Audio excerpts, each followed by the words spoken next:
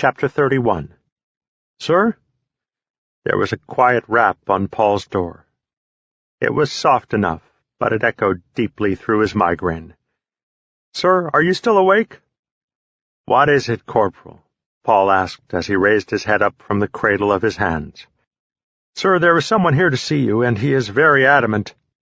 Corporal, I've had a very long day, and it doesn't appear that it is going to get any shorter. Can this wait until tomorrow? No, Paul, it can't wait until tomorrow, Ron said as he pushed by the stunned corporal. Sir, you can't just barge in here. You'll have to make— It's all right, Corporal, Paul said as he dismissed the man. Ron, it's good to see you. Is it, Paul? If it's so good, why has it taken 2 weeks for you to do so? Ron, you must realize what kind of endeavor this is. It takes everything I have to run this place. Cut the crap, Paul. I've known you a long time. I was the first person that found you lying in a pool of puke after your first run-in with Michelob. Paul was visibly uncomfortable with Ron's barrage. Leadership was a fragile existence. He didn't need any stories like this leaking out and undermining his authority. Paul, I cleaned you up and got you sober enough so that you didn't spend the majority of your high school career grounded. What do you want, Ron? I want the truth, Paul. Where is my brother? Dennis has been giving me nothing but stall tactics. Every time I corner him on the subject, he turns tail and runs. What is going on, Paul? You owe me that much. Do I, Ron? Do I owe you that much? What have I given you so far? Let's see, the safety and well-being of your family in this completely turned-on-its-ear world. Is that not enough? Paul shouted. The weight of the day was beginning to collapse around him. Now it was Ron's turn to go on the defensive. You know, Paul, that I'll never be able to repay you for the sanctity you've provided for my family. I just want to know what has happened to my brother, your best friend. The fury drained out of Paul as fast as it had accumulated. He was a spy, Paul muttered. I can't believe that. I won't believe that, Ron stammered as he backed up. Perhaps he was thinking that maybe, if he distanced himself from Paul's words, it would make them less unbelievable. I couldn't believe it either, Ron. If it makes it any easier, he wasn't a spy in the traditional sense. I don't understand. What do you mean in the traditional sense? Ron's face had turned ashen with the realization of Paul's words. Ron knew the fragility in which this encampment was set up. Extreme measures were constantly required to ensure the safety of the enclave. He didn't know he was a spy. Ron's face took on the look of a freshman trying to undertake his first trig problem. What does that mean, Paul? How could he not know he was a spy? The aliens compromised him.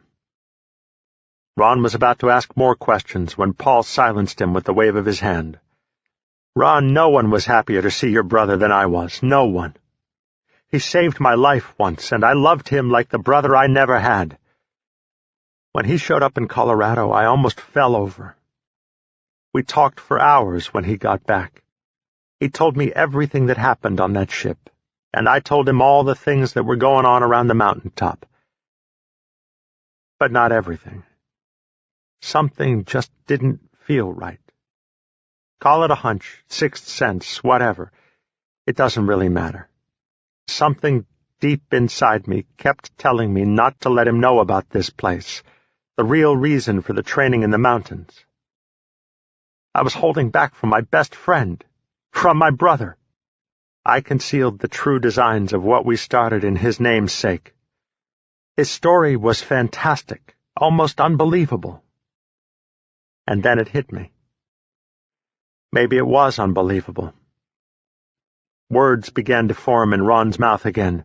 Please, Ron, let me finish. If I haven't answered any of your questions when I am through, I will at the end. That seemed to appease Ron for the time being. Sure, Mike took their supreme commander hostage, and sure, their mothership had been temporarily disabled. But I was beginning to think that perhaps those aliens let them go. Let them go, Ron interjected. You just answered your own doubts. Mike had their leader, and their ship was crippled. No, Ron. Their ship was disabled, not crippled. I have high-res scans of that ship straight from the now-defunct DOD. That ship had a whole other side of bay doors. Thousands upon thousands of more ships could have launched within minutes of Mike's departure. Why would they hold off? Ron questioned. With Mike's knowledge of that ship, Ron, who do you think would want to see him? Almost every military and governmental agency on the planet. So they sent him down as a plant? But you saw him. Paul, you can't believe that he would turn on us. He hated those things more than I've seen anybody hate anything. There's no doubt in my mind, Ron, that he was on our side, but he was a spy nonetheless. He had been implanted with at least 3 different devices. We weren't quite sure of their purposes, but it doesn't take too much logic to figure out that they were some sort of homing devices and/or audio-video hookups. Ron, one was attached to his optic nerve and the other to his left eardrum.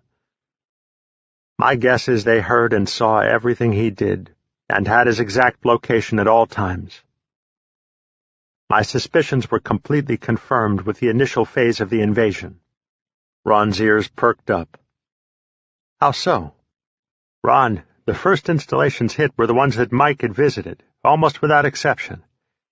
The aliens blew up every critical governmental agency we had within the first few hours of the attack. It's not a coincidence that they knew where to go. Come on, Paul. Those aliens had been watching us for months. Of course they would know the most critical sites to hit. That doesn't prove anything. Ron was now beginning to look pissed off.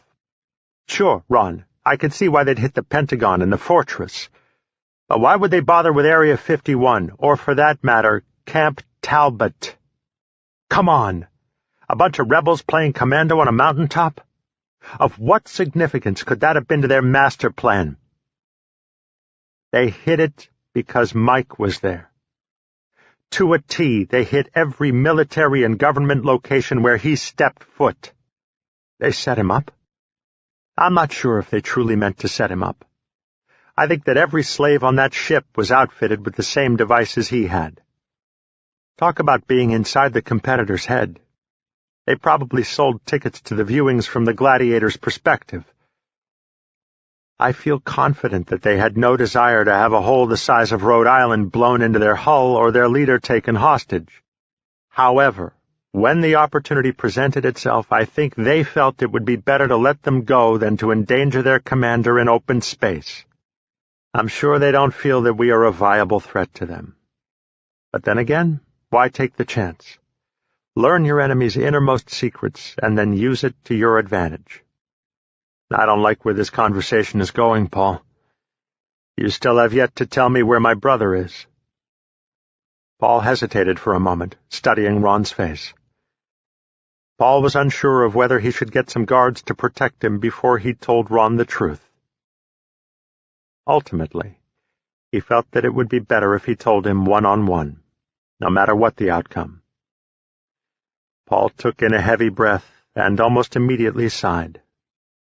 Age beyond years began to show on the surface of his face. Ron. Sir, we're under attack. Paul swiveled in his chair, ready to rip off the Lance Corporal's head for interrupting him at that moment, when his words sunk in. Paul's initial thought was that the aliens had discovered the base and all was lost.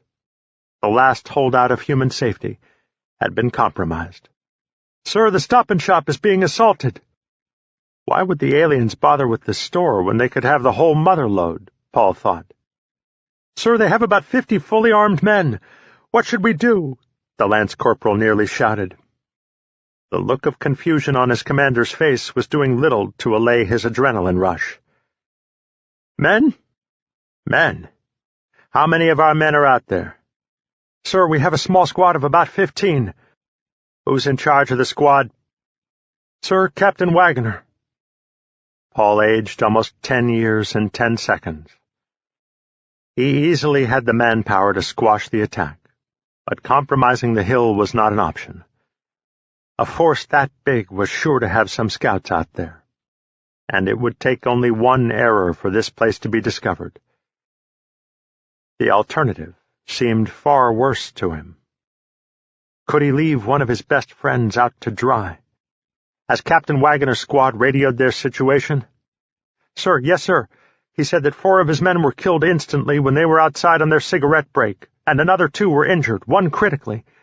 He thought he could hold them off for another 10 minutes or so, but that he would greatly appreciate some reinforcements. And what? Lance Corporal. The Lance Corporal looked like he wanted to go and hide. And then the radio went dead. Paul's heart fell. Do we have any patrols out? Sir, we have the silver and black patrols out, but they're almost up on the east side of town. Even at full tilt, they wouldn't be there for another 15 minutes. What are you doing, Paul? Dennis is down there in the fight of his life, and you're being indecisive, Ron burst out. Paul was visibly upset. He wasn't sure if it was because Ron was right, or that he had pointed it out in front of one of his enlisted men. Ron, I'd appreciate it if you kept your opinions to yourself. You don't understand the situation. What's not to understand, Paul? The repeated fact that you don't have a problem with disposing of those closest to you?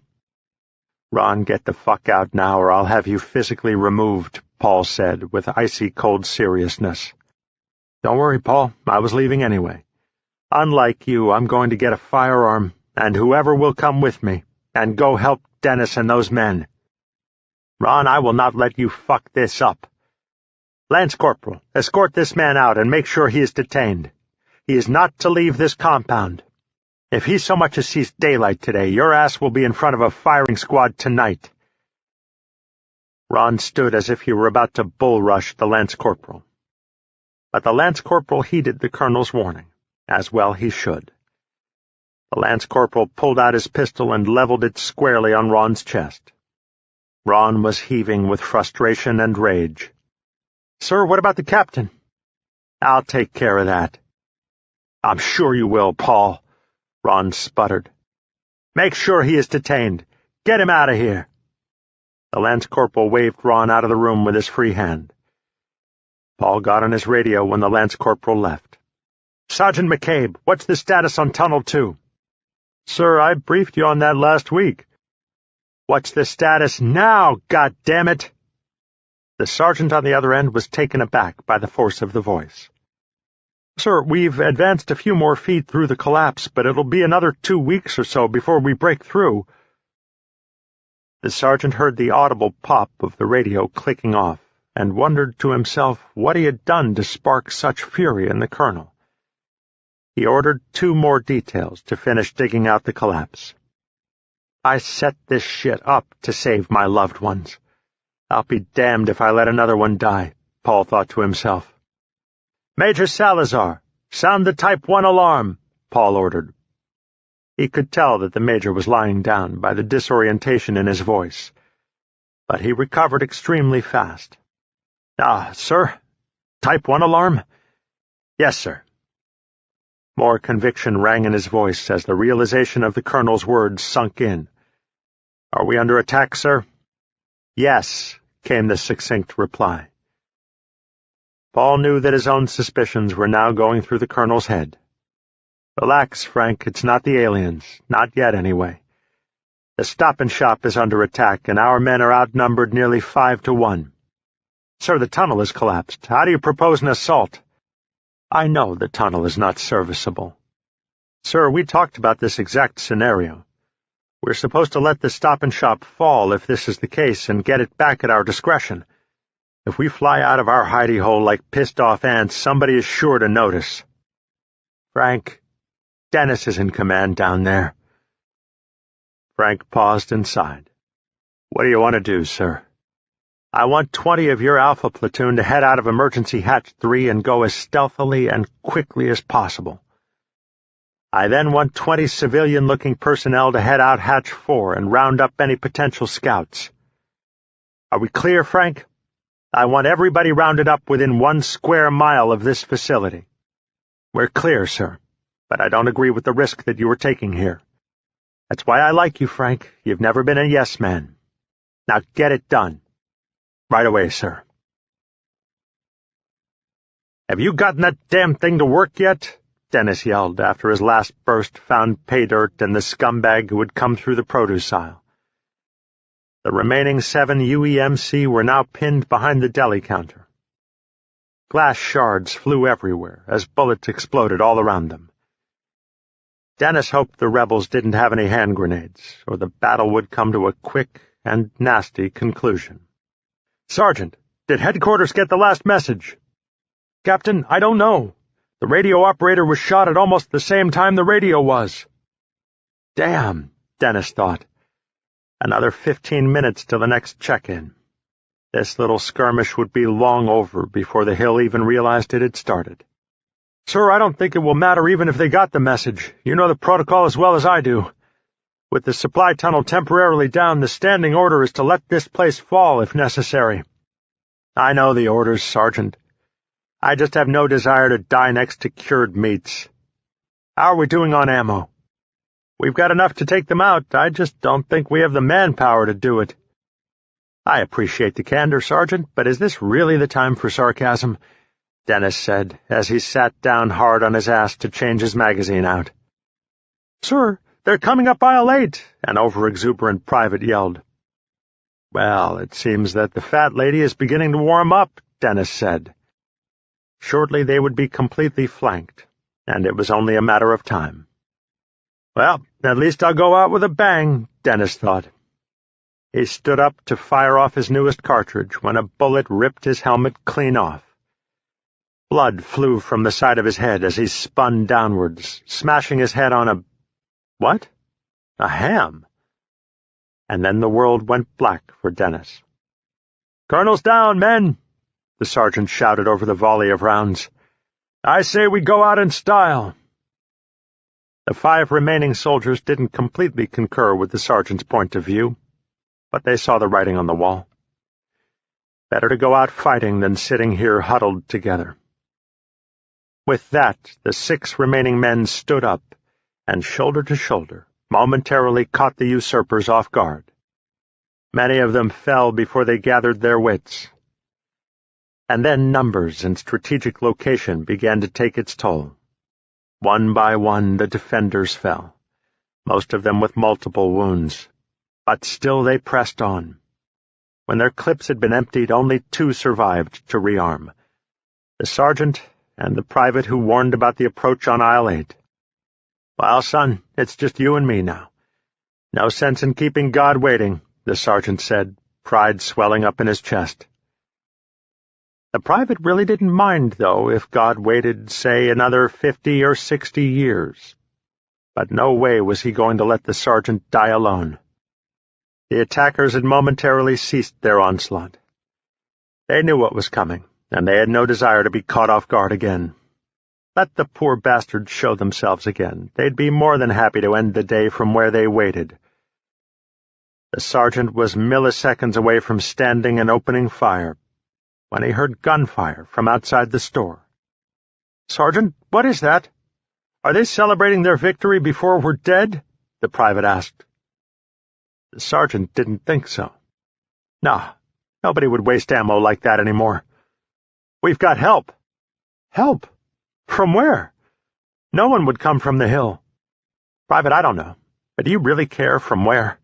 Who knows? Maybe it's one of our patrols." The sergeant didn't really believe that, because the patrols were usually only 4 or 5 people, and this sounded like a hell of a lot more gunfire. "I hope it's not the hill." "Sergeant, are you crazy? We're being saved."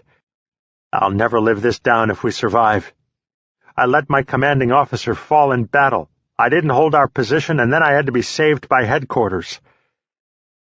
It's over. No way I'm going out like this." The sergeant jumped over what remained of the deli counter and began advancing on the enemy, whose attention had been drawn to the front of the store, to engage in a new battle.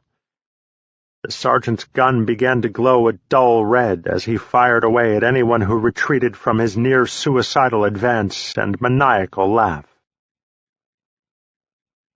The crack Alpha squads caught the potential stop-and-shop usurpers completely unaware, so wrapped up were they in the battle being waged at the back of the store. The rescue effort was nearly completed before it was started. the rogue gang did not have the foresight to post a rear guard for such an event. Major Salazar was convinced that they were merely desperate people who had armed themselves, and not a truly organized force. A few of the more desperate individuals made for the side doors to try to salvage what little of their existence still remained.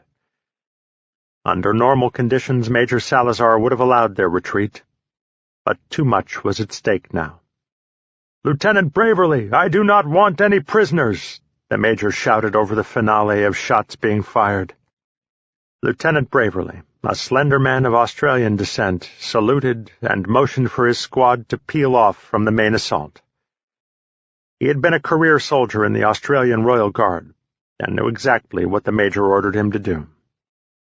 He dispatched his men with not so much as a flicker of disobedience in his eyes. Major Salazar had seen his fair share of bloodshed, but had never come across someone with such a predisposition for warfare as Lieutenant Braverly. The man struck a chord of fear deep within Salazar's soul. It was something he couldn't quite grasp, but possibly stemmed from the man's penchant for cold and calculating precision. He seemed more robot than human at times.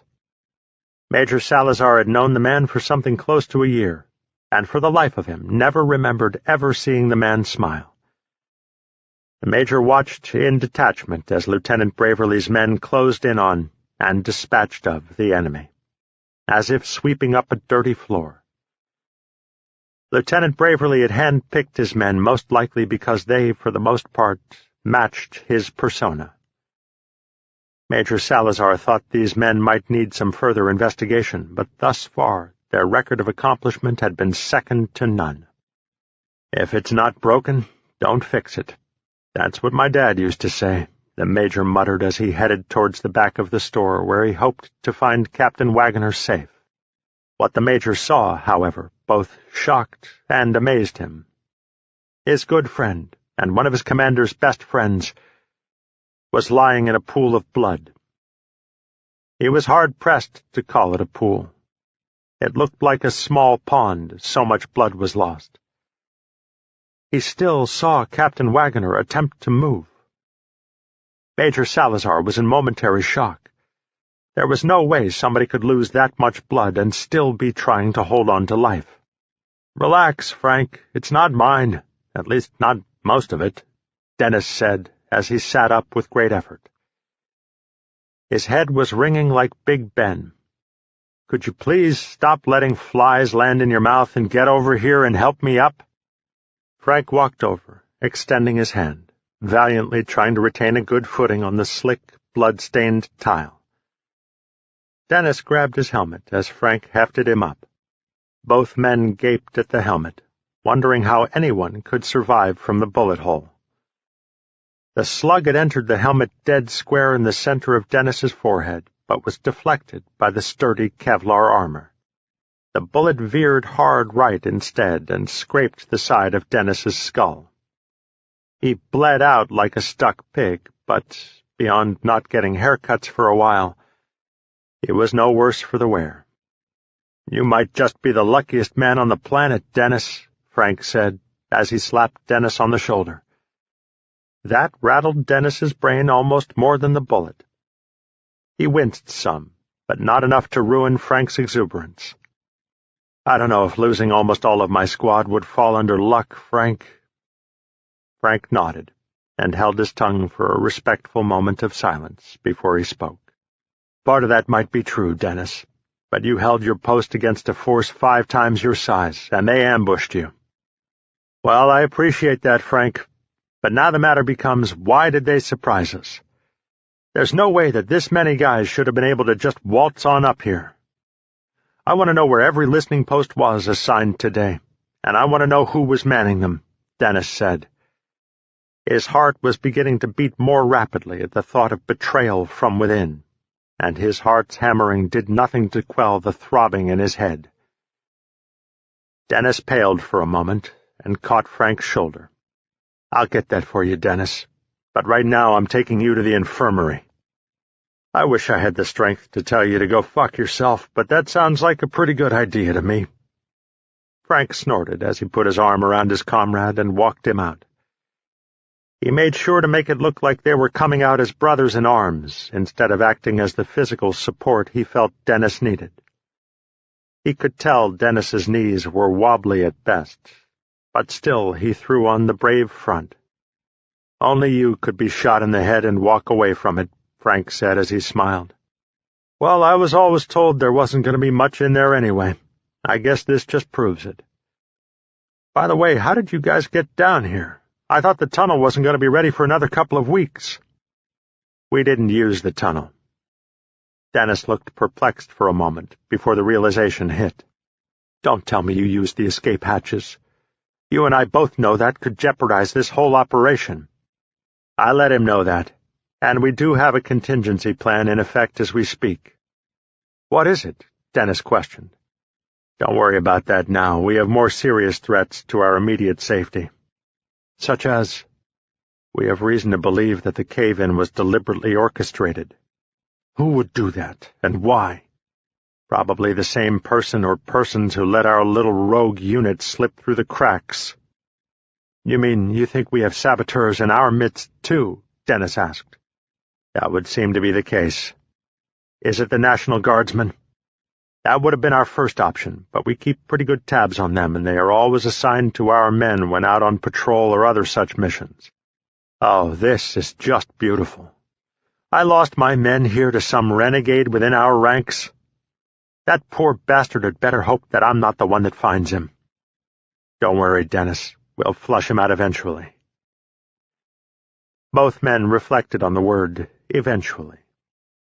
Sure, odds were that they'd find the betrayer or betrayers. But would it be too late by then?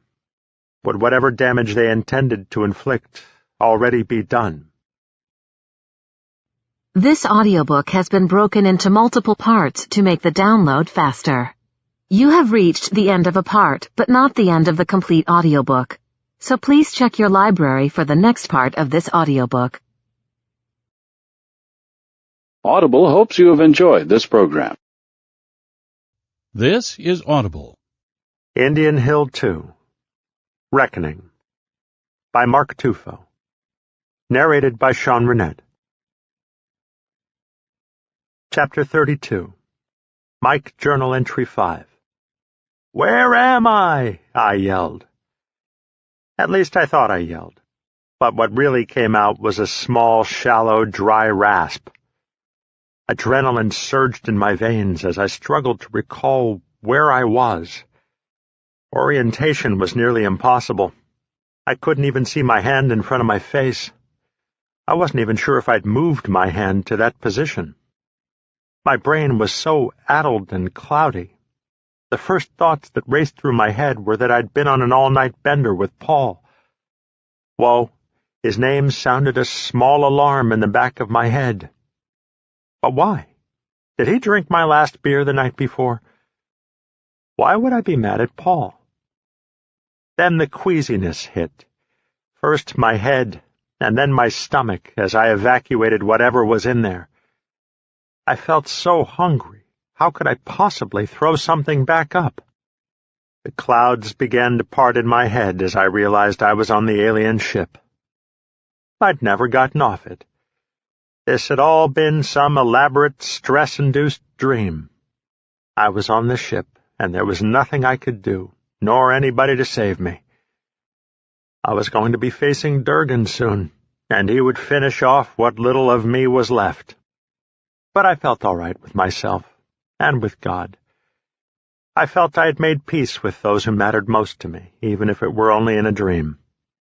I said goodbye to my sister, my father, my brothers, Dennis, and Paul. Bong! There it went again. What the hell was that? Tiny electrical currents rippled through my brain as it racked itself, looking for the connection between my alarm and Paul's name. As the synapses struck home, I was slapped with the brutal reality that my best friend had shot me. Shot me? Shot me. He shot me, I rattled again. My brain transferred its thought from that staggering blow to the next. "So where were we, then?" it asked, oh so softly. This was hell. This was my just reward for killing those people. How long was one relegated to purgatory? Fear was my constant companion. Would I forever be alone and never again see the light? I meant that figuratively and literally.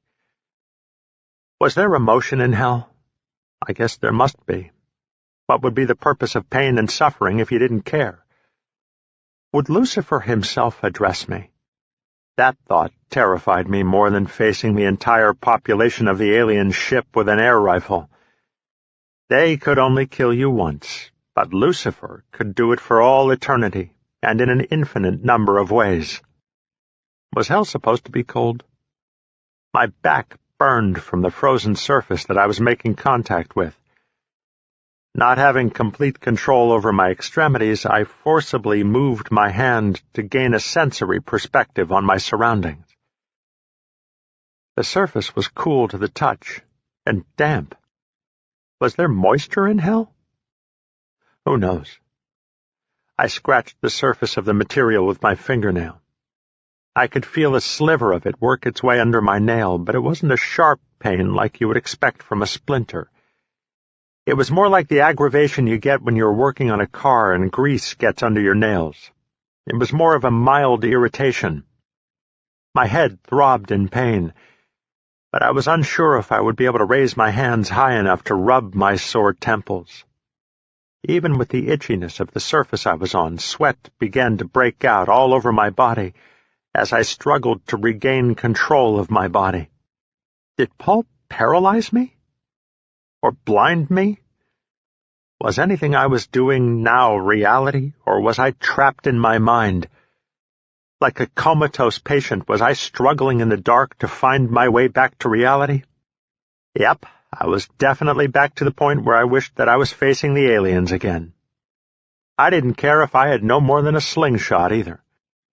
My hand eventually found its way to my skull, where it encountered spiders. Oh, God! Spiders! Spiders were crawling on my head, and I didn't even have enough strength to wipe them away. They were eating me. I was trapped in a web, and they were eating me. My body spastically jerked as a bolt of synaptic energy found its way to a nerve receptor in my shoulder. I was able to jerk one of the spiders away when I realized that perhaps it wasn't a spider after all. I did not yet have enough control of my hand to grasp the new puzzle I was holding. Intuition told me that it was some sort of wire, a lead of some sort. All right, so that effectively ruled out hell and/or purgatory.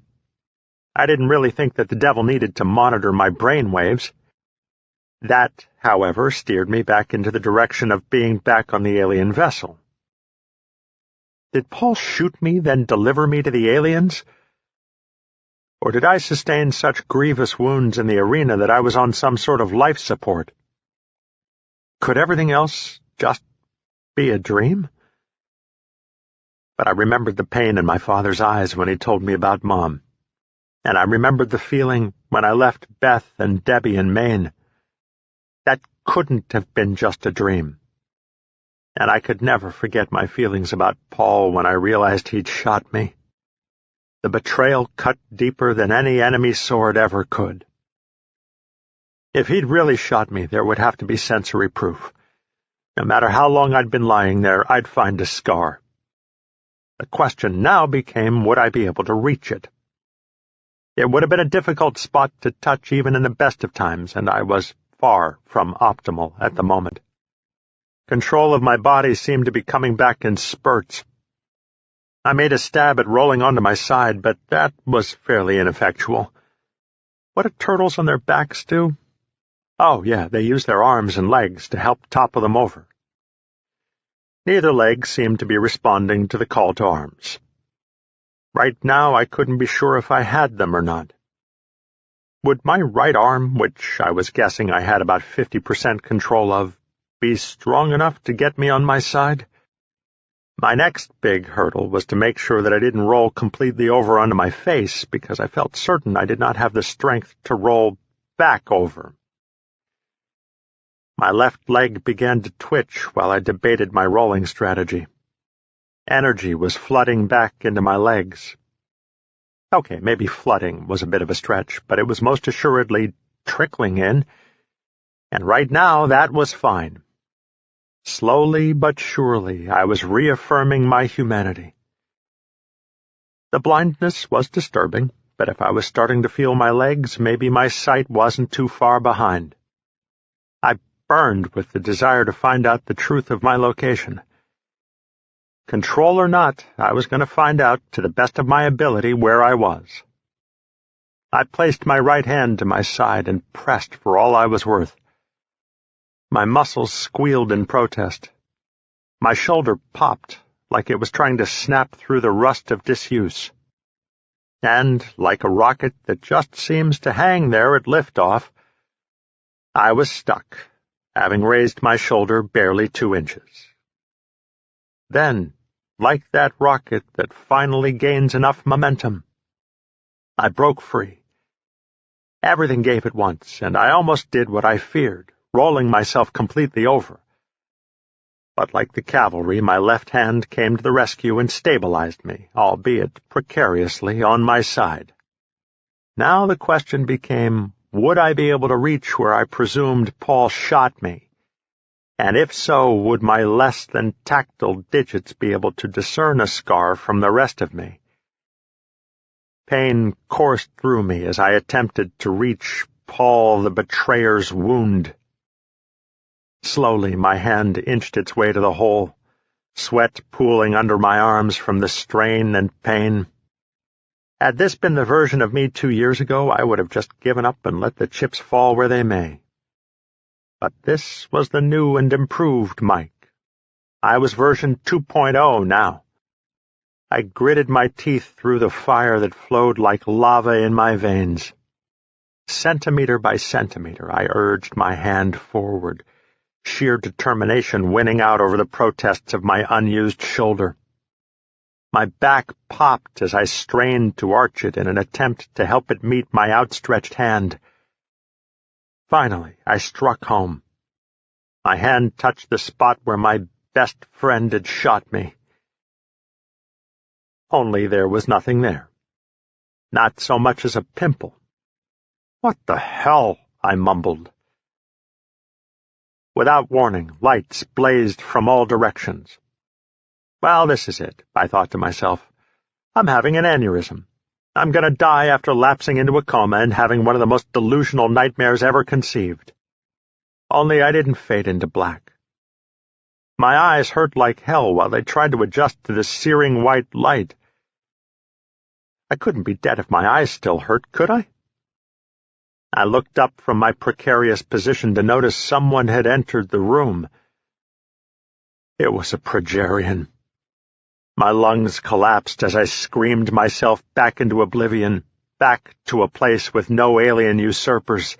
Sweet, sweet bliss. I passed out. "Mike, wake up." I sensed the voice from afar, along with a gentle nudging. "Come on, Mike, I know you can hear me." I searched the databanks of my mind to try to put a face or a name with a voice. I kept coming up blank. I dared not open my eyes. My chest felt like it might heave right through my ribcage. I didn't want to open my eyes. I had no desire to know where I was. It was so much easier while I was asleep. Nothing was life or death in my dreams. It just was. I didn't have to save anyone, and there were no best friends who shot you in the back either. "Mike, I know you're awake. I'm looking at your vitals." Who was that? Maybe if I pretended long enough, she would just go away. She? Was she one of my spoils? If so, recognition was still not forthcoming.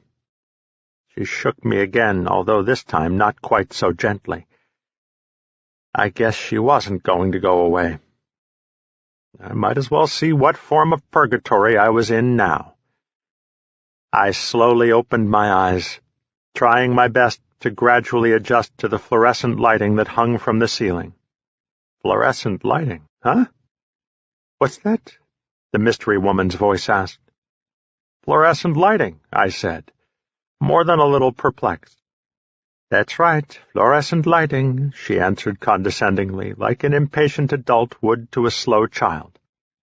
I guess I'm not on an alien vessel, then? I asked, half expecting her to say I was crazy, that there were no such things as aliens. I more than half hoped that would be what she answered. I was wrong. She looked up at the lights, suddenly realizing my thought process. No, Mike, you're not on a mothership. My heart sank when I realized I wasn't going to be waking up from my nightmare any time soon. Where am I? My voice was gravelly. It felt like I had swallowed dirt and then tried to wash it down with cotton. Here, have some water, the woman said as she tilted my head back, and then I'll answer all of your questions that I can. What did she mean by that, I wondered, as the cool water moved down my throat and into my belly. Does she mean that she knows, or that she's allowed to tell me? All right, I said as I sat up on my, medical gurney? Let's start with the basics. Where am I? Paris, she answered, with a small smile on her face. She was probably amused at the shocked look on my mug. All of a sudden, the water wasn't sitting too well. Was it tainted? Paris, as in France, I asked. But I already knew the answer from her accent. It was the type of accent that let you know she could speak English well, but was too contemptuous to ever let her nationality slip. Actually, Paris, as in the Bastille. I could tell she was loving this, watching my face drop even more. I'm in prison? For what? Not technically prison, Mike. More of a sanctuary, if you will. Can I leave this sanctuary? I once again knew the answer to that question, too. Not yet, she said. I must be psychic. All right. I could probably ask you 1,000 questions and get 1,000 one-word answers and still be no closer to what is going on. Is there any chance you, or possibly your superior, could come in here and give me the Reader's Digest version of what is going on here? Reader's Digest? Now it was my turn to act like the impatient adult talking to a slow child, and I don't think that she liked the turnaround. You know, the condensed version. Mike, try to stay calm. I blinked once, because I heard the words, but they weren't coming from this lady's mouth. Then I looked over my left shoulder to see the video camera and speaker box from which the voice was emanating. I'd be a whole lot calmer if I knew what was going on, I screamed, ripping off all the leads that were attached to my body, including the IV that was in the back of my hand. Blood splattered everywhere from the violent withdrawal of the needle. Stay still, Mike. The woman beside me beckoned as she tentatively reached out to restrain me. Or you're going to pull out your sutures. I knew it. He did shoot me. Where are the sutures? The woman looked helplessly at the video monitor, desperately looking for assistance. It was then that the door on the far end of the room opened up. In your head, the man said as he walked into the room, holding what appeared to be a large needle. Listen, Doc, you come any closer with that thing, and I'm going to take it from you and stick it right into your Adam's apple. He must have seen something in my eyes that told him this was the truth, because he stopped dead in his tracks. It's a mild sedative, he gestured, as he pointed to the bottle that the syringe was embedded in. Listen, Doc, first off, I don't read French. Second, I don't care if it's Labatt's beer in that thing. You come any closer, and I promise you'll regret it. I kept my eyes on him as I attempted to stand up for the first time in... I had no clue how long. But my legs did. They buckled the second I put any pressure on them. Luckily, my arms held out as I caught the edge of the gurney. The nurse, at least that's what I figured she was, tried to help me and get me back into the bed, but I shrugged her off. Listen, I glared at her. It's been a long time since a woman has touched me. If you do it again, though, you're liable to get a broken finger or hand. She snorted. These Americans, they all think they're Rambo. I thought it was funny that her grasp on English slipped when she got upset. I chuckled a little, but the doc didn't see the humor. If anything, it looked like he was going to back out of that room and run. I must have been a sight, all bug-eyed with blood covering the front of me, half grinning and holding onto the bed. I'm not sure I could have done much more than raise my arm in protest if he'd approached me. It didn't matter, though. He wasn't coming any closer anyway. "You are in the Bastille," he said, as he exaggeratedly laid the syringe down on a table near the entrance to the room. "Yeah, I got that much," I replied. "May I approach?" he asked, as he splayed his hands open to show that he had nothing hidden. I nodded my assent and attempted to stand myself upright, to give him the impression that a butterfly landing on my shoulder wouldn't knock me over. "The Bastille Hôpital. You are in the Bastille Hospital. Because Paul shot me."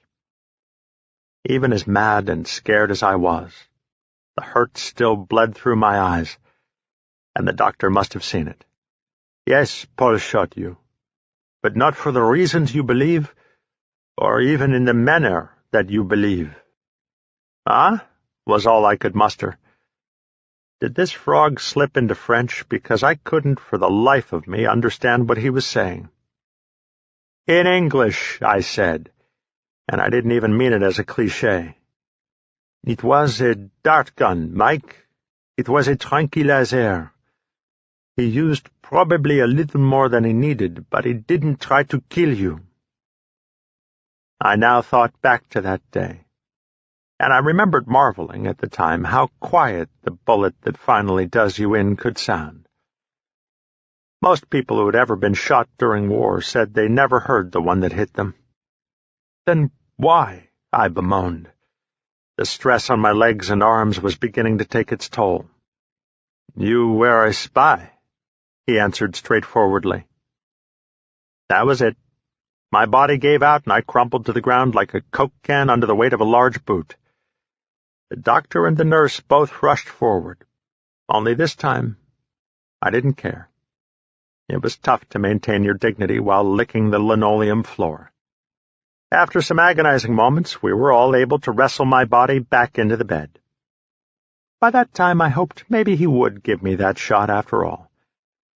It sure would beat the alternative of staying awake and having to wrap my mind around being a spy.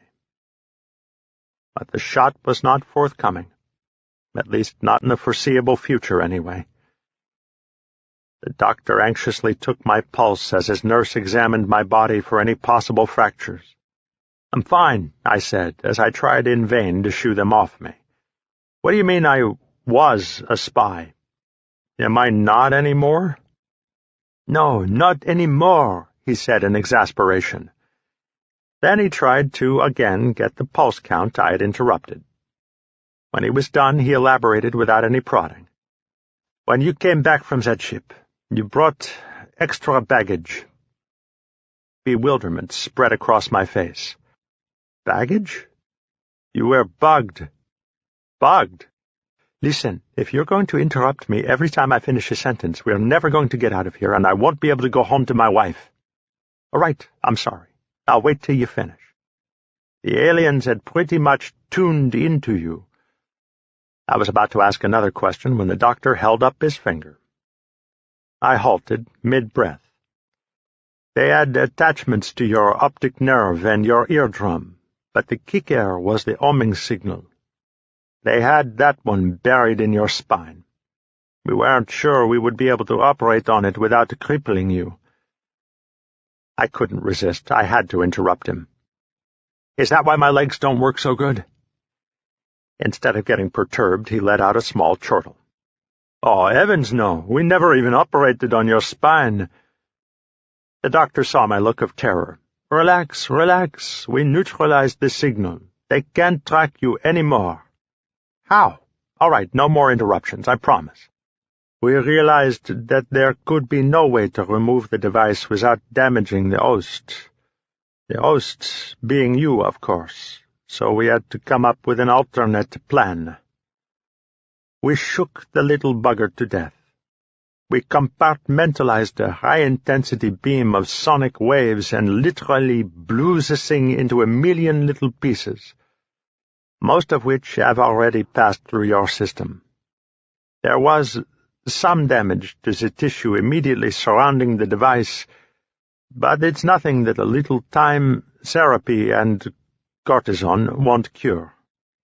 We couldn't, however, take the same measures with your eyes and ears.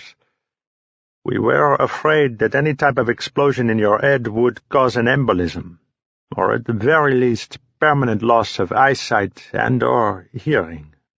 For those, we had to operate in a more traditional manner. They were tricky to remove because they were of an organic nature. As opposed to being a foreign object, your body accepted the devices as part of itself, and did nothing to reject it. We've been studying the new technology for weeks. It's fascinating. It seems that the material is organic, but is neither alive nor inanimate. The doctor looked over at me, realizing that this was not the tangent I was hoping to travel down. He abruptly stopped his diatribe. I noticed that he let go of the string a bit hesitantly, and I can't say I blame him. He was exploring a brand-new form of technology, and it wasn't even from this world. Scientists could spend their whole lives searching for something 1/10 of that magnitude, and this guy had it dropped in his lap. Have those senses been hindered in any way? I asked, somewhat concerned. No. If anything, they've been enhanced. Apparently, the aliens didn't want poor reception on their hosts, so these little bugs actually fixed any inherent flaws that most humans have in their eyes and ears. Can you imagine what this could do for the medical community? We could cure blindness and deafness in the world forever. Yeah. I'll have to thank the progerians the next time I see them. The doctor cleared his throat, just now possibly realizing where this wonderful technology had come from. How long have I been down and out? I asked as I lay back down. Close to 2 weeks, the doctor answered almost absently, still thinking of the applications that could arise from the new devices. He was even daydreaming about what he would say when he accepted the Nobel Prize for Medicine. 2 weeks? I bolted back up. It took 2 weeks to get rid of those things? How have we not been discovered? No, it took about 10 hours to get the bugs out of you. The rest was either your transit here or your post-op recovery. Transit? Speaking of which, why was I shipped across the ocean for this operation? You can't tell me that there wasn't somebody stateside who couldn't have taken care of my situation, I said, exasperated. The doctor looked a little perturbed. I am one of the top surgeons in the field. I have a vast knowledge of the entire human body. I have virtually operated on every major organ with, I might add, unparalleled success. All right already. I'm sorry I asked. The doctor seemed to relax a bit, letting some of his defensive posture slough away. Besides, I don't think Paul likes France much. He figured if they leveled this whole country looking for you, who would care? He said it so absently, I wasn't sure if he was pulling my leg or not. I let discretion win out and decided I would have a long laugh about that one later, when nobody was around. Doc, how long am I going to feel like a sick kitten? If you had so much as blown hard on me, I would have fallen over. Well, it is truly amazing that you were able to stand at all. I had about another 3 to 4 weeks pegged for your recovery time, but you just might have that. Doc, I can't be shelved for another 2 weeks. I've got to get back to Paul, to the Marines, to everybody. Everybody being who? Deb? Beth? Even now I wasn't sure. Mike, I'm glad you're lying down for what I am about to tell you. The grave look on his face had me concerned. Had my father died? I wasn't so sure I could take that news right now. What he told me far outweighed any losses I may have suffered. The planet, as I knew it, was gone. Chaos ruled, and it didn't appear that it was going away any time soon. The severity and scope of the event was too much for me to grasp. I had to bring it down on a much smaller level, and then the true pain settled over me like a death shroud. My concern for my family, friends, Deb and Beth, made it a constant struggle just to breathe correctly. I felt like bands of steel had been fastened around my chest and were, ever so slightly, constricting. Did Paul make it off the mountain? It was all I could think to ask, that he might possibly have some answers. He did, but barely. He wanted to give you some information that he thought would be useful to you when you are ready. Am I ready? Because if you have some more bad stuff for me, Doc, I'm liable to just go in the corner and cover up. I'll be honest, Mike. I have absolutely no clue what it means. But he said you'd understand. Lay it on me. I waited in anticipation. He said he was sorry for the shot and hoped that it hadn't hurt too much, and that the Hobbit tree awaits your triumphant return. The doctor noticed the shine in my eyes. Apparently that's good news? Fucking A right! That son of a bitch did it! I yelled. Did what, Mike? The doc said with a quizzical expression. Doc, as the old cliché goes, I could tell you, but then I'd have to kill you. What does that mean? I've never heard that cliché before. Doc, you've given me a ton of news. The vast majority bad. But you laced it with some silver flocking, and I just kind of want to hash it over for a while. The doctor understood he wasn't going to get any answers, and began to rise with almost a pouty expression. Besides, Doc, I'm dead tired. All the excitement of the day has kind of worn me out. That was an answer he could live with, and it almost seemed to wipe the pout off his face. And Doc, the doctor turned, his lower lip still jutting out just a tad. I just wanted to say thank you for everything you did for me. The lip retracted, and the doctor seemed to gain a small hop in his step as he sauntered out. Great, I thought to myself. I had just had a grown kid with sharp tools operate on my head. And even though I wanted to sit and think through everything the doctor had told me, I fell asleep. I fell asleep to a world of hobbit trees. At first I was apprehensive. If there were this many trees, how would I ever find the one I was looking for? Hello there, my friend. I turned, in my dream, to see a young version of Paul leaning against a tree, baseball glove in one hand, and what was he tossing up in the air? A grenade. I steadily walked toward him. At least my legs were working correctly here. Paul smiled that sly grin I'd come to know so well during college. Usually it meant he was up to something, not necessarily for the benefit of mankind. Or he was about to bag Susie something or other. I couldn't wait to just go over and give him a huge hug, or maybe a punch. I wasn't sure just yet. I noticed Paul tossed the grenade up into the air with his right hand. He let his left hand stay where it was, almost in a cradling position with the glove. And like the athlete he was, he knew he'd catch it. A glint of something caught my eye as the grenade started its downward plunge. What was that? It looked like a pin. "Paul!" The pin! I tried to run, but my legs failed me miserably. Paul just sat there, still looking at me with that devil-may-care grin. The grenade ball landed in his glove just like we both knew it would.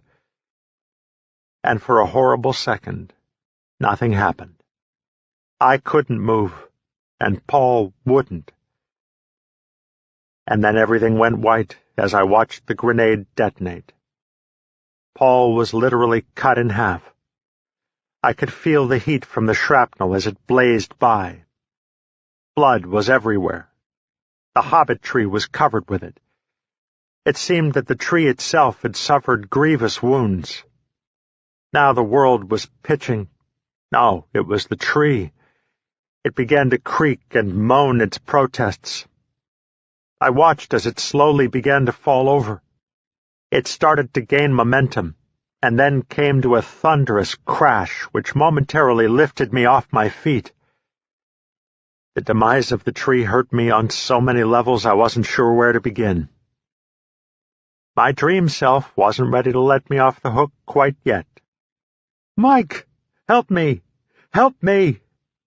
It was Paul, but we weren't by the tree anymore. He was in his car, stuck, like he was the first time. The only difference was that I couldn't move. I pulled at my legs with my arms, but nothing happened. The little man who controlled those buttons had quit moments earlier. The request was in, there just wasn't anybody to punch the card. So I stood there helplessly as I watched my best friend slowly burn. He screamed repeatedly at me, "Why won't you help me? Please don't let me burn!" I could do nothing. I couldn't even lift my arms to wipe away the tears that were free-flowing from my eyes. He stretched out his hand, and I began to scream for all I was worth. Black flesh dangled off his arm, sizzling like pan-fried bacon. I screamed as I watched my friend melt. I screamed, and then— what? Fell asleep? I don't know. Everything just stopped happening, and the world went black. Was I awake, and the lights were out? Or were they on, and I was blind, courtesy of Dr. Fenoir? "Where am I?" I yelled. No echo, so I sure wasn't in my room. As my eyes adjusted, I was able to distinguish small pinholes of lights. There were dozens, no, hundreds, millions, and they were all around me. They were stars, so now I must be floating out in space. Whatever the doc gave me, I'm going to have to remember to ask for more. I was really starting to enjoy this little mind journey when a small, disconcerted feeling began to form in my belly. It was then that I noted that some of the stars were beginning to blot out. Suddenly I began to hurtle through space. I'm not a scientist, but I'm pretty sure I was approaching the speed of light, and yet the star-blotting effect was getting larger and still larger, in pace with the churning in my stomach. The object in front of me began to take shape. My view, including peripherally, was completely engulfed. It was the mothership. I awoke, purging nearly everything in my system. I fell off the hospital bed from the convulsions. Blood began to spew through my fingers as I attempted to stem the tide. Alarms were going off in my head. Nope, I thought as I watched tissue worm its way through my interlaced fingers. Those alarms were coming from the machines hooked up to me. People came rushing from what seemed like all directions, but that could possibly be because I was spinning down towards the ground. Hands grabbed me from everywhere. I remember hearing something about blue carts and crashing, but those things seemed so distant, so foreign. I began to drift slowly. I arose, looking down at the throng of people. I was trying my best to figure out what all the hubbub was about. But to be honest, it didn't really seem all that important anymore. Blood was everywhere. I knew that wasn't a good sign, and I felt a small pang of pity for the person who had spilled it. That truly was about the most emotion I could muster. The weight of the world was literally being torn and shredded from my shoulders. And it felt great. No, not great. Magnificent, stupendous, miraculous. I didn't have a care in the world. But the world of the living wasn't quite through with me yet. My physical body still had a say, albeit a short one, from the looks of things. What about Deb and Beth, the slab of meat down there suddenly brought up? Who? Honestly, for a tenth of a second, I didn't have the slightest clue who they were, nor who had spoken. Deb and Beth! That thing down there tried to yell the last part, but I could tell that it was losing the struggle because the yell was barely above a whisper pitch. The whisper struck home, though. A distant thought started to form and take shape. But I wasn't thinking it. Then I saw them in all their grace and beauty. Were they angels? Deb and Beth, the pink thing on the floor rattled off. And then the angels grabbed me. Sweet grace of God, I was off to heaven and eternal bliss. Their grip was severe. How could an ethereal being feel pain? What were they squeezing? And why weren't we going up? They were pulling me down. I tried to kick their hands away, but unlike them, I could find no purchase. Their arms would dissolve as I passed through them. This isn't fair. I'm done. Let me be done, I protested. But they just smiled their angelic smiles and continued to drag me down, closer and closer to that thing that lay on the floor. I redoubled my efforts. No, I don't want to touch that thing. That's not me. This is me. I was pleading to die. How often does that happen? I began to feel the pull from the body, from my body, like a magnet. I was being drawn into it. Deb and Beth had finally released their grasp. But it was no use. It was like trying to pull away from a black hole. It wasn't going to happen. "Doctor!" an excited nurse yelled. "We've got a pulse!" "Quick, get him on the gurney," Dr. Fennoir said calmly. Wow, I noted as the last vestiges of my spiritual being returned. He sure doesn't act like a kid when he's under the gun. "Get him up to the OR. We've got to get blood into him. He's lost too much, way too much," the doctor said as he looked around the floor of the room. "You don't lose this much blood supply and keep on living. What is driving this kid on?" "Doctor," the excited nurse looked up. "Nothing. Nothing. Get this kid going." The doctor lost a little composure.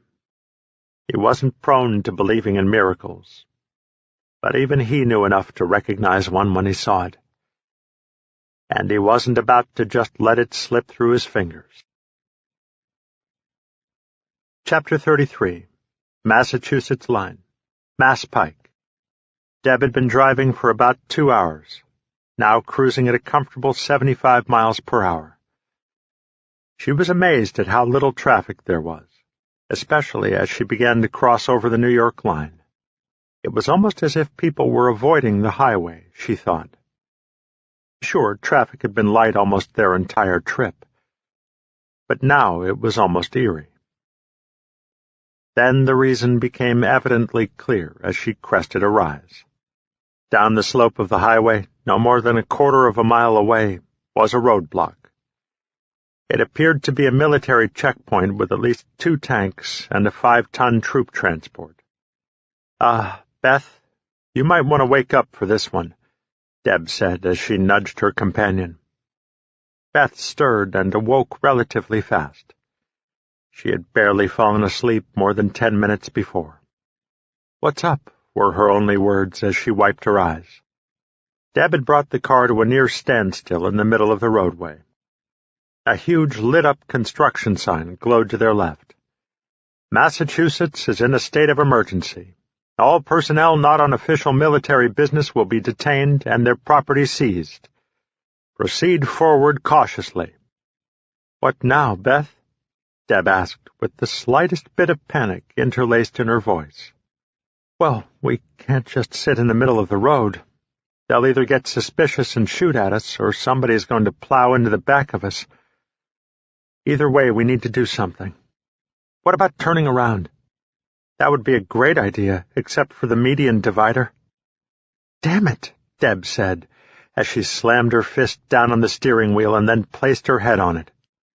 "One of the jeeps is moving, Deb.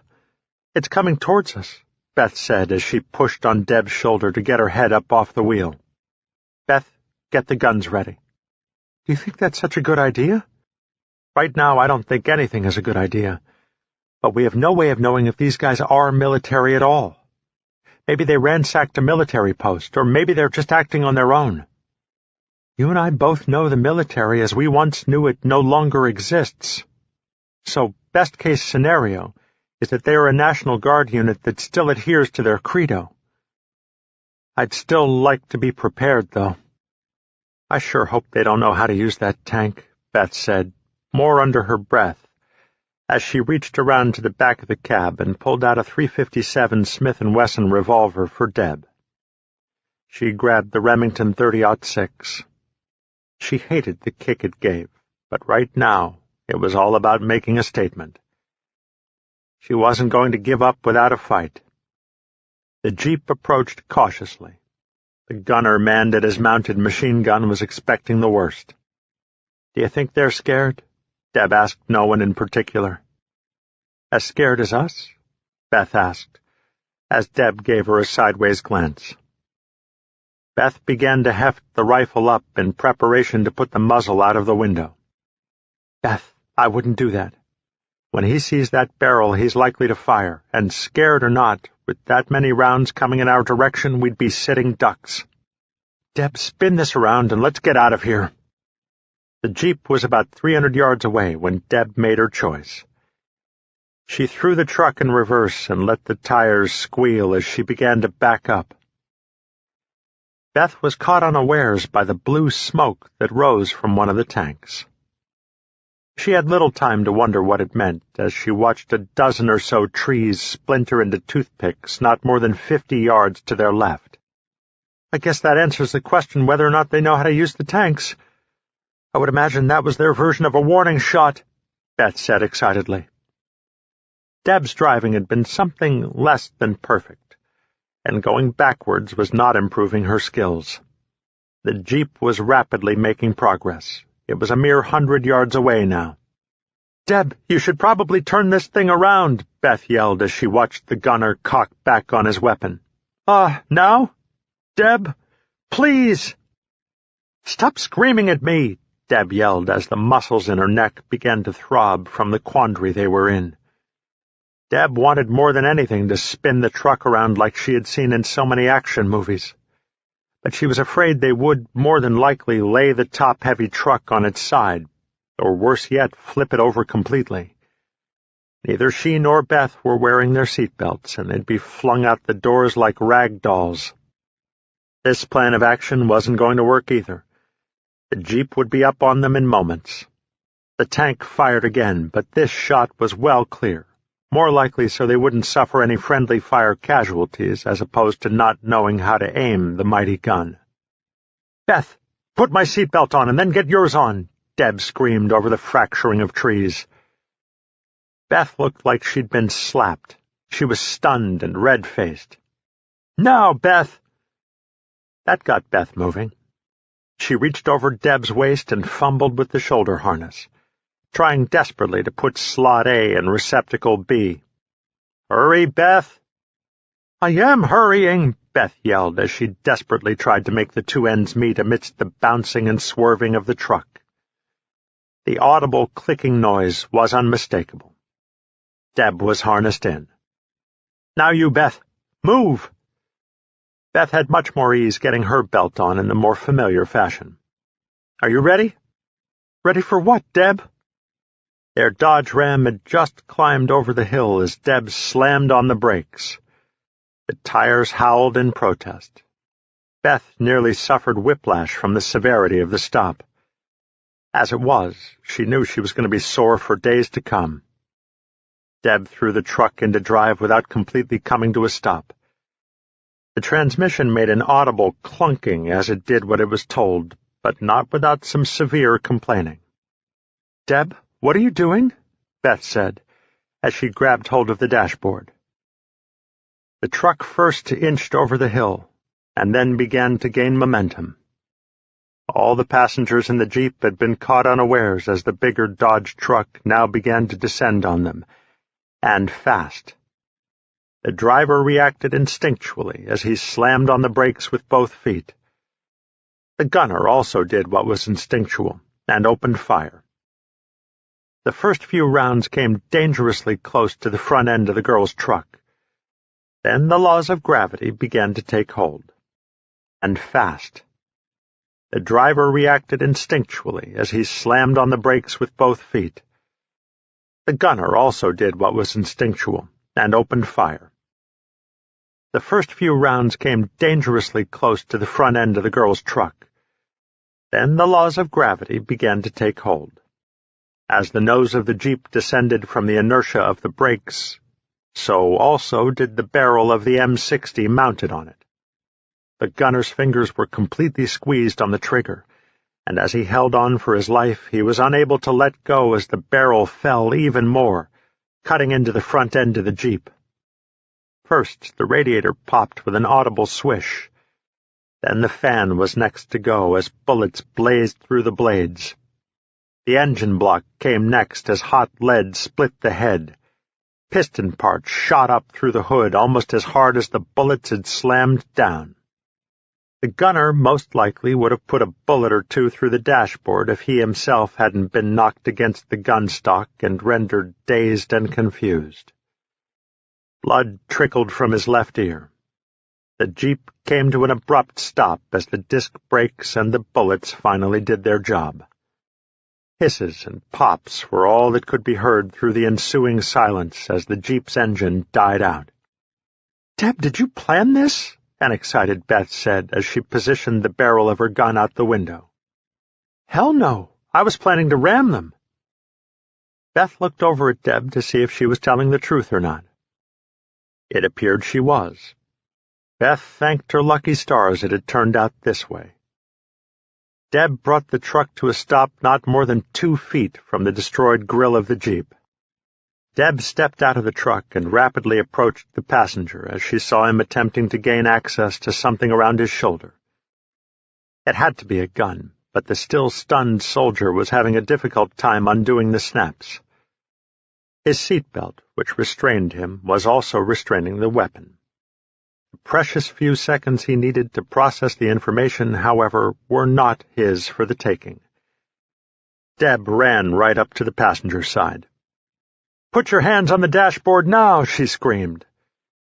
At first, neither man moved, but when Deb cocked the hammer, they both acquiesced. Beth ran out to join her friend, loosely aiming the rifle at the driver. "Deb, it looks like we're going to have company soon." Beth motioned to the roadblock. 2 troop transport trucks were now on their way, and most likely filled to the hilt with armed personnel. "Call them off!" Deb screamed. Neither man moved. Deb put the gun up against the temple of the man closest to her. "Listen, mister, we might die in the next few minutes, but if you don't call them off, you're going to die in the next few seconds." That was more than enough incentive for the lieutenant. "Sergeant, get on the horn and call those trucks off now," he shouted, as if he needed to reiterate. The sergeant noted that on his side the woman had leveled the large-bore weapon right on his face. He didn't need urging from anybody to call the trucks off. Blockade 1, this is Interceptor 3. I say again, this is Interceptor 3. Go ahead, Interceptor 3, this is Blockade 1. Call off the dogs, Blockade 1. I say again, call off the dogs. Interceptor 3, dogs 1 and 2 are coming to your aid, the voice crackled over the airwaves. Blockade 1, if dogs 1 and 2 come any closer, they will only have mop-up duty. I say again, call off the dogs, the sergeant said with some edge to his voice. The trucks were getting dangerously close, and the women looked scared. Scared led to unpredictable, and the sergeant wasn't having anything unpredictable today. The sergeant watched in the rearview mirror as the trucks first slowed and then came to a complete stop, not more than 200 yards away from them. Men began to pour out of the trucks, not advancing, but definitely taking an aggressive posture. "Sergeant O'Bannon," Deb said as she looked at the sergeant's nameplate. "Get on the radio and get those trucks out of here," Deb yelled, panic beginning to rise up in her throat. "They won't listen to me. You got them to stop. They won't retreat," the sergeant muttered back. He wished, like his friend Barry Watson, that he left his unit when their captain said, "Any man who wants to be with their families in this time of need will be granted full immunity, and let no man or woman here think any less of that person if they should decide to go." Barry was one of the 3 who decided to turn in their gear to be with their respective families. Most of the men had called them cowards and deserters. Barry had been near to tears over leaving this extended family to protect what was left of his immediate family. Barry's wife, Amelia, and daughter, Andrea, had been shopping in downtown Boston for Andrea's 17th birthday, when the first wave of alien attacks had struck. Barry was left with a 14-year-old son and a 7-year-old girl who still had not spoken a word since that fateful day. At the time, he felt that Barry was betraying his country, and worse, his unit, by leaving. He knew that Barry had no one to care for his kids, but that still didn't make it any easier on him. Now, with a weapon pointed at his head, he wondered if he had done the right thing. His family was still intact, but how would they survive if he died today? His boy was only 8, and although he was of hardy stock, he was still only 8. His wife, Meg, and son were with his mother and father since the invasion had started. He was going to die today. And for what? Border Patrol? Brilliant. "Sergeant, get those men back on the truck!" Deb screamed in near hysterics. The sergeant looked at his captors for the first time with clear eyes. They were only kids themselves, not some desperados. How hard of a journey had they had? 2 women alone in the new frontier, and all the way from where? Colorado, he thought as he scanned the license plate on the front of the truck. Listen, they are not going to leave, and right now you are both being painted by snipers. Get us out of the jeep and use us as shields, the sergeant said. "Sergeant!" the lieutenant nearly shrieked. "I'll have your stripes for this!" "You can have them if we get out of here. I'm through," the sergeant replied, almost casually. "Get up, Lieutenant," Deb motioned with her gun. The sergeant didn't need prodding. He got up and walked straight in front of Beth. "Sir, I've lost Target B. I say again, I've lost Target B." "Sir, Target A is still hot. Target A is still hot. Should I paint the target, sir?" "No. Repeat, no. Do not fire until both targets are reacquired. Then fire at will. If we only take one out, the other will surely waste my men, and I won't let that happen," the captain said. "What about him, Deb?" Beth asked as she pointed back at the gunner who was still lying on the back seat. "Oh, I don't think he'll be too much trouble before this thing is over with," Deb answered. "Move, Lieutenant!" Deb yelled, as she suddenly felt herself entirely too exposed on the pavement. A chill ran right up the center of her spine, along with her grandmother's voice. "That's the dead. Come to visit, dearie." And that had always scared the bejesus out of Deb from the time she was 6. "Sir, they are retreating to the back of the pickup truck," the sniper's spotter relayed. "Do you have a shot?" the captain inquired. "Sir, target A is still hot, but target B, well—" "What is it, Perkins?" "Well, sir, it's almost like the sergeant is intentionally getting in the way." "Come again?" "Sir, he has to realize that we have a bead on the assailants, but he has completely cut off any shot." The captain couldn't, for the life of him, figure out why the sergeant was protecting his assailants. But he must have had a good reason. The captain got back on the radio.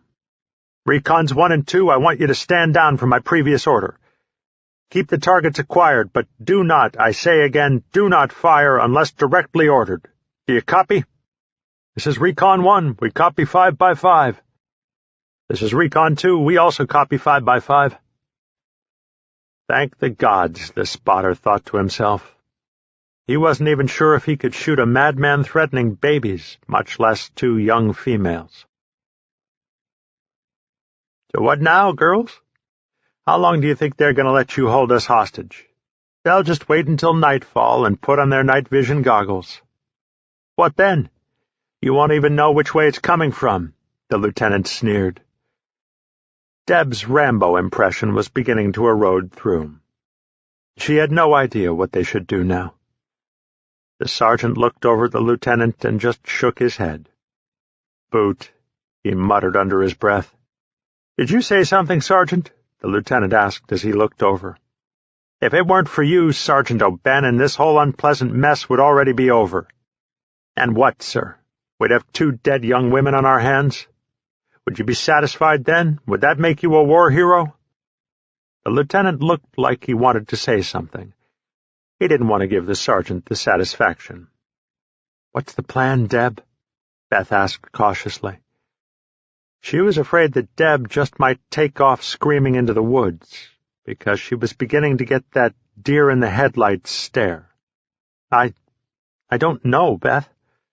We can't all fit in the cab of the truck, and if we try to take off without hostages, that tank is sure to open fire." "Yeah, and that tank commander is one of the best shooters in the tri-state region," the lieutenant interjected. "Give it a rest, Lieutenant," the sergeant said forcefully. "Girls, I'd say to take me hostage and let the lieutenant go, but I'm afraid he'd have them open fire on all of us." "Damn right," the lieutenant snarled. "That means you're going to have to take the lieutenant." What? You can't be serious. I'll have you court-martialed for this," the lieutenant protested. "He's right, Deb.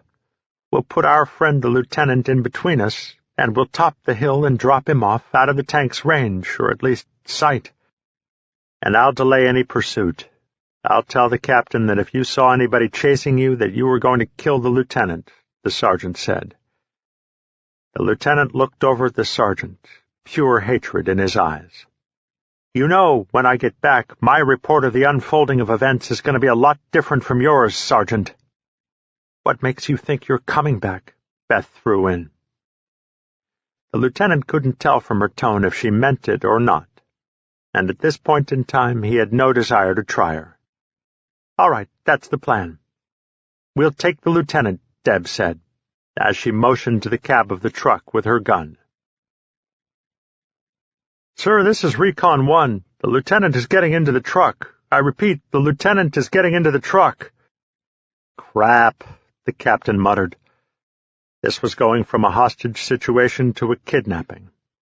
He couldn't let them go. What would he tell their families? "Recons 1 and 2, do you have a shot?" the captain asked, not really sure which answer he was hoping for. "Sir, this is Recon 1. Target is hot." "Sir, Recon 2. Target is a no-go. Say again, target is a no-go." Just then, 4 strange and very related things happened almost simultaneously. The captain lost a little of his military bearing and swore while still holding down the talk button on his radio. "Damn it!" the captain yelled. Recon Force 1 spotter Corporal Eddington, already hopped up on adrenaline, thought he heard the order to fire, and relayed that to his sniper, Corporal Harris. Corporal Harris had a beautiful shot, dead center, chest, just like he was trained to do. The third event unfolded. The lieutenant, upon opening the door to the truck, had unwittingly sun-blinded the sniper with the truck's side view mirror just as Corporal Harris was pulling the trigger. His rifle moved only a fraction of an inch, but now his shot went from a confirmed kill to a shoulder wound. Deb spun from the force of the lead smashing into her shoulder. Her hand was in the throes of a spasm around the grip of her pistol, sending one round through the lieutenant's left eye. "Get down, the two of you!" the sergeant shouted as Beth could only look on in horror at where Deb's bullet had flown. Deb was cussing and screaming from the fire burning in her shoulder. The sergeant scrambled over to her and pulled her down to the ground with her good arm. Blood flowed down her wounded arm in rivulets. Beth sort of slumped down on the front grill, still in shock. Sergeant O'Bannon was busy taking off Deb's jacket, trying to staunch the flow of blood from her arm. "What happened?" the captain yelled into the radio. "Sir, this is Recon 1. We have a confirmed hit. Say again, confirmed hit," the corporal said excitedly. "Listen, you little pissant, I never gave the order to fire," the captain yelled, sending the corporal's elation plummeting. But, sir, I heard the order." The corporal swallowed hard. "I gave no such order. You had better hope that neither of our men are hurt, Corporal, or I'm going to make you personally responsible. I'm going to make you tell their families that your screw-up cost them their husbands' and daddies' lives." The corporal could think of no worse fate. He knew both of those men's families. He had eaten dinner at both of their houses on more than one occasion. He even played with all the kids. There was no way he could do what the captain had threatened. The corporal threw off his headset and stood up. As he pulled his Colt .45 out of his holster, he began to run towards the truck. "Sir, this is Corporal Eddington. Corporal Harris has taken off towards the truck." "I can see that, Corporal. I want you to stop him now." "How, sir? I'm not going to shoot him." "Get up and tackle him if you have to." "Sir, you know about Corporal Harris." The captain knew all right. Corporal Harris was the fastest man in their unit, in the whole region. Twice a year, the various National Guard units got together and put on their version of the Olympics. Mostly it was an excuse to get away from their spouses and drink a little, but it was also for pride of unit. Corporal Harris had proven 3 times over that he was the fastest 100-meter, 200-meter, and 600-meter runner for 2 years and counting. Corporal Harris was halving the distance to the truck, while the sergeant was trying to decide how critical a hit Deb's shoulder had taken. Noise around the truck was deafeningly quiet. Deb's curses had died down to small whimpers as the beginnings of shock began to take over. Beth stared, glassy-eyed, into space. The vision of the lieutenant's brains splattered all over the front of the truck was a sight she didn't think she'd forget any time soon. The sergeant was applying pressure to Deb's wound when he heard the unmistakable sound of combat boots on pavement. The thunk-thunk-thunking was coming, and coming fast. How many of them were there? The sergeant thought. They'll never give these girls a chance. They'll see the dead lieutenant and want revenge. What am I about to get myself into? The sergeant grabbed the rifle out of Beth's hands. She didn't protest in the least. On the contrary, she seemed relieved to let the thing go. The sergeant moved over to the passenger side door of the truck and rested the barrel of the .30-06 on it. "God forgive me," the sergeant spoke, before he pulled the trigger and watched as his shot hit true. Corporal Harris went down with a shot to his thigh. His femur was neatly cut in two from the force of the shot. His running days were over, and if he ever got to live out a long and fruitful life, he would complain about the pain in his right leg every time the weather was about to change. Corporal Eddington had been in pursuit of his friend when he saw the sergeant take aim and his friend go down. Eddington fell to the pavement almost as fast as his friend. He stayed in prone position, almost frozen with fear. Harris was his friend, and he'd be damned if he remained there and let him bleed out. Harris was howling in rage and pain, his legs splayed out before him in grotesque form. Eddington rose up and began to lumber over towards him. Sergeant O'Bannon again took aim, but the corporal didn't seem concerned in the least about him. Addington grabbed Harris and hefted him up onto his shoulders in the familiar fireman rescue maneuver. Addington stared at the sergeant for a split second that seemed to stretch for all eternity. The sergeant watched everything he valued go flushing down the drain. Sergeant O'Bannon thought for a millisecond about killing them both and destroying any witnesses, but he dismissed that thought almost as quickly as he thought it. It did, however, disturb him that the thought had even arisen from the deepest, darkest corners of his mind.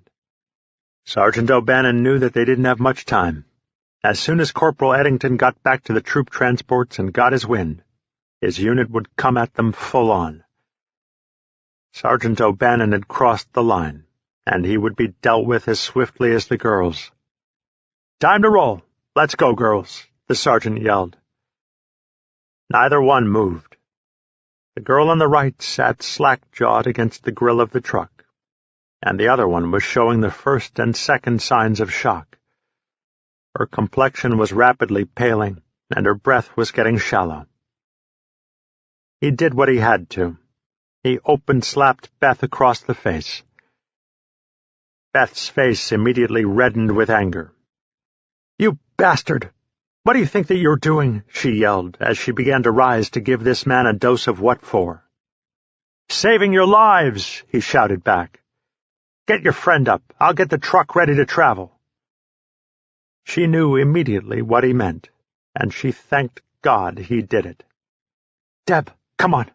Get up," Beth said, as she gently tugged on Deb's sleeve. Beth did not like the hue of Deb's skin. Her lips were turning a bluish white, almost like the color of fish.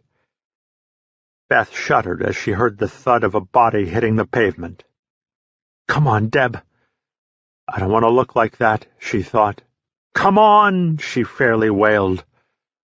That got some response out of Deb, but not enough.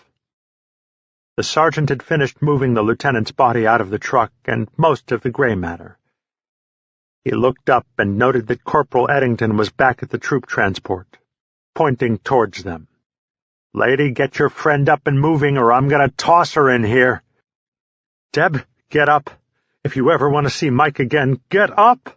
Beth screamed. Deb finally showed some signs of life. She didn't rise completely on her own, but with Beth's help she did manage to get into the truck, just as Sergeant O'Bannon was putting it in gear.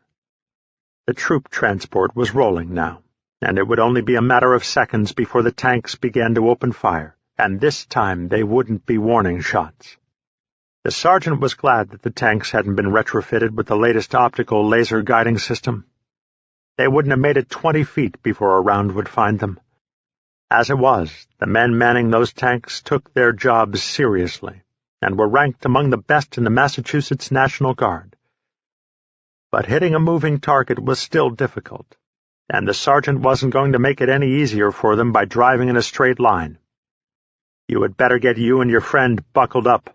We're going to be in for a bumpy ride," the sergeant said as he belted himself in.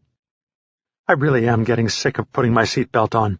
Every time I do, something bad happens," Beth said, as she leaned over to get Deb's seatbelt on. Deb offered no resistance. In fact, she didn't offer much of anything. "My God, she looks pale," Beth thought as she brushed past Deb's hand. She noted how cold she felt, too. But she didn't have too much time to dwell on it, as she heard the first volley of shots heading in their direction. It was deafening. "Is this how death sounds? At least you, my friend, won't feel it," Beth thought, as she leaned over to embrace Deb. Chapter 34. Mike Journal Entry 6. "Doc, just for a couple of minutes," I whined. France must be rubbing off on me, I mused. Listen, Mike, I know you look good, you feel good, and all your tests say you're doing good. But it's only been 2 days since you hemorrhaged, and I'm not taking any chances, the doctor said as he wrote copious notes on the chart he had taken from the foot of the bed. I just want to see the sun for a few minutes. I feel like I'm back on the ship. I think the doctor caught my hesitation, and the look I got in my eye, because he finally acquiesced. "Oh, all right," he said in exasperation. "But Nurse Hitchens will be with you the entire time, and you're not to leave the wheelchair." "Wheelchair?" "Wheelchair, or you're not going. And that's it, Mr. Talbot, whether you're a superhero or not. Apparently even superheroes can die." "Almost." "Almost?" the doc asked. "Almost die," I said whimsically. "The wheelchair or nothing," he answered, as he headed back to his office, mumbling something or other about kids these days and how ungrateful they were. Nurse Hitchens showed up 10 minutes later, pushing a wheelchair that I think came from the industrial age. The thing had more steel on it than my last car. "You don't have anything a little flashier, do you?" I asked sarcastically. Nurse Hitchens didn't see the humor, or more likely didn't appreciate it. She pulled my covers back. I was feeling really exposed in the hospital gown and expressed my dissatisfaction. "Don't you have anything I could wear that might be a little more appropriate than this smock?" I said, as I pulled at the sides of the material. "Oh, honey, you don't have anything I haven't seen before," she answered condescendingly. "Nothing?" I asked, a little embarrassed. "Listen, you might be a superhero, but you aren't Superman," she said, as she looked at my crotch for a fleeting second. My cheeks blazed. "Fine," I said, as I let her assist me into the chair. And thankful for the help I was. For all the bravado I had displayed to the doctor, I don't think that I could have made it up the first flight of stairs out of that place. Lucky for me, I had a chauffeur and an elevator. My heart began to pound unexpectedly as we began our ascent. I blamed it on my first real view of the new world that our history was now recording. Deep down inside, I knew better. My senses had increased tenfold during my stay on the alien mothership. I had come to rely on those newfound instincts, however hard I tried to quash them, and the uneasiness kept seeping in around the corners. I turned to my nurse, my face feeling like most of the color had drained out of it, and more than likely it had, at least from the nurse's perspective. "You all right, son?" she said cautiously. Not sure if I was having some sort of relapse, again. "I'm fine, but are you sure this is such a good idea? I mean, is it safe up there?" "Funny," she snorted. "This might just be the safest place on the planet. Not many people these days trying to break into prisons." That did little to ease my concern. Then she added, "And this place has at least 20 to 25 good men guarding it." I felt a little better, but my gut said otherwise. I had learned early on in my fights that my gut was something well worth the effort to heed. "Listen," I said without much conviction, "I think maybe I should just go and lie back down." "Nonsense. It's a beautiful day out, and you look like you could use some sun." I mumbled a few obscenities under my breath, but I went meekly. What was I supposed to do? I was in a wheelchair. What did I know? Maybe the sun would do me some good. Then the elevator door beeped onto level 1. The doors opened up, and my nightmare came into full vision. Paul was standing there with a Colt .45 aimed squarely at my chest. Bastard was going to finish me off. I cringed, trying my best to melt into the back of the chair, and then nothing. I opened my eyes to notice one of the orderlies getting onto the elevator we were vacating with what appeared to be an ice-cold Coke. "Huh?" I said, as a bead of sweat rolled down my forehead. Nurse Hitchens either did not notice or did not speculate on my odd behavior. She rolled my wheelchair out of the lobby towards two huge glass doors, guarded by two heavily armed, what I can only describe as freaks of nature. The one on the right was the smaller of the two. He looked to be about 6'5", 250 or maybe 275 pounds. The guy on the left was of approximately the same height, but he had to be over 300 pounds, and not an ounce of it looked like fat. Both took a good long glance at me, and then dismissed me, probably thinking that I hadn't done 100th of what the stories circulating said I had done. Can you blame them? I was as pale as warmed-over death, sitting in a wheelchair and wearing a stupid, backless contraption that should have been outlawed years ago. The men turned away from me and began speaking in French and laughing, never looking back at me, which gave me the distinct impression that they were talking about me. "Tisk, tisk. There'll be enough of that Jean-Paul and Frère," my nurse spoke up. Oh, great. Not only did I look feeble, but now my guide was defending my honor. What next? Should I just wet myself and get it over with? "Yes, we were just playing," the guys said, almost in unison. They weren't sorry about teasing me, but they definitely didn't want to cross swords with the nurse. She had, on more than one occasion, sewn both of them up. She had actually saved Jean-Paul's life a couple of years ago when he got into a street brawl. Jean-Paul had been in a street fight with a man when the man's friend had come up behind him and stuck a 6-inch knife almost to the hilt into his spleen. It was Nurse Hitchens' quick thinking and medical expertise that saved him from bleeding out. She was known around the place as being completely fearless, and everybody respected her. At first glance, I thought perhaps that I was having another one of my grand illusions. Surely that's a bird. A big bird, perhaps. Do they have pelicans here? No, too big for a bird. It must be a plane. But I was told that most aviation had come to a screeching halt since the attacks. Maybe it's a private plane. It's a little big for a private plane, but hey, Trump has his own jumbo jet. Maybe it's him.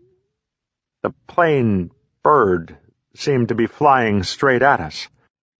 I hadn't noticed earlier. I had been too distracted by the banter next to me, but my gut was screaming in agony. Something was wrong. Terribly wrong. And then it happened. Piss streamed out of me in long, hot rivulets. I still had no clue what was going on, but my body sure did. I looked down at the spreading wetness in my lap, trying to figure out how I was going to explain this to Hulks 1 and 2. Luckily, or rather unluckily, that wasn't going to be necessary. Nurse Hitchens paused in her reprimanding as she noticed my distress, which was now clearly visible on my lap. Then she looked up and over Hulk 1's head. I'll tell you what, that lady sure had a head on her shoulders. She didn't say a word as she wheeled my chair around and straight out ran for the elevators. Jean-Paul and Frère had seen the stark terror in her face, but couldn't, for the lives of them, figure out what was going on. They had seen Hitchens in combat situations with body parts flying, and she had never batted an eye. Frère turned around first and quickly grabbed his friend's shoulder, pulling him down to the ground with him. Jean-Paul said something in French, which I can only assume from the tone and emphasis were swear words. He had just begun to finish off the last of his obscenities when the rumbling began. It started as a belly grumble and quickly rose to the crescendo of a freight train barreling full speed and out of control on a steep mountain pass. The doors to the elevator were just closing as the first of 3 alien scout ships flew overhead. Dust shook down from the high ceiling in the lobby while the elevator began its hasty descent. The door opened to a clamor of doctors, nurses, and aides who wanted to go up to see what all the fuss was about. Most quickly began to rethink their position when they saw the ashen faces of my guide and me. "What's going on?" a concerned Dr. Fenoir said as he positioned himself at the front of the cacophony. "Our air raid alarms are going off." "They're back," was all Nurse Hitchens was able to mutter, as she quickly headed back towards my room. I think that you could have probably heard a pin drop in that room. except, of course, for the incessant wailing of the air raid sirens overhead. A few ventured onto the elevator, but most headed to the phone banks to make sure that their loved ones weren't in any direct harm. I thought that pretty much everybody right then was in direct harm. My gut was still roiling. Was this the second phase of the invasion? The occupation? Were these 3 ships just a small sample of what the rest of the world was seeing? Somehow I didn't think so. Thoughts alone weren't going to allay my fears. Nurse Hitchens had diligently wheeled me into my room before she headed off to where I can only assume she was making a phone call. So there I sat, tired and weak, but pumped up with adrenaline. I wheeled myself out of the room, looking for I wasn't sure what, but if I stumbled across it, I'd know. People were running around in hysterics, and the place was complete bedlam. Nobody paid me the least amount of attention as I circled around some of the more robust people that were panicking. I rolled up to the telephone bank, only to find people 3 deep in line, waiting. I grabbed the arm of the man nearest to me. At first, he either ignored me or truly couldn't acknowledge my existence. "Excuse me," I said, as I yanked a little harder on his cuff. "Pardonnez-moi." Damn, no luck there. I didn't know French, and something told me I wasn't going to have enough time to learn it, even if I wanted to. I gathered what little strength I had left and blurted out in one long breath, "Does anyone here speak English?" Over the din, most of the people chose to ignore me. Finally, one little girl of about 10 or 11 popped out from underneath the arm of her mother, who was next in line for the phone. "Oui, monsieur, I speak English." It wasn't great, but it sounded oh so sweet right now. I caught a few breaths before I began hoping that the little girl would have at least some sort of clue about what I was asking. I wanted to be as clear and concise as possible because there wasn't much left in the reserve tanks. "Thank you," I shouted over the noise. I wanted to hug the little girl just for acknowledging me. She looked at me with her large brown eyes, probably wondering if I was going to ask her something or not. She was beginning to look a little bored with the whole procedure. I pressed on. "Is there a radio room here?" I exaggerated the word radio so that it came out more as radio. I don't know what I was thinking. She was French, not stupid. "Monsieur?" She cocked her head a little bit to the side. "Radio?" I repeated again, as I held an invisible microphone to my mouth. "Oui, sir. Le téléphone." No, Munchkin. I'm looking for a way to get in touch with the United States, specifically one place." Oui, you want the telephone," she said excitedly. "No," I said as I shook my head slowly from side to side. I was attempting to turn my chair around in the crowd when she yelled out again, "Oui, sir. You wish to contact your friends at the fortress on the hill." I stopped dead in my tracks, or at least my wheelchair did. "You know about Indian Hill?" I asked incredulously. "Everybody does, sir. My mama, my brother, and I are going there next month." I was having a hard time swallowing the fact that Paul would let so many people in on his secret after all the security measures he had in place. "Have you been there?" "No, silly," she laughed. "None of us have been there. We don't even know exactly where in your country it is. But my mama told my brother and me that it is a safe place for us to live away from the bad crocodiles." "You have no idea how bad they are," I muttered under my breath. "Sir?" "Nothing. So, where is this radio?" "Telephone, sir. It is, I believe, a direct line to the fortress on the hill. At least, that is what my mama has told me." "Could you show me where it is?" The girl turned back to her mother, who was frantically dialing her home number. When the girl decided that she could make it back before her mother even noted her absence, she nodded in assent. I put my hands on the wheels of the chair and began, or at least tried to begin, to get my chair moving. I wasn't sure if it was because my arms felt like spaghetti or the wheels were glued to the ground. I couldn't get the thing to move. The little girl, Suzanne, I found out later, saw my dilemma and never said a word as she got behind my chair and started to push it towards our destination. Weeks later, I was so happy to run into her back at Indian Hill. I feared that she had died in France along with the countless other millions when the aliens decided to level the countryside in an attempt to find what they had come for. Chapter 35. Indian Hill. "Sir, I've got a Captain Talbot on the direct line from Paris," the radio operator told his supervisor hesitantly. The static coming over the line made the communication nearly impossible. "Sir, he says it's an emergency. Something about them being back." "Is it true, sir?" The radio officer turned to look at his commanding officer, hoping that whoever was on the other end was mistaken. "Well, Private, nobody has said anything to me about them being back. Let's just hope he's some crackpot who broke into the radio room. In the meantime, you find out more information, and I'm going to get Major Salazar." "Yes, sir," the private said, as a fresh bead of sweat broke out across his brow. "Yes, sir. He says his name is Captain Talbot." Major Salazar had been busy preparing the duty roster and guard duty for the tunnels when the lieutenant stepped into his office. The major's hand froze when he heard that name. "Did you say Captain Talbot, Lieutenant?" the major said, as he slowly raised his head up from the paperwork crowding his desk. "Yes, sir. It's not a great connection. There's a lot of discharge over the lines today.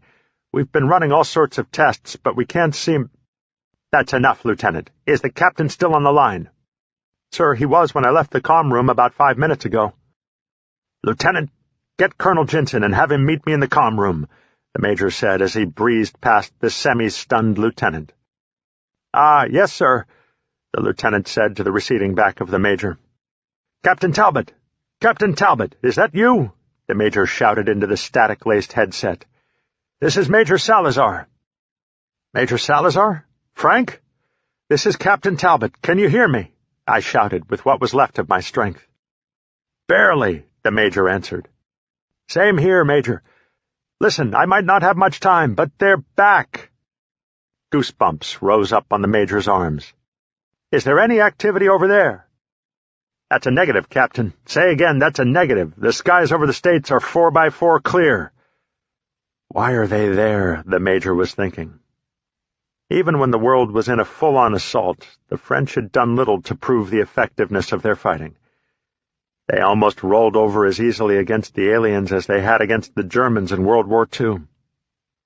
If it hadn't been for the presence of some NATO troops, the major was sure it would have fallen even more quickly.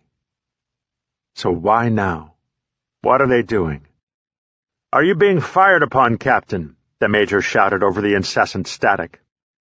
"Not yet, sir. Early indications seem to have them circling the skies. Almost like vultures looking for rotten meat popped into my head, and I quickly did my best to suppress the idea, but there it was. It's like trying not to think of a pink elephant. Go ahead. I dare you." "Circling? What are they looking—" And then the line went dead. "Private, reconnect me now," the major said, rather calmly. But the private was under the impression that the stony calmness was just a ruse. He thought if he didn't re-establish communication instantly, he would be bucked down even further in rank than he already was. Almost as if on cue, Colonel Jensen walked in. The private now began to have images of firing squads flashing before his eyes. "What's going on, Frank? The lieutenant here was just a little too out of breath to get anything more than someone was on the phone and you wanted to see me here." "Sir," the major responded, "Captain Talbot just called." "Great. I was hoping he'd be up and about by now. How's he doing?" the colonel asked almost jovially. The private relaxed a little bit, thinking perhaps that maybe he would just make it through this whole thing intact. The colonel's smile quickly faded as he saw the grave expression on the major's face. The private redoubled his efforts with a renewed vigor, doing his best to try to ignore the two most senior officers on the base. "Colonel, he said the aliens were back." Paul reacted as if he'd been sucker-punched in the abdomen. Frank noted his distress. "Yes, sir. That's exactly how I felt when I heard. Frank answered solemnly. "Have our scouts reported anything?" the colonel asked. "Nothing, sir," Frank answered. "What about any of the other encampments?" "Nothing, Paul. From the lack of news coming in from many parts of the world, I have to assume that this is a fairly isolated incident." "Did he say what they were doing?" "Circling, sir." "Circling? For what?" Then the truth hit him. He didn't know why he knew. He just knew that he knew. "They're looking for him." "Him, sir? How could they possibly know he's there?" the major asked perplexedly. "I don't know how they know. Maybe someone dropped the box and it opened. It doesn't really matter now how they know. The point is that they do know. And I've got a feeling that they're not going to stop until they find him." The colonel stopped to think for a moment. "Major, as soon as the communications come back up, I want you to begin evacuation of key personnel at the Bastille. Have them lay low in Europe until it's safe to bring them here. For now, though, I want all of our people out of Paris," the colonel said as he whirled back towards his office. And undoubtedly, a few days without sleep. The major turned back towards the private. "Anything yet, Private?" "Nothing yet, sir." "Very well. Let me know the instant you have re-established communications." "Sir, yes, sir," the private answered, as the first of many sweat beads fell to his desk. Chapter 36. Mike Journal Entry 7. The Bastille. The first impact, for what else could it be, shook the ancient prison to its very foundation. We would later learn that the blast struck southern Paris, more than 50 miles away. But at the time I would have sworn that it was a 50,000-pound bomb smacking dead center on one of the many turrets that occupied the place. It was almost comical the way that everyone, including myself, went stock still after the first blast. I guess at the time we were just waiting for the other shoe to drop. It did drop, and in a big way. Just not within the seemingly endless span of our collective breaths. It was after a minute of standing still that people began to realize another impact wasn't imminent, and again there was a huge rush for the phone banks. This time, there would be no sweet solace in hearing a loved one on the other end. All circuits were busy, according to the automated voice. We knew better, though. All circuits were destroyed. Nothing happened that day, or even the next, for that matter. But southern Paris was burning. All efforts to stifle the flames had been ineffectual. Whatever the aliens dropped had made the city a molten pit. Fire crews couldn't even get close enough to attempt to quench the insatiable blaze. One water plane had been dispatched to the area, but never got within 20 miles of the fire. An alien vessel had swooped down and literally obliterated the tanker. The massive water carrier had simply been there 1 second and then vanished into a mist of water vapor as the aliens discharged a seemingly smaller version of their city killer. In the ensuing 2 days, people had begun to travel out of their homes or shelters or hidey holes or wherever else they had sought refuge. Life still had to go on, even if 3 huge alien ships were parked a mere 25 miles above in the atmosphere. And for another 2 days, after the tanker had been downed, still nothing happened. People tried to do what was necessary to survive, but it's hard to get anything accomplished when the executioner's axe is poised above your head and you can see its shadow. Southern Paris was still ablaze, but it was significantly less than it had been. Crews were now making progress against the inferno, and still nothing happened. It was on the brink of dawn on the 7th day, when the aliens made another move, this one seemingly even more inexplicable than the last. They began to broadcast a message over the radio waves. What frequency, you ask? Every one of them. Their message was going to be heard, of that there was no question. I spent most of the 7 days in my room, or down at the rec center on the treadmill, trying to get some wind back into my sails. I had no desire to venture outside in the least. I wanted to blame it on my recuperation. I was beginning to feel like my old self again. Of course, I meant the new old self, but that's beside the point. Every time I even considered going topside, I had to resist the urge to throw up. My knees would quake, my muscles would spasm, and my friggin' bowels would loosen. My knocking knees and weakening bowels had almost cost me a serious mishap on more than one occasion. I would get physically ill at just the mention of getting fresh air. Nurse Hitchens was all over me to go outside and get some color back in my cheeks, but I would have none of it. I had just finished my 5-mile run. Okay, jog. Okay, trot, on the treadmill, when I returned to my room to cool off. I was preparing to take a shower when my door was thrown open. "Anyone ever hear of knocking?" I yelled as I pulled my shorts back up. "Honey, we've already been through this." Nurse Hitchens dismissed my modesty with a wave of her hand. "Come on, you've got to hear this for yourself," she said. After entering the room, she half dragged me through the door while I tried in vain to put my sneakers back on. We were halfway out the door when I saw 2 armed, uniformed men running towards us. They had their weapons at the ready and looked like they meant business. I was hoping they would run on by, but the reaction of the man in the lead when he saw me made me think otherwise. "Captain Talbot?" the lead man asked. I really didn't feel like a captain at the moment. Half-naked, all sweaty, and being pulled by a nurse half my size. I stopped short, and by default so did my nurse. She nearly teetered over, but I was quickly able to stop her momentum and prevent her from toppling over.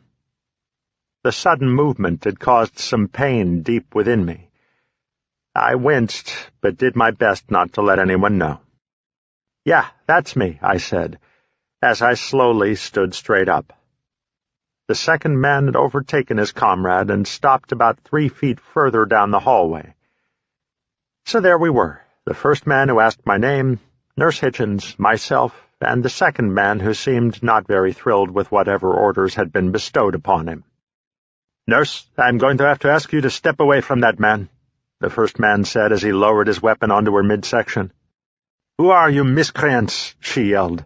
"How dare you point that thing at me? I will not step away from this man." "Ma'am, step away, or we will have to physically remove you," the second man chimed in. What was going on? Would I be able to take 2 armed men in this confined space? Would I have enough in me to do the job? "I will not," she said defiantly. "I have spent weeks healing this man, and I will not see it undone here and now," she said, as she placed her hands on her hips. The second man did as he warned her he would do. He picked her up by the waist and deposited her 5 feet away from the little ordeal. Nurse Hitchens started to run back into the fray when the first man placed the barrel of his weapon directly in her midsection. Instantly, she froze. "Whoa," I said, with my hands up in the air. "That's enough. Your beef is with me. Let the nurse go." Nurse Hitchens looked into my eyes, pleading for help. "Let her go," I said more forcefully, "and I will do what you want of me." The man's eyes unglazed a bit more as he started to regain his composure. "Come on, man, let her go," I half-begged. The man, ever so slowly, eased his finger off of the trigger. "Go," he said to her. "What about you?" Nurse Hitchens asked. "Go," I answered. "Don't make this any worse than it has to be." She turned and began to run. When she had put a comfortable distance between us, she turned and yelled, "I'm getting help! I'll be right back!" Tears were rolling out of her eyes. The first man who approached turned towards me after making sure that Nurse Hitchens wouldn't be making a surprise return. "Captain Talbot, I need you to come with us." He may have made it sound like a request, but I doubted that I had any choice in the matter. "Whatever you two are going to do, just do it now and be done with it," I shot back. I was in no mood to spar with them, and I sure wasn't going to make it any easier on them by acquiescing to what I felt was the inevitable. "Sir," was his only response. "I do not plan on going with you two voluntarily to be a patsy in whatever agenda you and your superiors have," I spat. If I had been a snake, venom surely would have shot out. But that not being the case, saliva would have to do. "Sir?" Now he even cocked his head. I think that you have a misunderstanding of our agenda." He smiled slightly. Now it was my turn to look confused. "Listen, I'm not much for games. Why don't you just tell me who you are and what is going on here?" "Sir, my name is Vice Sergeant Roy, and my friendly friend over there is Corporal Michaud." The second man merely nodded in my direction as he kept a vigilant watch on anybody that was coming in our general direction. "Sir, we are from the French Foreign Legion, and we have been sent here to protect you." I was now completely lost. I felt like a 6-year-old lost in the woods of Maine. The French Foreign Legion. Who sent you? And who are you protecting me from? "Sir, I would feel much more comfortable if you would let me answer all of your questions in a more secure location." "Listen, Vice Sergeant, I already told you. I'm not going voluntarily. Not unless you give me some answers, and some damn good ones at that." The corporal turned to his sergeant. "Let me just knock him in the head, and let's get out of here." "You're more than welcome to try, Corporal, but I can almost guarantee you'll end up with a 5.56mm enema," I answered back. The corporal, who probably outweighed me by 50 pounds, sneered and began to close in on me. "Corporal," the sergeant shouted, "that's enough. You so much as misplace a hair on his head, and I'll deal with you personally." The corporal stopped, but he was using every muscle in his body to restrain himself. "You aren't worth it," he said calmly, as he took his place 5 feet away and again began his scan of the surrounding area. "All right, Captain, can I at least explain while we're moving?" The sergeant almost pleaded, as I merely folded my arms. "All right, you friggin' Americans are so obstinate. We were sent here by Colonel Jinson." My interest was piqued. "He wants to get you out of here before the locals get to you and throw you to the wolves," he continued. "Why would the locals be after me? What have I done to them?" "You truly don't know?" he asked. "Do I look like I know?" I answered curtly. "Have you been near a radio in the last hour?" "No, I've been on the treadmill. What's so interesting about the radio? First Nurse Hitchens, and now you.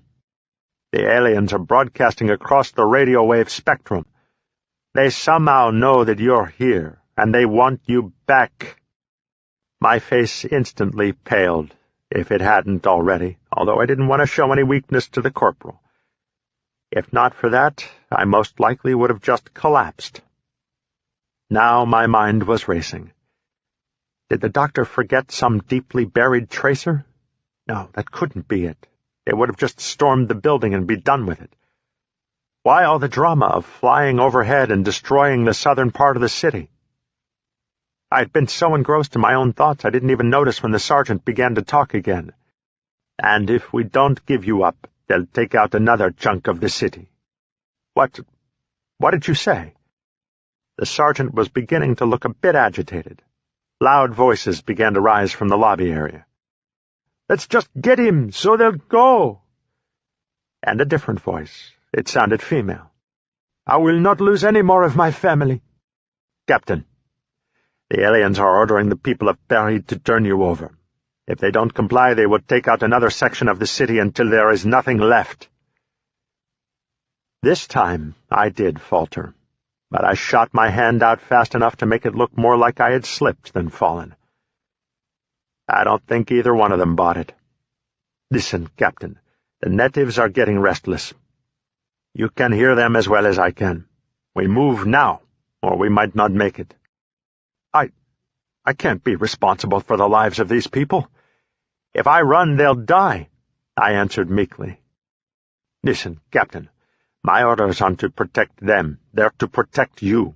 Let's go," he shouted, as a group of 5 or 6 turned the corner and began to approach. "There he is," one of the men said as he pointed right at me. He was one of the orderlies whom I'd been joking with on almost a daily basis. They began to advance faster when they saw me, but Corporal Michaud intervened, leveling his weapon squarely on their leader. "Any one of you takes one step closer, and I'll kill all of you," he said menacingly. Their steps faltered, looking down the barrel of the rifle he held, and by the tone of his voice. The group felt confident that this wasn't an idle threat. And yet, that almost didn't stop them. The orderly put his hands out to halt the progress of his little group.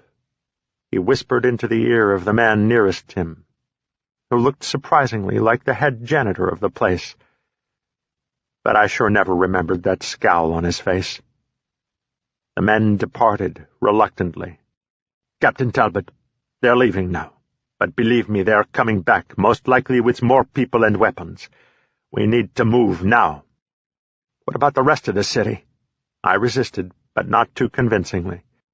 "We can work all that out later. Right now we need to move." "Why don't I just let them take me to the aliens and stop this madness now?" I didn't really feel that I wanted to go to the aliens, but it seemed like the right thing to say under the conditions. "Captain, you'll never make it alive. The aliens never said in what condition they wanted you, just that they wanted you. If you give these people even half a chance, they'll drop off what's left of your body. If you decide to go to the aliens, they will more than likely not allow you to go on your own terms. Those 5 people are going to be back, and it will be a mob by then. Do you really want to chance your well-being to a mob mentality?" "Which way, Sergeant?" "Finally," the corporal muttered, just loud enough to make sure I heard. Chapter 37. New York-Massachusetts State Line. Beth literally felt her fillings shake loose, partly from the G-force of the truck as the now rogue sergeant gunned it for all it was worth, but mainly from the concussion shock from the tank's rounds. "Oh my God," Beth screamed. "I think my head is going to explode." "Well, let's just be glad it's only your head and not this truck," Sergeant O'Bannon said, as he realized they were finally out of danger from the tank rounds. Deb roused her head for a fraction of a second after the last volley, but managed only a sigh, as if she couldn't be bothered with the events of the day. The sergeant glanced over at Deb. "Is she going to make it?" he asked Beth in what he hoped was an appropriate tone, but under the circumstances it came out more as a shout. "Make it? She has to make it. She's the only friend I've got." Beth started to sob. In the excitement of their escape, she really hadn't had enough time to dwell on the subject. But as the truck began to descend over the crest of the freeway, realization began to set in. Deb already looked dead. Her eyes were sunken, and her skin was cool, cold to the touch. Beth couldn't even be sure if Deb's chest was still rising. And now she just wanted to be out of the truck and as far away from the whole scene as was entirely possible. The final volley of shots ringing out from the vanishing roadblock shocked her back into the here and now. "We need to get her to a hospital," Beth said as she turned to look at their rescuer. "Fast," she added needlessly. The sergeant had already made up his mind, by looking at Deb, that she was past the point of no return. "There isn't a hospital in working order on this side of the state line for 50 miles, the sergeant said, with concern in his voice. "And the way she looks, she won't make it another 10. "I can't let her die," Beth sobbed, covering her face with her hands. "We've been through too much. She can't just up and die, not this way. Not at least until she sees Mike again. She'll never forgive me," Beth wailed on. "You have a first aid kit in this truck?" the sergeant asked, trying to make Beth get a handle on her emotions. Beth kept crying. "Listen," the sergeant said as he grabbed Beth's arm. "Do you have a first aid kit in this truck?" he asked a little louder. Beth was only able to nod her head in assent as cries kept bubbling up out of her throat. "Do you have a knife or something sharp like that?" the sergeant asked, seeing that Beth was again beginning to slip back into panic mode. Two of them," Beth stammered out, holding 2 fingers in the air to reiterate her point. "There's a rest stop not more than 5 miles. Get all the supplies you can find ready for when we get there," the sergeant barked. For what?" Beth managed to stammer out. "We're going to operate," the sergeant said matter-of-factly. "Operate? Can't we just take her to a hospital or something?" "Or something would be great right now," the sergeant said sarcastically. "Unfortunately, right now, or something is us." Beth redoubled her sobbing. "You had better get moving," the sergeant said as he again shook Beth's arm, "if you want any chance of saving your friend's life." Beth calmed down a little with the task at hand. The thought of operating on Deb in a parking lot, no less, was making her seriously uneasy, to say the least. Beth had finished putting together what she hoped would be sufficient supplies for the impending operation. The truck was equipped with a fishing tackle box that contained a beautiful steel-finished Gerber fishing knife. Beth dragged the blade across her fingernail to see if it was sharp. Also, the box, for whatever reason, contained both needle and thread. Beth couldn't imagine for what, but she could not help feeling that it was a good sign. In addition, crammed way under the seat, was a bag of rags. They appeared to be unused from the condition of the AutoZone bag. Again, Beth was immensely thankful to the powers that be. They even found a pair of tweezers in the tackle box. She wondered if it would be enough. There were no bags of blood lying around to make it a truly miraculous find. Beth found herself doing something she had not done since she was a little girl at the foot of her bed. She prayed. Only this time it wasn't for a pony, or a new Barbie, or even an easy bake oven. No, she was praying for the life of the woman that sat next to her. A woman whom she once detested, but who was now, far and away, her best friend, irrespective of Mike. A sharp pang hit her chest as she thought of his name, but she quickly disregarded it. There would be time later to think of him. Right now she had to focus everything on Deb. The truck screeched into the rest area. However, they were not entirely alone. Beth saw at the far end of the lot what appeared to be a mini convoy of white panel vans. Trepidation rose in her heart. Since the invasion had started, strangers only meant one thing: danger. "We have to find somewhere else to do this," she said as she grabbed the sergeant's arm. "There is no place else," he answered as he witnessed Beth's distress. He was under the same notion. The 4 vans most likely didn't mean good news, but right now they were out of options.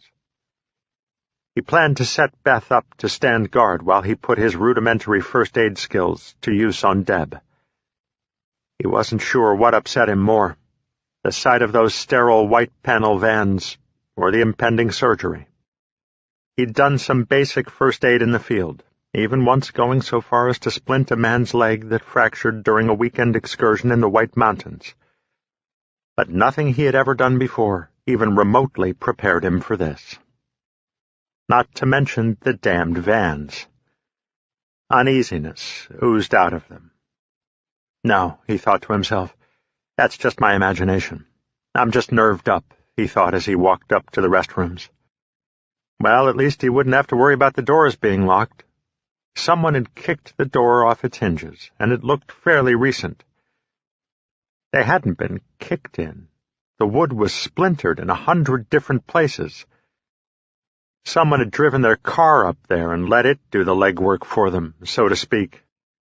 Beth was cradling Deb in her arms and stroking her hair. She felt that it was more for her comfort than Deb's. Deb had stirred once or twice. It looked like any effort was draining for her. Beth looked over towards the vans, and through the darkly tinted windows she saw the glowing ember of a cigarette that was pointed directly at her. She felt somewhat uneasy with just the prospect of what or who were in the vans, and now that she was certain somebody or some bodies were there just staring at her, her distress increased tenfold. "You'd better lighten up on your friend's head." Beth screamed out in surprise. The sergeant came up on the other side of the truck, and she had not even noticed. Meanwhile, her silent caresses had become more like delousing procedures. "I'm sorry, I didn't mean to startle you," the sergeant said apologetically. "There's somebody in that second van," Beth said, trying her best not to look over, but failing miserably. "Well, I've spotted at least 5 people in 3 of the vans, and they haven't said or done anything yet, so let's just try to put them out of our minds and concentrate on your friend." Even the sergeant thought his words sounded hollow. But the girl seemed to swallow it. "By the way, my name is Sergeant O'Bannon." "Grady," he said, extending his hand. "Oh, huh? Yeah, I'm sorry. I feel like I've known you for years, and I never even knew your name until now. I'm Beth, and I can't ever express how grateful my friend and I are for your help," Beth said as she took the sergeant's hand. "How grateful your friend is largely depends on how well I do right now," the sergeant said, gesturing towards Deb. "Her name is Deborah," Beth said, as she looked back down at her friend. "Well, Beth, let's get started," the sergeant said, as he glanced over at the vans again before he began to put on the rubber gloves he found in the first aid kit. "The girl looks shot. Should we help?" the gravel-faced man with the cigarette said. His passenger barely raised his eyes above the page that he was reading. "What's she to me?" he stated matter-of-factly. "Nothing, I suppose," the gravel-faced man answered. "But seeing as you are a doctor, you arrogant little prick," he thought. "Let's go. This little drama is beginning to bore me," the doctor said. The gravel-faced man knew what side his bread was buttered on. He felt for the injured girl, but he was nowhere near as altruistic as the sergeant. He said a little prayer and put his van in drive. The rest of the team followed. Indian Hill. "What was that?" Paul asked as he grabbed the edge of his desk to keep from falling over. Dust rained from the ceiling as the walls groaned from the shock. "I asked," Paul yelled to his clerk, "what was that?" The corporal was about to answer that he didn't know, when he realized that wasn't the answer his colonel was looking for. The corporal immediately got on the radio, calling all the duty officers. "Sir," the corporal said as he stepped into the colonel's office. "Go ahead, Corporal," Paul said nervously. He heard the corporal's switchboard buzzing and lighting up, and knew that this wasn't going to be good news. He was learning there were degrees of bad news he could tolerate, although definitely not enjoy. At least he could keep marching forward. He hoped this was the case. He knew about the aliens in France. Had they somehow found out about this place? "Sir?" the corporal asked again, realizing, quite possibly, that his colonel wasn't all there at the moment. Yeah, go ahead," Paul said, as he mentally shook his head to get the nightmarish images out of his skull. "Tunnel 2 has collapsed." Paul stood up like he was shot out of a cannon. "Again? What happened? Is anybody hurt?" "That's the thing, sir. It seems that some sort of charge was planted and detonated." Paul started to head out the door, and the corporal figured that the colonel was going to choose some serious ass. He was glad his last guard shift was over a week ago. "Sir, there's more." Paul turned to look, eager to get out and learn the details for himself. "Sir, Major Salazar and a few of his men were in the tunnel." Paul wished he had never left his seat, because he suddenly needed to sit down. "Are they dead?" Paul crossed his fingers, if only mentally.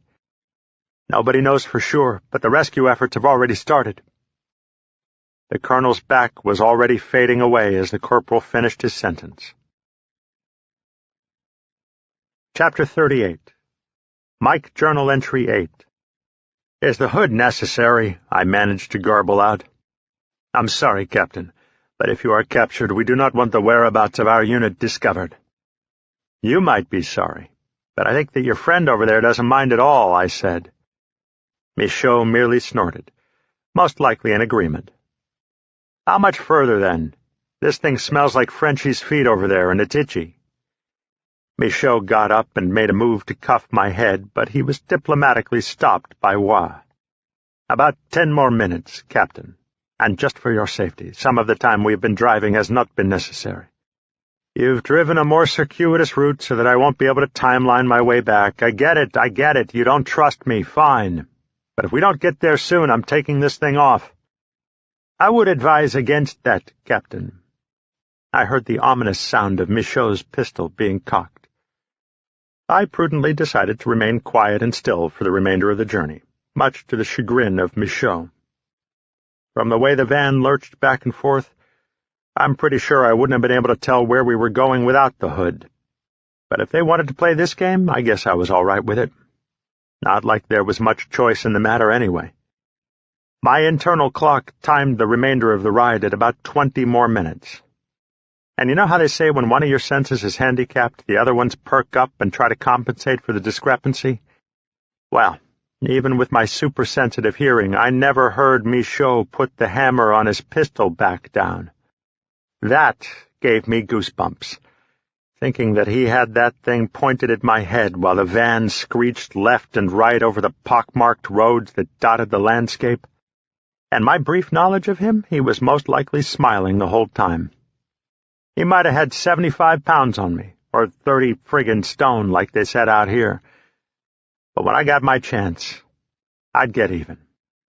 The thought helped ameliorate the smell of feet over my head, if only for a minute. The van stopped, and I hoped that would bring the salvation of fresh air, but no such luck. I was unceremoniously pushed out of the back of the van. I stood up, wiping the small stones that had embedded themselves in my kneecaps, and tried to orient myself. I wasn't even sure now in which direction the van was. A low, vibratory hum seemed to pass over my head. My first impression was that it was the alien ship, and the bastards had baited me right into a trap. I was on the verge of ripping my hood off and giving anyone within my striking distance some good old what for. Then I realized that the hum seemed more all around and not just directly above. More like a power station, I reasoned. I wasn't sure if it was information I needed or could eventually use, but I filed it away anyway. Sometimes you just never know. "Let's go, Captain," Wah said as he grabbed me just above the elbow and kind of steered me in the general direction. I heard Michaud walk off in the opposite direction. He was talking to someone else in what sounded like French, saying something about licking a frog's ass, or maybe it was just that he wanted a beer. Either way made no never mind to me. The gravel gave way to concrete, and for a few more feet I shuffled on, half expecting to slam my nose into a door. The temperature of the air changed. It was warmer. I was being led inside. To what? I didn't know. It was just safe to say it was inside. The door behind me slammed shut, and I jumped a little. The hood was pulled off almost immediately. I sucked in the new air as if I had been underwater for a week. I squinted out of reflex, thinking that I was about to be light-blinded. It was hardly necessary. The room I was in wasn't much better lit than the hood I had been wearing. Even so, my eyes still needed to adjust to something that wasn't an inch away. When my eyes finally did adjust, it didn't look anything like a power station of any kind. It looked more like a huge warehouse. Crates were piled high. In the distance, I could even see a forklift getting something down. "Where are we?" I asked, as I tried to wipe the smell from my nose. "Where we are, Captain, is of no importance to you," Wah answered. "At least, not right now," he added. "Colonel Brintley wishes to see you, and after he is through briefing you, I will show you to your quarters. Any chance I could make a pit stop? The springs in your van aren't so good, and I just finished a quart of Gatorade when this whole little adventure began." "I'd say yes, but Colonel Brintley expected you 7 minutes ago, and I'm already going to catch hell," he snorted. 7 minutes ago. "Let's go," he said, as he again grabbed me above the elbow. But this had more of a death grip to it. I was going in the same direction he was, no matter what the consequences. Bladder be damned, full speed ahead. "Oh my God!" Beth shrieked. "Is there supposed to be that much blood?" "Just wipe my damn forehead," Sergeant O'Bannon said as he tried to blink away the sweat that was accumulating at the top of his brow. Deb had begun to turn ash-white as the sergeant dug around in her shoulder, attempting to retrieve the bullet without doing any more damage than was necessary. He was feeling like a bull in a china shop, rooting around in the girl. He tried in vain to not look at her face. He could tell even in this extreme situation that she was a beautiful girl, and so young. He noticed himself speaking in the past tense and did his best to correct it. But the facts were right there in front of him. Blood, which he had no means of replacing, was pouring out of Deb at an alarming rate. He finally found the bullet lodged squarely in Deb's shoulder blade. If she lived, he figured she had at least 6 months of painful physical therapy ahead of her before she would be able to move her arm correctly. Her days of beach volleyball were over for sure. Hope sprang forward as he pulled the fragment out of the wound with an audible pop. "Is that it?" Beth asked incredulously. "Well, it's either the bullet or I reached up too far and pulled out a filling." Beth smiled slightly at that. She figured that Deb was out of the woods now that the bullet was out. Naive, sure, but she still felt better. Deb stirred a little as the sergeant dropped the piece of lead into the top of the tackle box. "Keep her steady, Beth. I've got to sew her up as fast as possible." Beth laid her head down on Deb's right shoulder and spoke comforting words into her friend's ear. It was out. Naive, sure, but she still felt better. Deb stirred a little as the sergeant dropped the piece of lead into the top of the tackle box. "Keep her steady, Beth. I've got to sew her up as fast as possible." Beth laid her head down on Deb's right shoulder and spoke comforting words into her friend's ear. She didn't know if Deb could hear her at all, but it made her feel good anyway. The sergeant worked fast, stitching her wound. This was more his speed anyway. "I'm done," he said to no one in particular. He would have high-fived somebody if he hadn't thought that it was totally uncalled for. Beth's head sprang up from Deb's shoulder to congratulate the sergeant on a job well done, but as the sergeant's eyes turned towards Beth, his face fell. "What? What's the matter?" Beth's eyes grew as wide as saucers. The first thing that came into her mind was that the men in the vans were approaching. But that couldn't be it. She was looking in the direction of where the vans were, and they were gone. They left sometime during the operation, and quietly, too, because neither she nor the sergeant heard them go. Beth felt, more than saw, something land on her shirt. She tore her eyes off the sergeant momentarily to look down. Her shirt had multiple blood splatters on it. Then her mind began to race.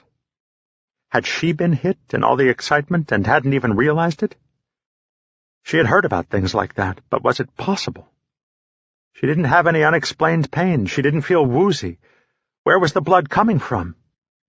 Both she and the sergeant looked down at Deb in the same instant. Crimson-red blood was streaming out of the corners of her mouth. She looked the part of some B-movie actress with crappy special effects. But this wasn't a movie, and this was no B-movie actress. This was Beth's friend. Deb began to cough up what little blood she had left. What did not come out her mouth began to fill her lungs. The coughs became more violent as the sergeant tried to prop her up. The wound on Deb's shoulder began to pucker, and then blistered open, fresh blood spilling from the sewn-up gunshot caused by Deb's violent hacking.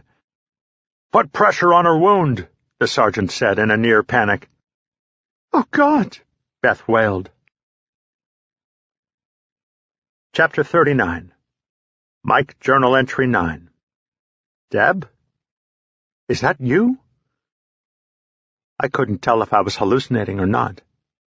Deb was standing before me. She was shimmering in an almost soft, golden light. I thought for sure I had finally been driven over the edge. If that were the case, I was bringing Wah with me. His first reaction was to ready his weapon. It was dawning on him that weapons would be ineffectual. I think he had begun to mutter prayers. Swears or prayers, I couldn't truly be sure. A lot of the time they're one and the same. He kept muttering something about spirits or ghosts. It couldn't be a ghost, though. It was Debbie, my companion for so many nights. My heart panged for her at the sight. Her arms were outstretched, and she was walking in my direction. Although walking might not be quite accurate, she seemed to be hovering 2 or so inches above the ground. Roy grabbed me by the shoulder. "Come on, Captain, let's go. No good can come from this," he said, as he uttered another prayer and crossed the Trinity on each shoulder and then his forehead. "I know her," I said, as I shrugged my shoulder away from his grip. "You know this spirit?" he asked, backing away. "She was on the ship with me. She was what? Not my girlfriend, not just a companion. What was she?" I felt pathetic. I loved this girl, and I didn't even know what she was to me. "Deb, how did you get here?" I was still blinded by the sight of her. "Are you crying?" And still she advanced. A slow dawning began in the depths of my brain. Tiny dots of fear began to shimmer and then shine. At this rate, they would be ablaze soon. But reason began to take over. Why would I be afraid of Deb? "I love you," I said weakly. It looked to me like she was mouthing she loved me back, but no sound emanated from her mouth. Still, I heard it ring out, loud and clear. She finally reached me, and the touch of her hand was, oh, so warm. Freezing. Her embrace was so inviting. Disenchanting. And her kiss was sweet. Bittersweet. And then she was gone. New York, Massachusetts state line. "She's gone," Sergeant O'Bannon said sadly, as he stood up and walked away from the truck. "She's not gone. She can't be gone," Beth protested, as she began to pound on Deb's chest, hoping that somehow, some way, she would be able to beat the life back into her. After a minute or so of trying the unorthodox method, she gave up and laid her head on Deb's chest. Then she just sobbed, and then sobbed some more, until there was nothing left. When she thought she was all wrung out, she would begin anew. Finally, the sergeant came back and wrapped his arms around Beth's shoulders. "I'm so sorry. I did everything I could." Beth turned and buried her head in the sergeant's shoulder. "We can't stay here, Beth. Those vans might come back, or worse, my unit might send out scouts. We've got to go before it gets dark. We can't just leave Deb here." Beth started crying again. "Beth, we're alive, and we've got to keep it that way. I know a back way to get you into Massachusetts, if that's what you want to do. But if we stay here, there's no telling what might happen to us. My unit would be more than happy to finish off what they started here today.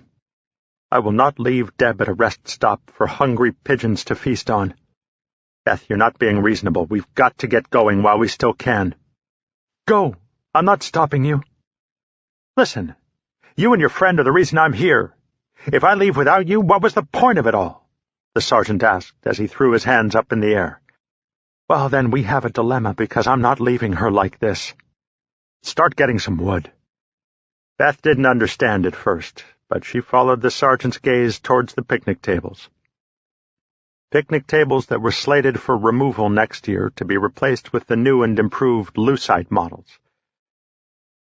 That would never happen now. The tables and benches were still the good old garden-variety wooden ones. The sergeant picked up Deb's limp, lifeless body and gently placed her on the nearest table.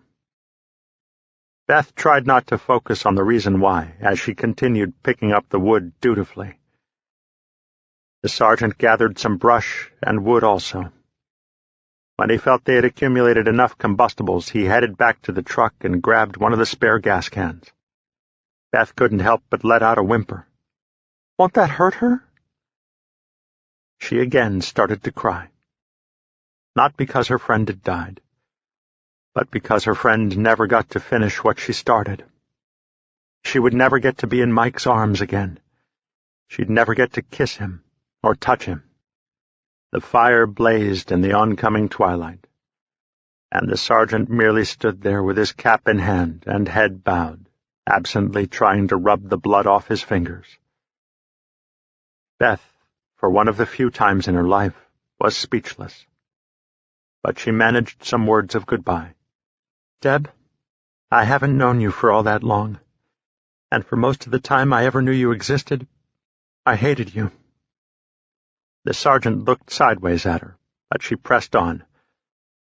"In a time when I wanted nothing more than to be in the arms of my boyfriend, you were the one that found solace there.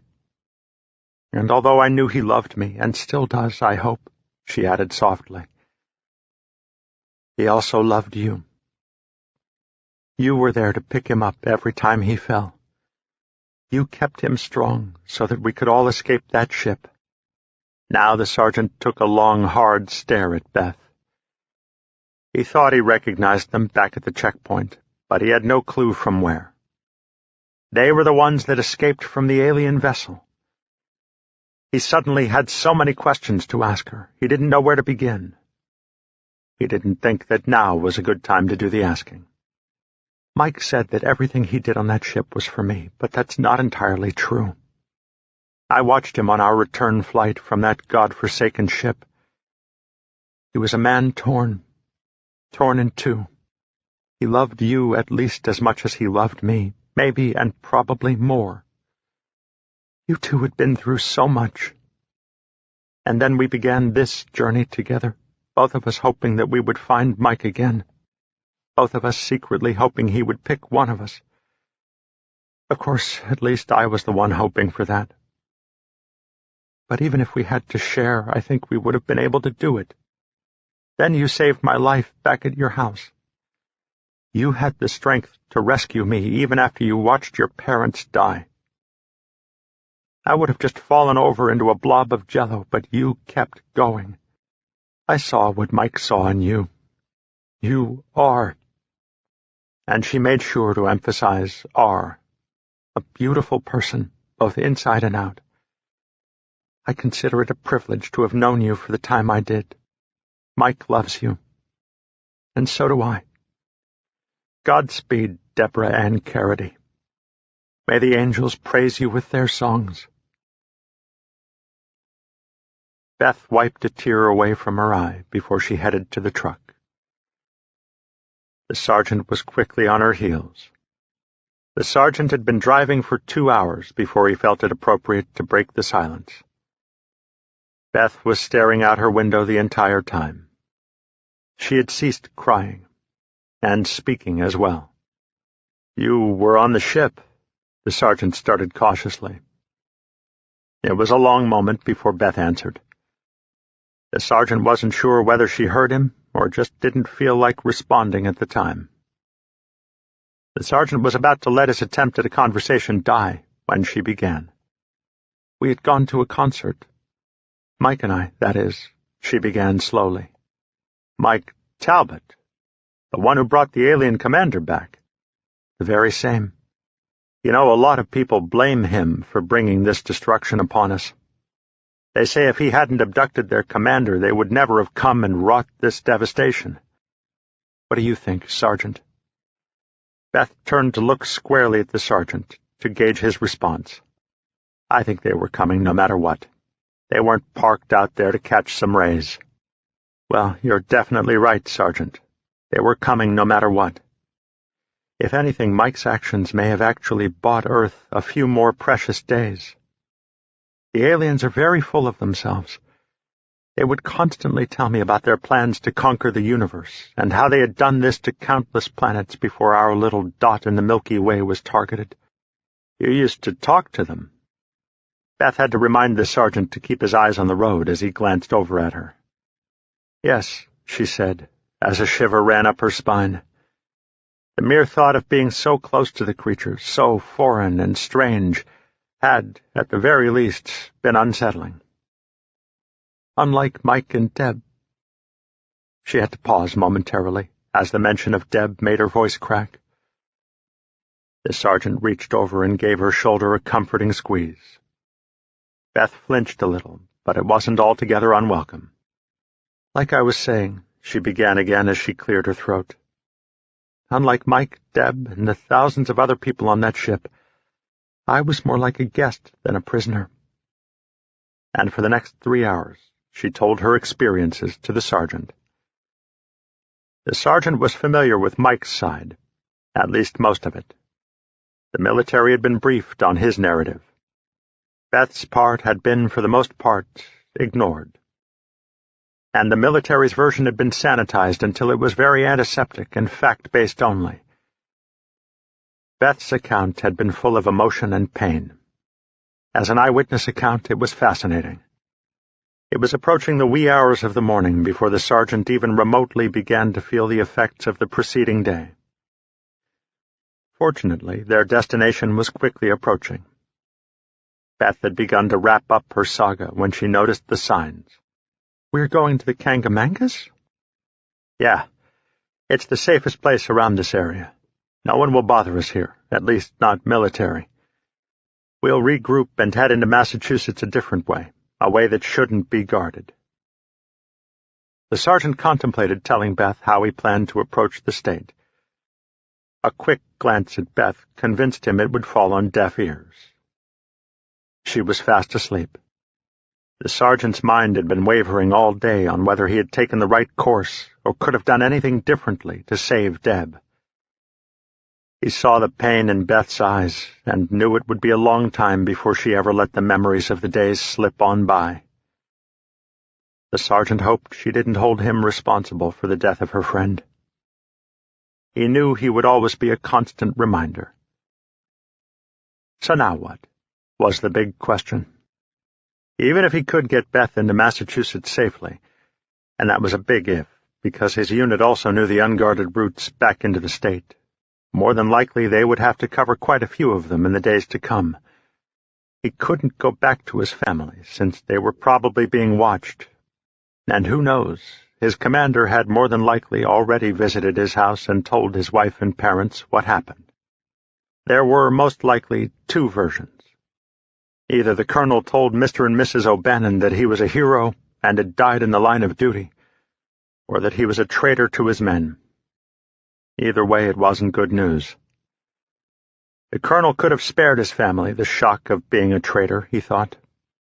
But there was always the chance he could slip by the defenses and get to his family. Then what? If he were still alive, he obviously didn't die a hero's death. Furthermore, the colonel knew that his father came from a long line of military career men. He would never tolerate traitorous behavior. If the colonel even suggested that, O'Bannon would be in more danger from his parents than from his men. Oh, what a tangled web we weave. It was the only cliché he could think of. But it fit. He pulled the truck over into one of the most remote camping locations that the state park had to offer.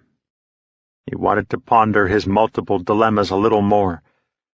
But sleep now had a firm hold, and it wasn't about to let go. Beth, meanwhile, dreamt 1,000 dreams, but they all revolved around one theme. She dreamed she had finally made it back to Mike's open arms. But he wasn't waiting for her. No matter how fast she tried to reach him, Deb kept beating her to his warm embrace.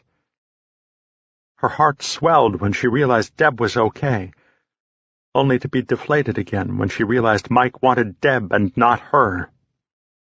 1,000 times, in 1,000 dreams, she ran, and every time was beaten out by her friend.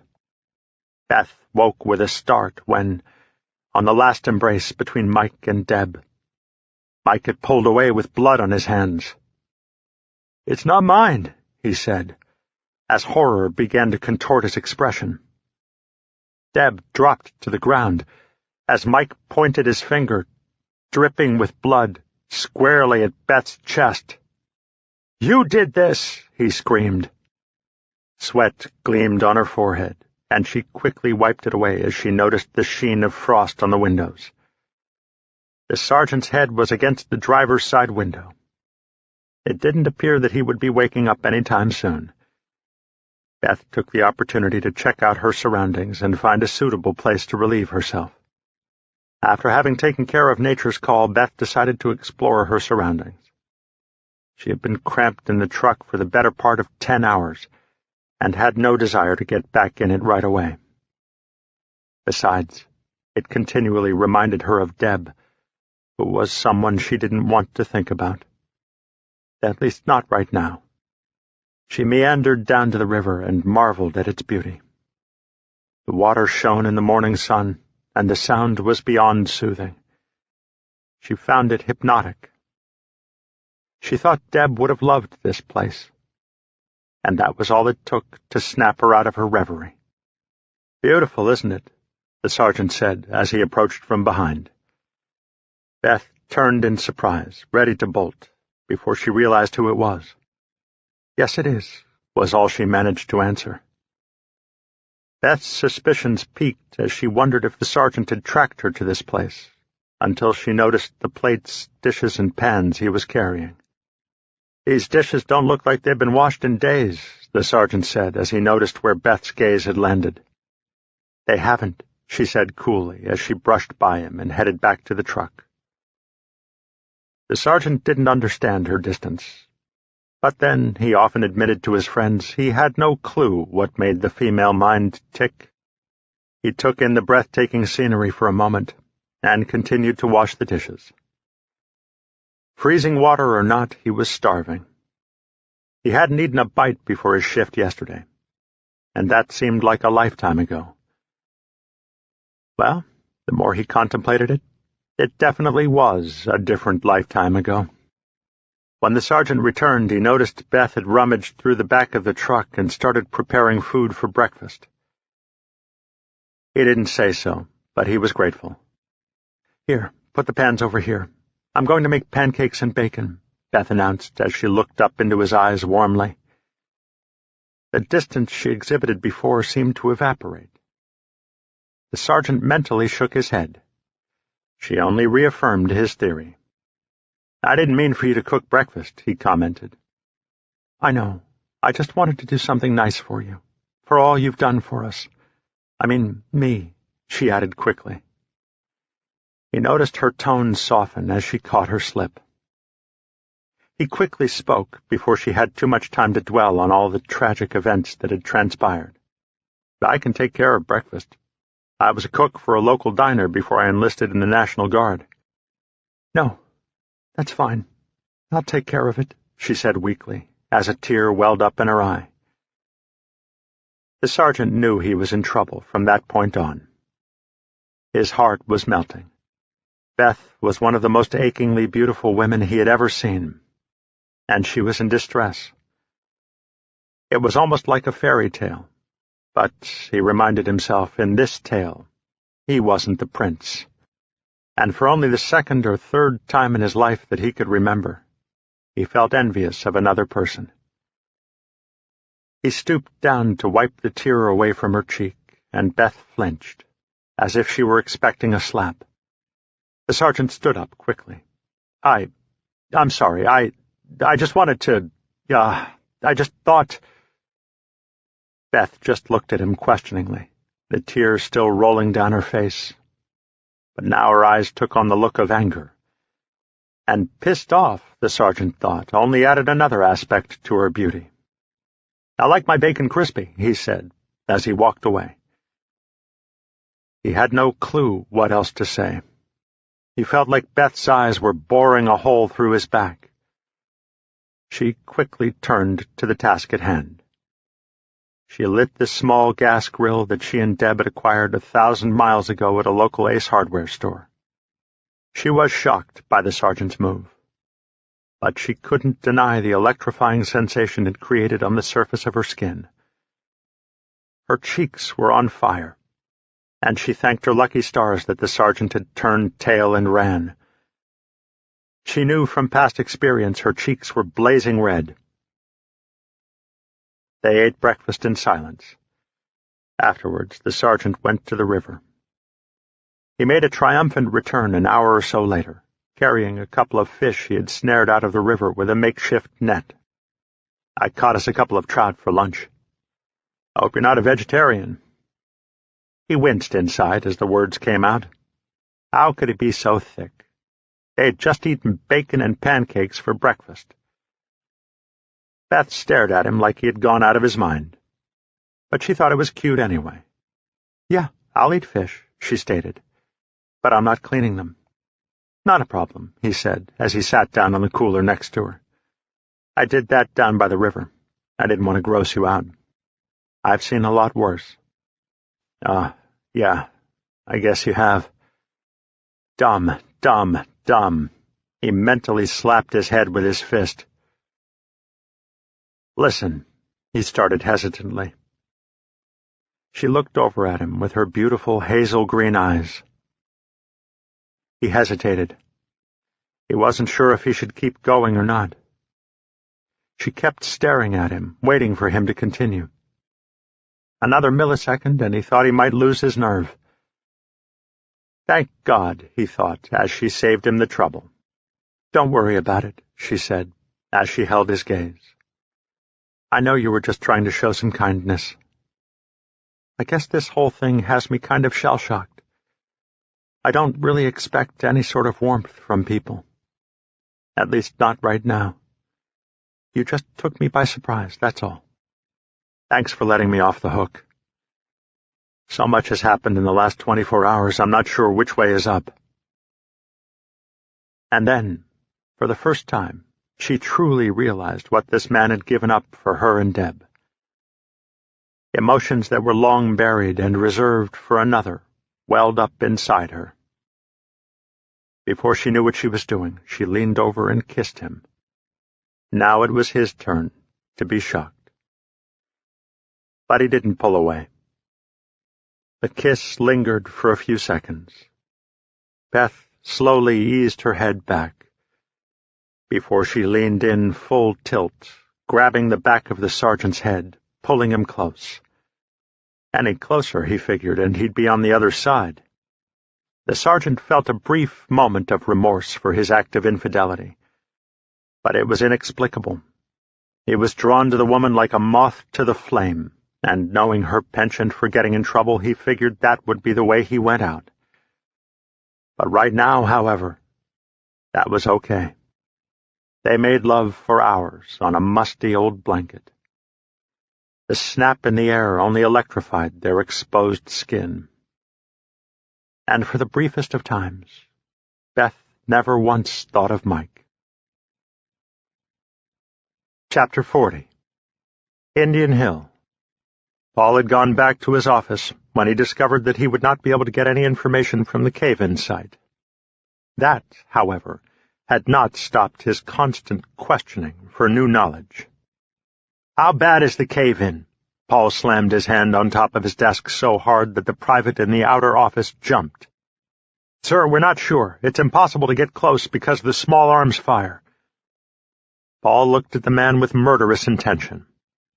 "Small arms fire from whom?" Paul demanded. "We aren't sure, sir, and I want answers." "Sir, I have no answers. The only thing I know for sure is that Major Salazar and his team were in the tunnel when she blew."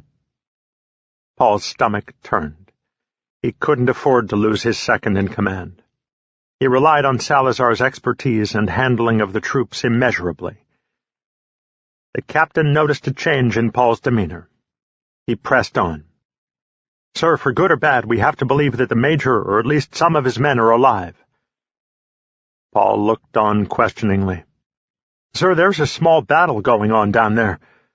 I believe it's Major Salazar and his men against whoever detonated that bomb. What about getting some men down there and helping out?"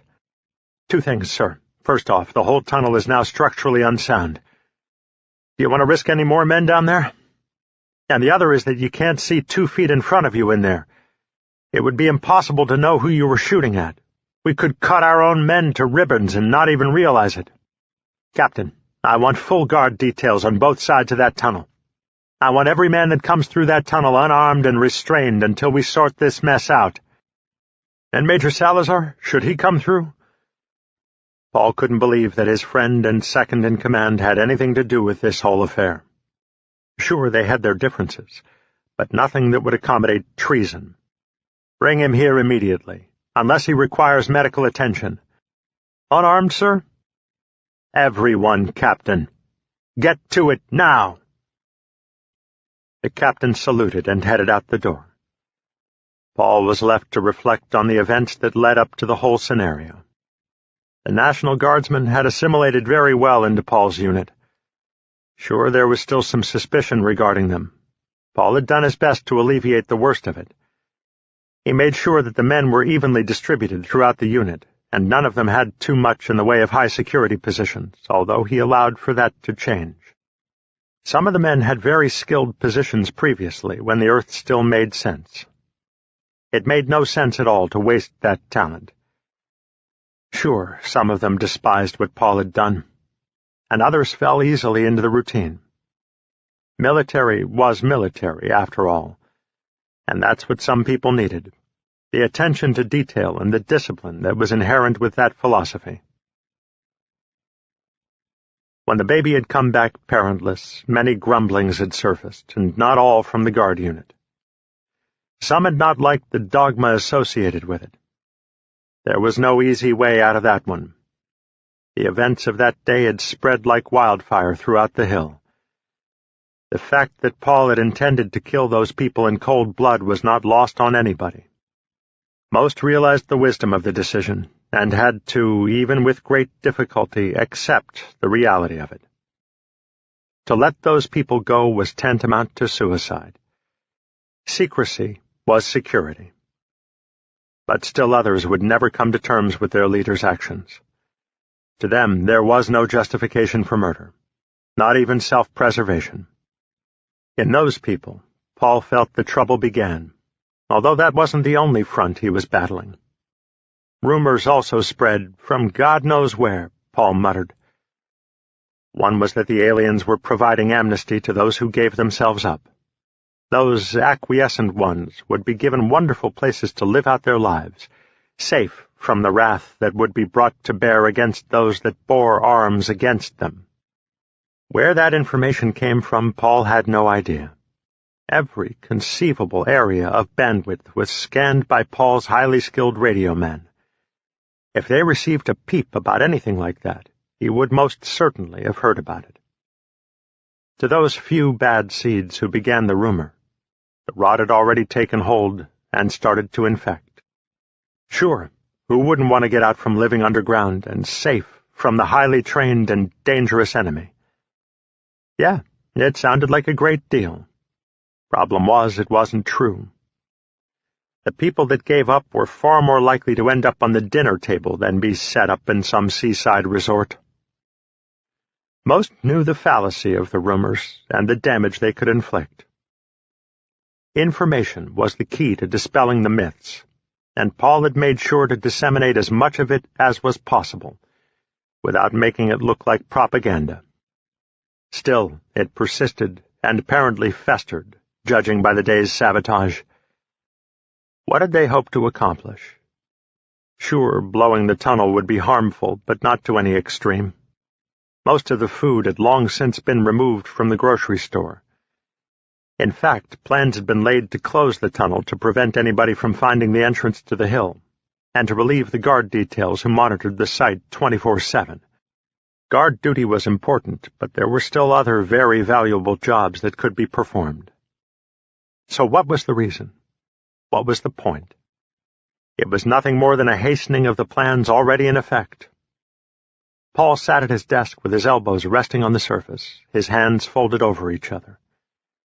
He slowly lowered his head down, when suddenly his head shot back up with the dawning of a thought. Diversion. It was a diversion. "Damn it!" Paul exclaimed. "Private, get in here!" It was an amazingly quick response, but the private was already on the move when his colonel began to shout.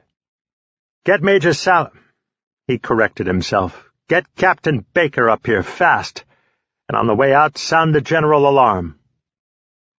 The private nodded at all the right times, but understanding did not come so quickly. He knew about the tunnel and the measures the colonel had taken to contain the situation, so why the alarm? The alarm only meant bad things. Right now, the private wished he hadn't eaten that second bowl of oatmeal this morning. It was sitting in his belly like a lead weight. Red lights blazed along the hallways and in each room occupying the hill. A controlled pandemonium broke loose as the alarm rang 3 times and silenced itself, lest it be discovered from above. But the effect was instantaneous. Men and women ran to their posts in various stages of disarray.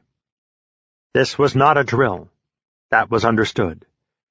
The alarm would only be sounded under the gravest of matters. Were they under attack? No one knew. They could only hope they had prepared well enough to thwart off whatever threat came their way. The second explosion, although not close enough to do any physical damage, still had enough power to throw Paul to the ground. Chapter 41. Mike Journal Entry 10. Paris. Many moments passed before I could shake the dread of the encounter with Deb. She had been here. But what did it mean? Wah had completely retreated down the hallway, crucifix in hand and Hail Marys flying. He didn't approach me until a full 5 minutes had passed, and he was somewhat assured that the vision wasn't coming back. Thankfully, he didn't say anything about the whole affair. I'm not sure I would have known what to say anyway. He quietly escorted me to the colonel's office, and I noticed that his grip on his crucifix was much tighter than that of his weapon. If I had any notion of escaping, this would have been the time. My concern for Deb was, so far, outweighing all the events that were unfolding before me. What I saw left me with an ominous feeling, one which I hoped I would not carry for the rest of my days. Colonel Brintley's office wasn't lit much better than the rest of the warehouse. Apparently, the aliens succeeded in severing one of the main power grids to the region. Battery-operated backup lights were the only source of energy in this place. How long would they last? Candle power next. The aliens were doing their very best to throw us full tilt back into the Stone Age. A few more days of this type of barrage, and they would succeed. Colonel Brintley was a big man somewhere in the neighborhood of 6 foot and 200 pounds, and he looked dangerous. The salt and pepper crew cut did little to temper that image. The colonel looked like he had fought his way to the top. Scars lined his left cheek, as well as a wound that disappeared below his neckline and looked like it would have killed just about anyone else except this man. He stood to greet me, hand extended. "Captain Talbot, it is so good to see you. I hope that my men were not too rough with you," he said as he looked severely at Wah. The act was for my benefit. The colonel didn't look like he gave a rat's ass about my welfare or abuse at the hands of his men.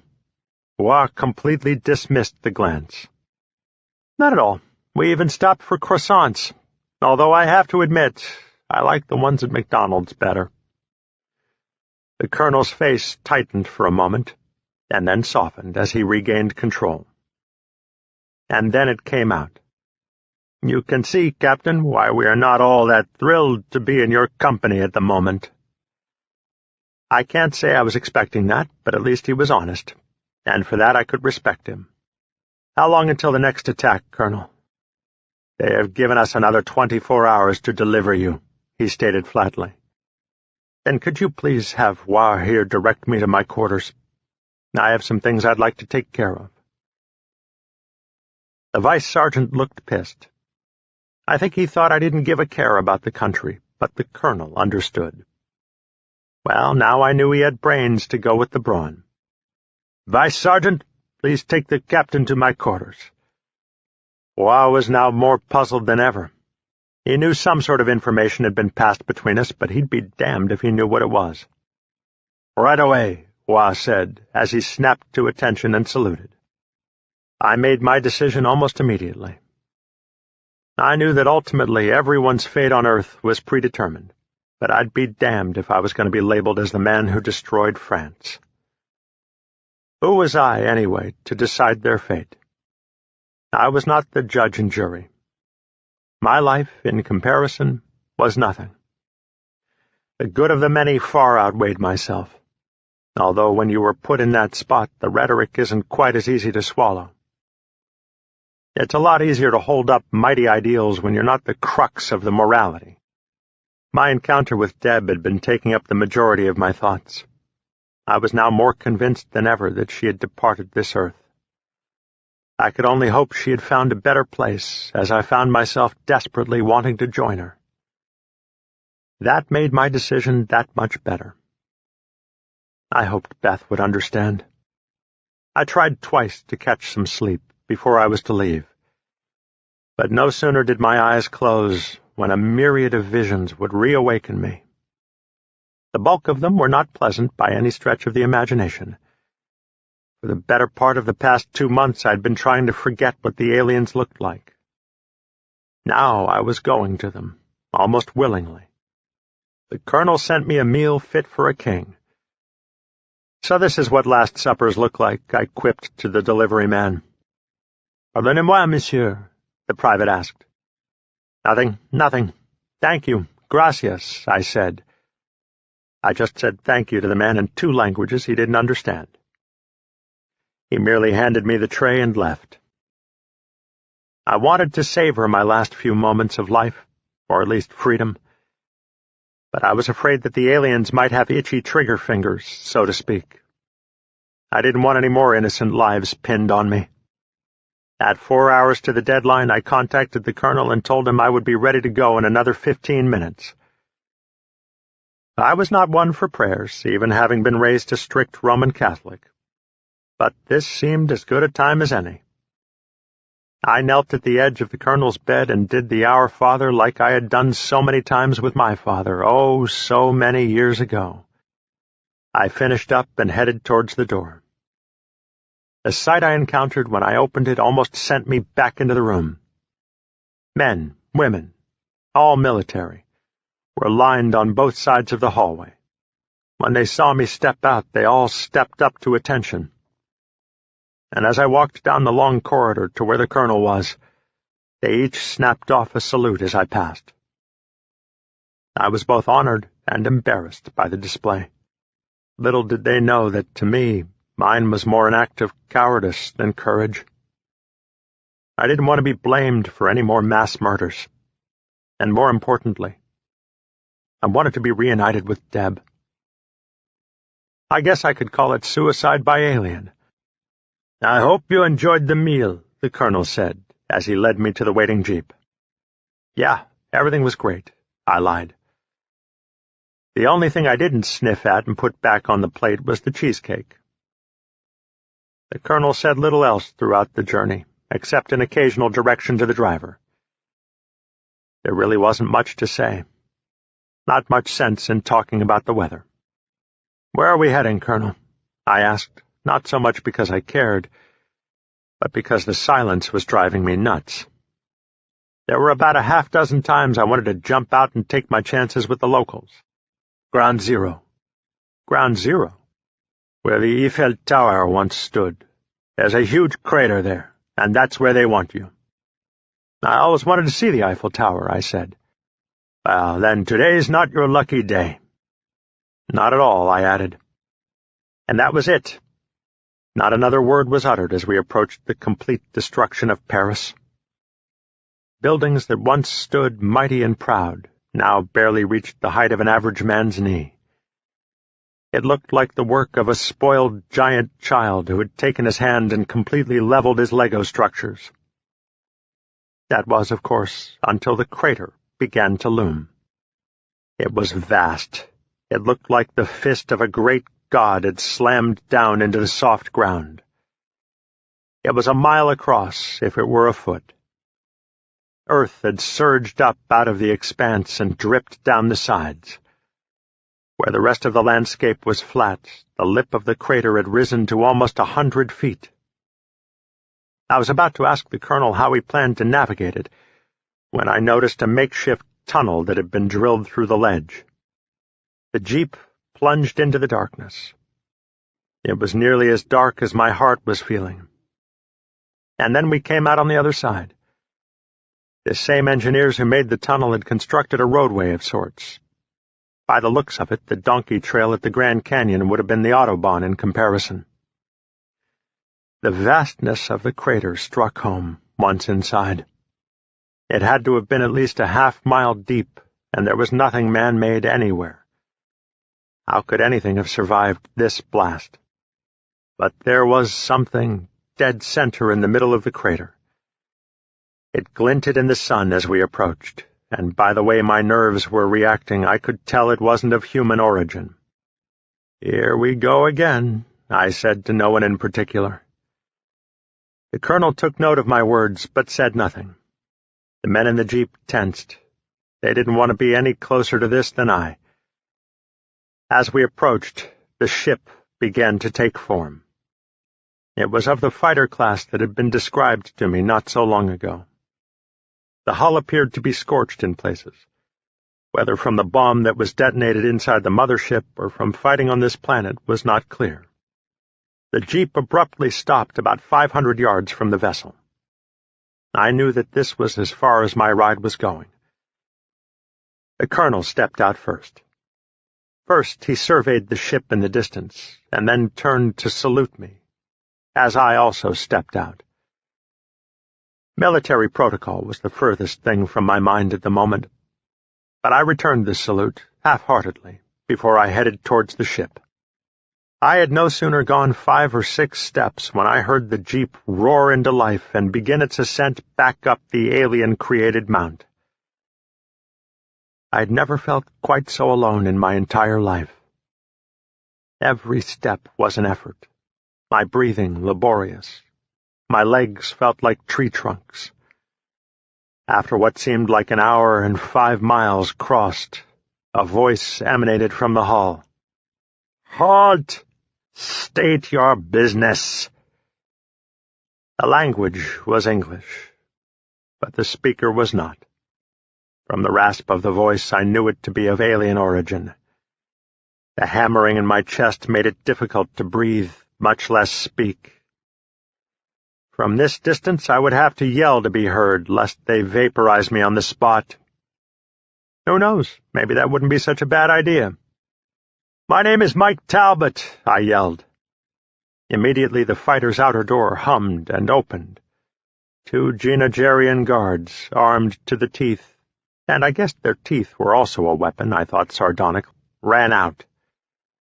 They approached me with their weapons at the ready. It didn't much matter, though. They could have come with fly swatters and beaten me. I was already defeated. My head was bowed. My spirit was shot. The guard who arrived first wanted to make sure, unnecessarily I might add, that I was no threat. He thrust the butt of his rifle squarely into my solar plexus region. What little breath I still possessed was expelled from me in a loud and resounding oomph. I toppled over, not even having the presence of mind to break my fall. I was astounded at how bad French soil tasted. I was then unceremoniously hoisted to my knees and dragged towards the ship. I was wholly unprepared for what happened next.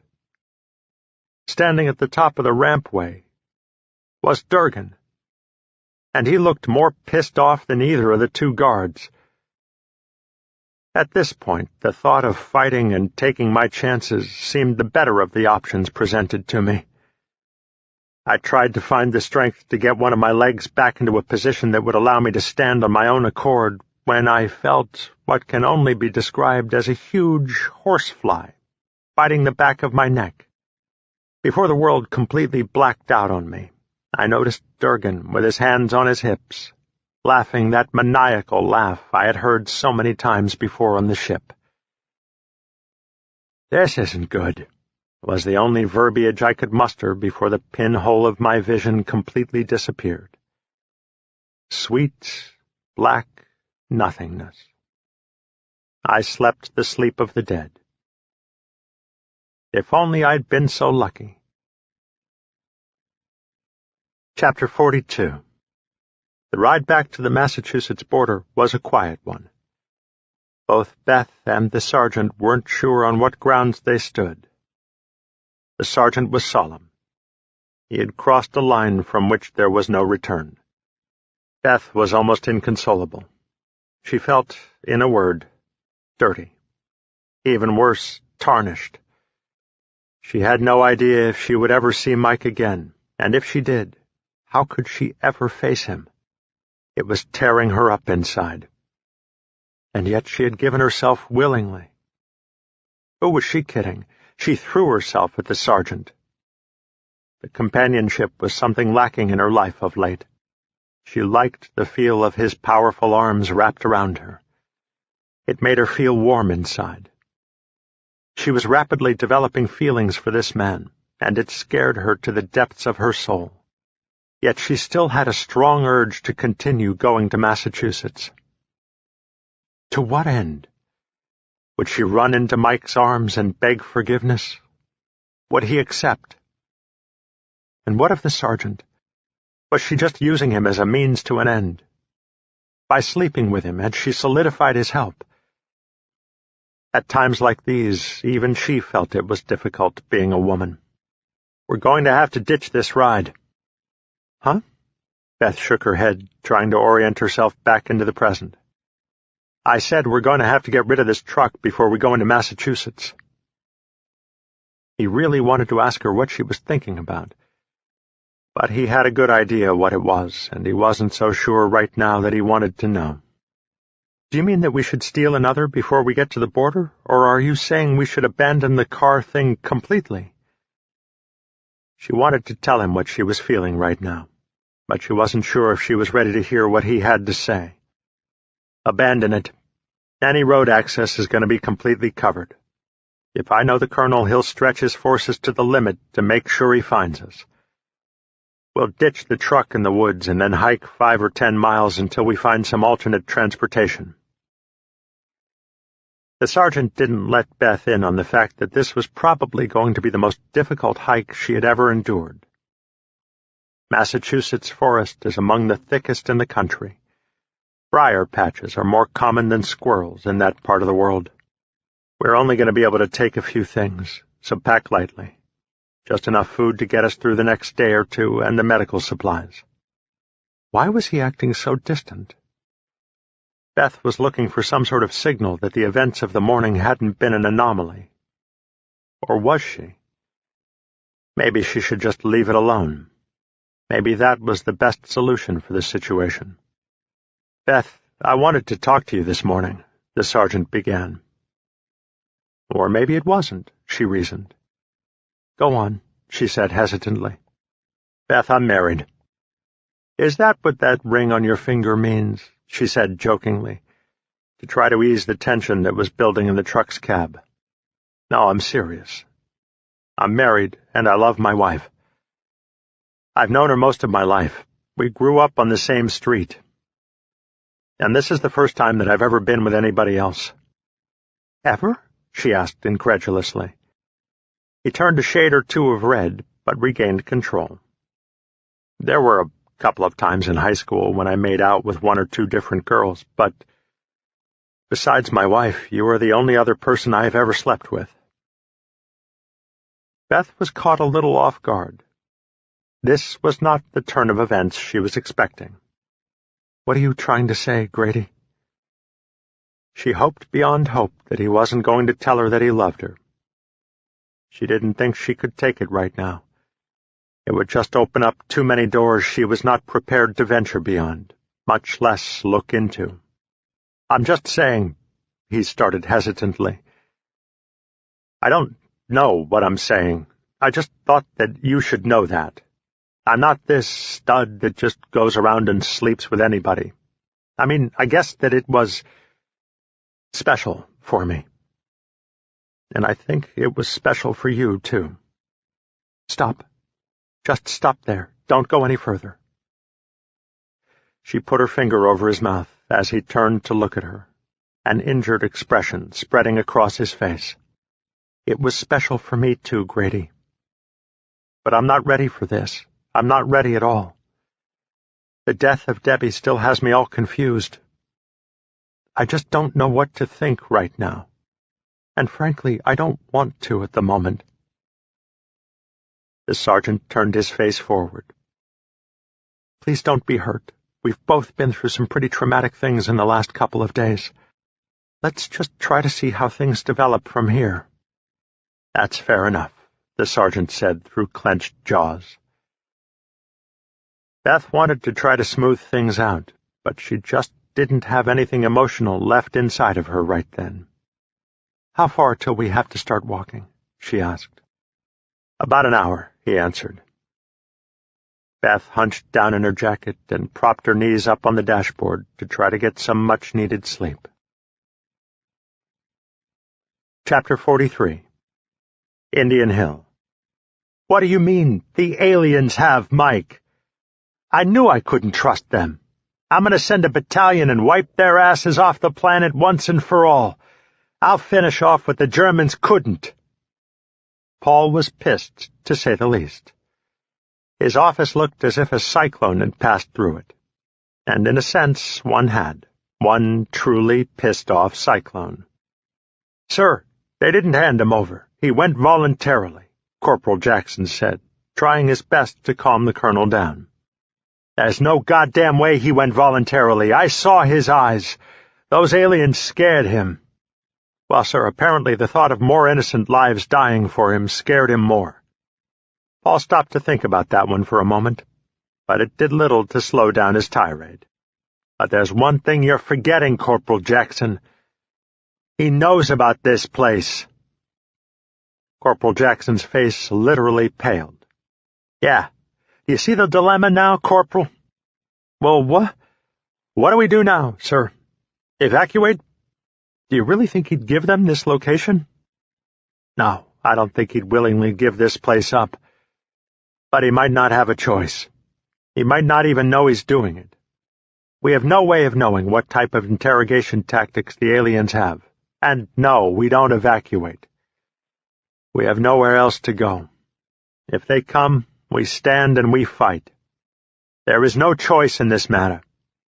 This is our best hope. And this is where we'll stand. Or fall," he added softly. Paul sat when the corporal left to think out the events of the past couple of days.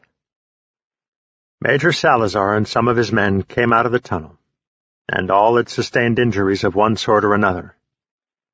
2 of the more severely injured were still in the hospital with gunshot wounds and a couple of broken bones. The rest had varying degrees that would classify them as walking wounded, injured, but not badly enough to be taken off active duty. Major Salazar had taken a small detail down the tunnel to figure out if shutting the tunnel would have been the best overall plan for the hill, and if so, how would they go about it safely. They were studying some of the blueprints for that leg of the tunnel when a small band of 5 men came running in their direction. Even from 100 yards off, Major Salazar saw the trepidation in those men's eyes. They hadn't been expecting company. The major immediately withdrew his sidearm. Most of the rest of the small detail followed suit. The 2 that were shot had not been so quick to react, and thus Darwin's theory of evolution is brought forward. The approaching men stopped and started firing on the major's position while the major's men returned fire, killing one of the saboteurs instantly. Then they did something that took the major completely by surprise. They got up and started running towards him. It was like target practice, the colonel thought. 2 of the men didn't make it 20 yards before they were riddled with bullets. Another man fell when the bomb blast hit. Debris rained down, and the major heard sharp cries from his men. Some had been hit by falling rocks and beams. The choking dust was thoroughly blinding. The major wanted to get his men out, but was unsure which way that was.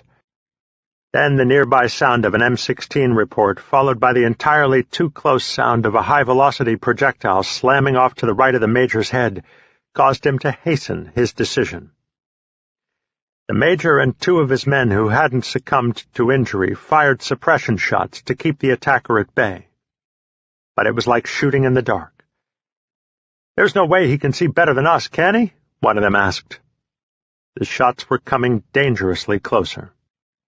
"Keep firing," the Major shouted over their protestations.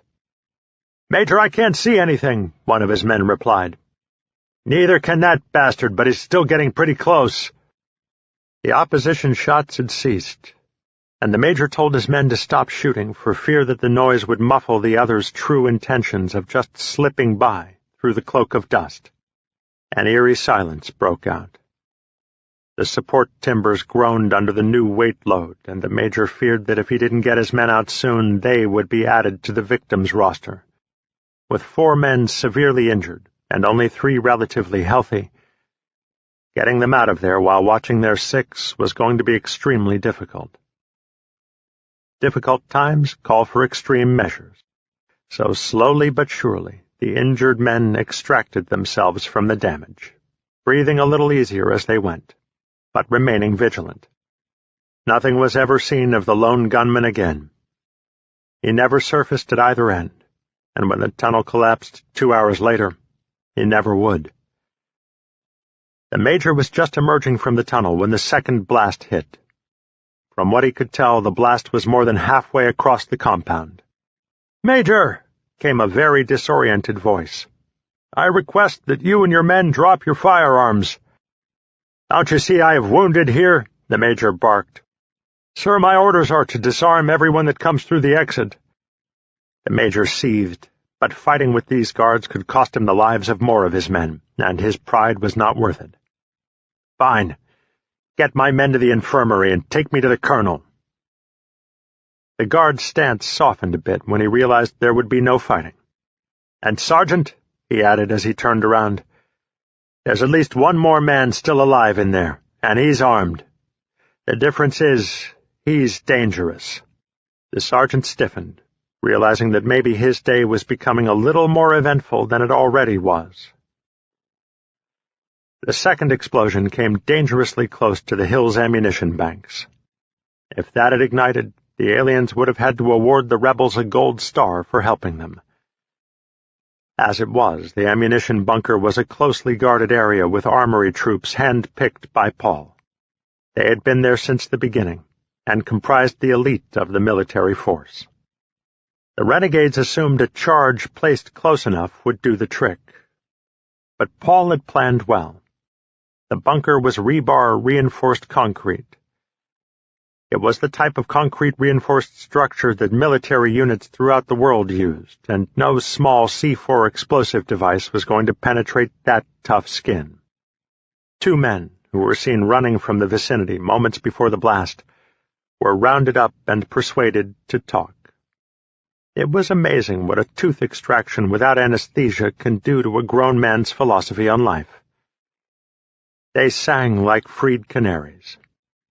Within minutes, 20 or so dissidents were rounded up, who were also convinced to talk, albeit with less brute force. One look at their comrades' bloody mouths, and they gave up everything. All in all, they captured somewhere in the neighborhood of 50 hardcore rebels. The majority of them started running for their freedom with the initial bomb blast. Most of those, however, had also been taken captive, while some died in the ensuing gun battles. At least 5 survived to escape. Paul had troops out looking for them. He had to admit, if only to himself, that if they hadn't been found by now, the likelihood of them being caught later was next to nil. Chapter 44. Somewhere in Space. Most semblances of broadcast radio and television especially were in shambles. An occasional local station was still up and running. Most of them were only on to broadcast the safest places to go for shelter, or where there was a possibility of getting fresh bread. The stations that were still operational were guarded like fortresses. During the early days of the invasion, many of the stations had been overrun with doomsayers and throngs of people who wanted to have their 15 minutes of fame. Who could blame them when they only thought they had an hour left. Why not be a celebrity for 1/4 of it? On this fateful night, ratings were about to take a huge leap. The aliens had beamed a signal to every functioning station on the planet, radio and television alike. "Humans," the alien voice began. "We have an event unlike any other ever viewed in your lifetimes. 1 week from tonight, your champion, Mike Talbot." At this point in my illustrious career, the vast majority of the planet's population had no clue who I was. The aliens must have assumed I'd paraded around the world, telling everyone of my exploits. Nothing, however, could have been further from the truth. The military from the beginning wanted to keep the story as quiet as possible. Even if they hadn't, I had no desire whatsoever to keep reliving the events of those 18 months. The droning voice continued. "We'll face another of your own, Durgan O'Shea, in a fight to the death. The winner will be crowned champion of the Earth Gladiator Games. He will then have the honor and privilege to fight, also to the death, the Genogerian champion, Drabeban." At this point, all of our faces were shown on the screen. Although I wasn't actually there to witness it, I can tell you that every person who saw that broadcast had all the color drain out of their faces in an instant. Sure, Durgan looked insane, and I looked scared. But it was Drabeban's mug that had everyone captivated. Most people had yet to see the species that was wreaking so much havoc on the planet. But there he was. He wasn't skinny with big black eyes and long, slender fingers like most of the earlier abductees claimed. He was immense, intelligent, and fucking scary-looking. The snout was smaller than today's traditional crocodile, but the teeth looked every bit as nasty. "The winner of this match, if human." The pause on "if human" was purposeful. The aliens had no illusion that their champion would lose. Only once, in the hundreds of planets they had ransacked, had the local champion beaten the Genogerian champion. That was the striver's Andible Louder. The Progerians hadn't taken too kindly to that loss and retaliated by wiping out the entire bloodline of the offending Genogerian, making future losses that much less palatable. "Will simply be set free." The message was repeated that way for 2 hours every day. Basically just a recording that played over and over. Eventually anyone who had not heard about it electronically learned by word of mouth. It could have been the biggest pay-per-view event ever in human history. But Dunkin was already presumed dead, and now there wasn't a promoter big enough to take on the event. Beth had dozed off when fate, divine intervention, coincidence, whatever you want to call it, stepped in. The truck hit an enormous pothole, shaking the cab to its core. Beth was startled to alertness, but the swaying of the cab knocked her knee into the old Delco stock radio, roaring it into life. Beth's first instinct was to hit the power button before the obnoxious blare of static came on. She and Deb had tried unsuccessfully throughout their ride across the states to find something on the airwaves. But each time they were only rewarded with the sound of the crackling paper, as they came to affectionately call it. They simply quit trying when they hit Pennsylvania, and hadn't turned it on since. Before Beth could get to the dial, she caught something about being set free. "Did you hear that?" She sat up straight and looked over at the sergeant, trying to gauge whether she had just hallucinated or actually heard right. "Yeah, I heard something. I didn't really catch it, though." The sergeant was excited also. His unit had been monitoring everything since the attacks began. The most they ever got was the occasional ham operator fishing to see if anybody else was still out there. "This message will repeat in 5 minutes," the radio blared, as Beth cranked the volume to maximum in an attempt to wring out more from it. She hastily turned it back down, but not too far. She didn't want to miss a word.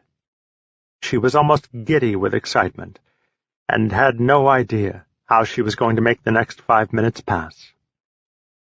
She thought conversation might help. "Do you think it's a message from the government telling us the aliens have left?" "That would be so wonderful," she continued as she clasped her hands together. "I mean, could it be true? Could we all be free?" "Hold on, Beth. What exactly did you hear?" the sergeant asked cautiously. "All I heard was something about being set free." The excitement in her voice was palpable. The sergeant wanted to catch the fever also, but he was a little more skeptical. Not because he didn't want to believe, he just didn't want to believe before he was sure it was true. Utter disappointment was a little more pain than he was prepared to deal with at the moment. What if everything he had done in the last few days was unnecessary? How could he tell his wife and child? His parents?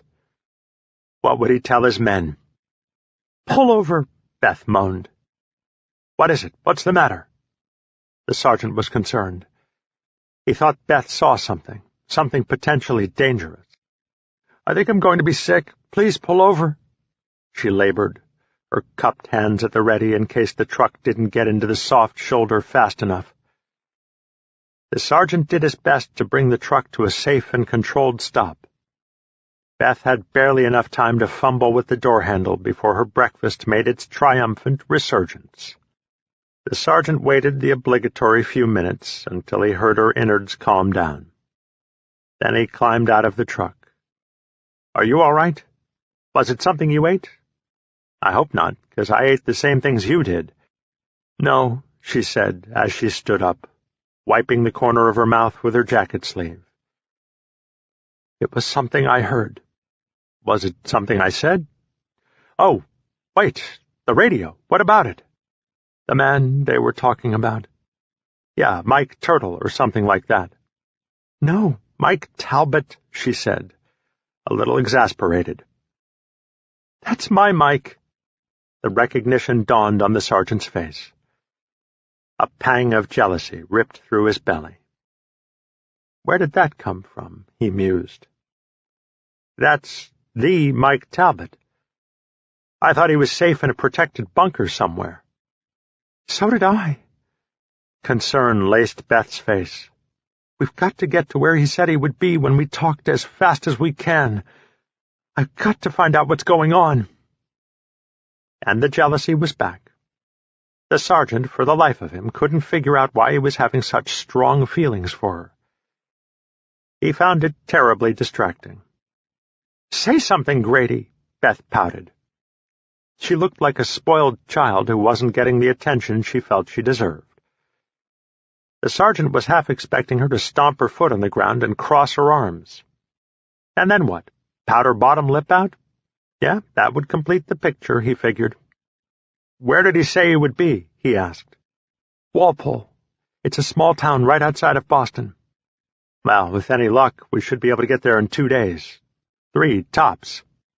Now her lip did begin to protrude. "That's too long. I want to be there tonight." "We can't do it, Beth. We've got to be extremely careful crossing over. Every access road is going to be covered. I told you we are going to have to ditch the truck and cross over by foot, and once we hit the woods it's going to be some difficult traversing. And if, he emphasized if, we get through without any serious problems, we've still got to secure some sort of transportation, which in itself isn't going to be easy. The Massachusetts National Guard confiscated nearly all the cars and trucks that weren't being used by their owners, and in some cases they took those too. So you kind of see the dilemma. Beth clearly saw it, but that didn't mean she liked it. "Fine. Let's get going," she said, as she hopped back in the cab of the truck. Chapter 45. Mike Journal Entry 11. "Where am I?" I said, somewhat dazed. I attempted to sit up, to no avail. I was not sure whether I was sedated into paralysis or wearing restraints. When my head cleared up a little later on, I realized it was both. The room was lit, but much to my chagrin, I realized it was the ever-present, all-surrounding luminescence of the alien variety. Damn, I hoped that part was a dream, I muttered out loud, more to calm my nerves than for any particular audience. Not a dream, you turd. A bad dream, possibly. A nightmare, most definitely. That voice alone snapped me back from La La Land. My eyes probably bugged halfway out of my head. Yeah, I'd be scared if I had to face me too, he laughed, that grating, familiar, maniacal laugh. Well, I see the extra time on this ship hasn't done much for your personality, Durgan. I nearly cursed out his name. Oh, it's done plenty, you little pansy. While you were down there with your little girly friends, I was training and fantasizing about this very day. And to be honest, looking at you now, I'm a little disappointed. I have to admit that at one point you had me somewhat concerned. Not scared, per se, but a little concerned. You looked like a wily and crafty adversary, one that was due a small measure of my admiration. The way you dispatched some of your foes was brilliant, sheer brilliance. But now I'm not sure you're even worthy of my attention, even with one prosthetic leg. Durgan spat the last part out as he hiked up his jeans to show me what appeared to be something more out of the Terminator than anything man-made. I still do owe you for this little beauty, though, even if it is stronger than the original. Maybe when I'm done with you, the aliens will piece back together whatever is left, and I can keep you as a pet. He laughed again. Listen, you ape. I wasn't sure if this was the right approach, especially considering I was drugged and tied down, but the dude was starting to piss me off. I have no clue what you were even talking about. And to be honest, I'm not sure that even you know. Durgan was leaning against what appeared to be a desk, but from my limited vantage point that was not clearly discernible. What was clear was Durgan cleaning his fingernails with a 6-inch curved blade. That appeared to be much more important to him than anything I said. He looked up after he finished his task. A deranged grin spread from ear to ear. Well, I'm here to tell you, old buddy. As he stood up and began walking over to me, I involuntarily tensed up. Oh, you are the nervous one, aren't you? He started to toss the knife back and forth between his hands. I struggled to keep up with the movement. It was damn near impossible. Either he was just too fast, or my doped-up perception was for shit. Then he folded the blade up and placed it in his pocket. You see, my friend, he continued as he leaned on me, his hot breath scraping the inside of my nostrils. 1 week from tonight, you and me are going to dance. Only this dance is going to be unlike any other. Me and you are going to have the largest audience of all time, so you'd better make this last. If you go and die on me in the first minute or two, I'm going to be really pissed. Yeah? How do you think that's going to make me feel? He stood up, and this time, true laughter came out. Perhaps it was something closer to who the original Durgan had once been. But it was short-lived. You're a funny man, Talbot, and I'm going to enjoy ripping that funny right out of your neck, he said, as calmly as if he were telling me about the weather forecast. Don't embarrass me out there. If you fall to your knees and just start begging for your life, I guarantee I'll take my sweet-ass time slicing and dicing you in front of your adoring fans. You're a sick bastard, Durgan. And don't worry about me. I should have kicked your ass when I had the chance. Durgan snarled at me as he walked out the door. I was hoping that my false bravado held up. Good thing for the restraints, though. They kept me from shaking right off the friggin' table. I fell back to sleep at some point, since there was really not a whole bunch to do when you're strapped down. I was awakened later by one of the Progerians whom I recognized, as crazy as that sounds. I definitely spent too much time on this ship. I know you. You helped me once.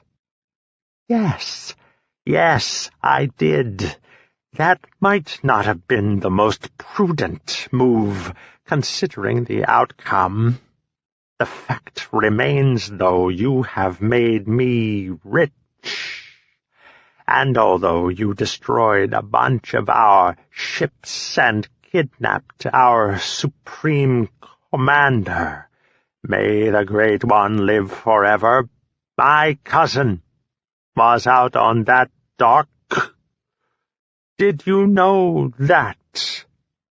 His head bobbed up and down in an exaggerated tempo. It was something I noticed often happened when the Progerians got a little too agitated. I wanted to tell him that I had nothing to do with the destruction of the ships, but it didn't seem like it would have mattered, so why bother? Did you know that? His head bobbed up and down in an exaggerated tempo. It was something I noticed often happened when the Progerians got a little too agitated. I wanted to tell him that I had nothing to do with the destruction of the ships, but it didn't seem like it would have mattered, so why bother? I thought about killing you myself. Maybe just coming in here and shooting you with some poison. And I most likely would have. But when they posted the odds of your upcoming event, I couldn't help but ponder the possibilities. You see, you are 100 to 1 shots against beating Durgan, and still the Drakkar keeps pouring in on his side. The odds will just keep rising, and that's when I'm going to make my bets, when they are at their peak.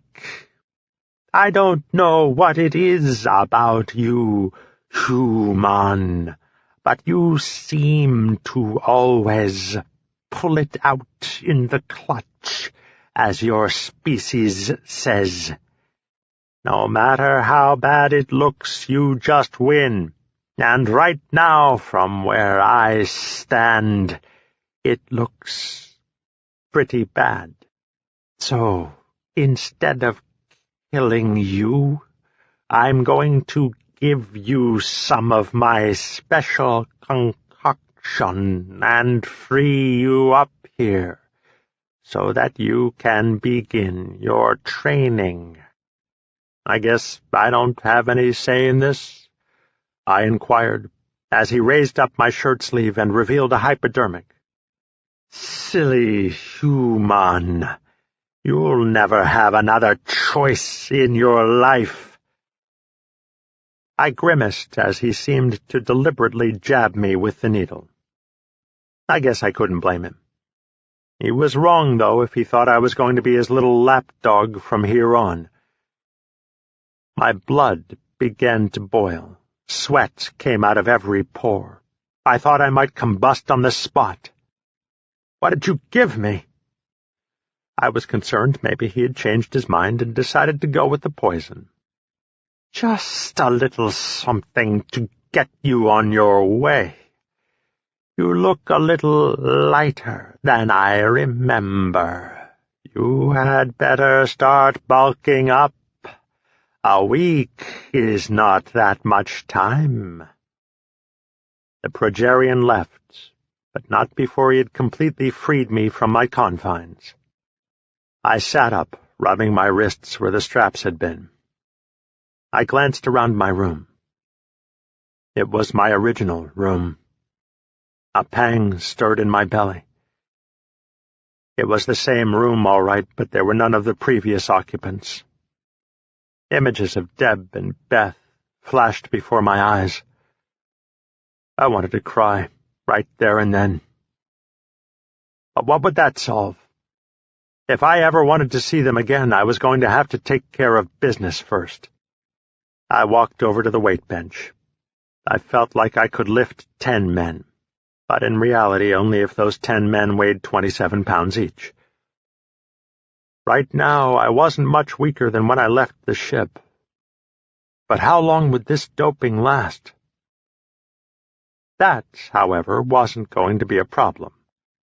My greedy progerian friend showed up every day to feed me food and my daily supply of vitamins, as he liked to call them. What this was doing to me internally, I had no clue. Physically, though, it was unbelievable. Stamina, strength, and sheer muscle mass, which had been lacking since my surgery, were now coming back in leaps and bounds. Progress that should have taken months was being reduced to days. It was almost hour by hour. I knew it couldn't be good for me. But what was the alternative? Die at the hands of a madman? Durgan also came to visit me on occasion. I felt like a toy to him, one which he'd been waiting for some special holiday to unwrap. Somehow I never got the feeling that I'd be one of those toys that stayed on a shelf as a souvenir. He meant to play hard, and if he broke his toy, oops. Chapter 46. Beth and Sergeant Grady O'Bannon made it across the state line, completely undetected. The going had been rough and slow, but for the most part uneventful. Beth's surliness had only exacerbated the sheer silence of their crossing. Had Grady known about his previous unit's condition, they could have easily driven the truck across the border and into Walpole. A large group of bikers and hot rodders had tried to plunder the guardsman's bounty. The ensuing battle had nearly crippled Barracks 27. The commanding officer recalled all units that were patrolling other ports of entry into the state. The guard unit lost nearly a third of its men and just about half their equipment and munitions before thwarting the attempted takeover. The colonel was busy meeting with the wives of the newly departed, while O'Bannon and Beth made their crossing. Getting new wheels proved difficult, but not nearly as dire as O'Bannon first speculated. While the National Guard had acquired a great many vehicles, the bulk of them had been pickup trucks or SUVs, things that were more suitable to carting around a lot of gear.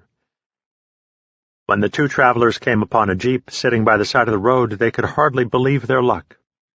"Do you think it runs?" Beth asked, as she pulled the briars out of her jacket sleeves. "Whoa, she spoke," was his first reaction. But Grady knew that wouldn't get him anywhere. A better question to ask is, whose is it, and are they close by?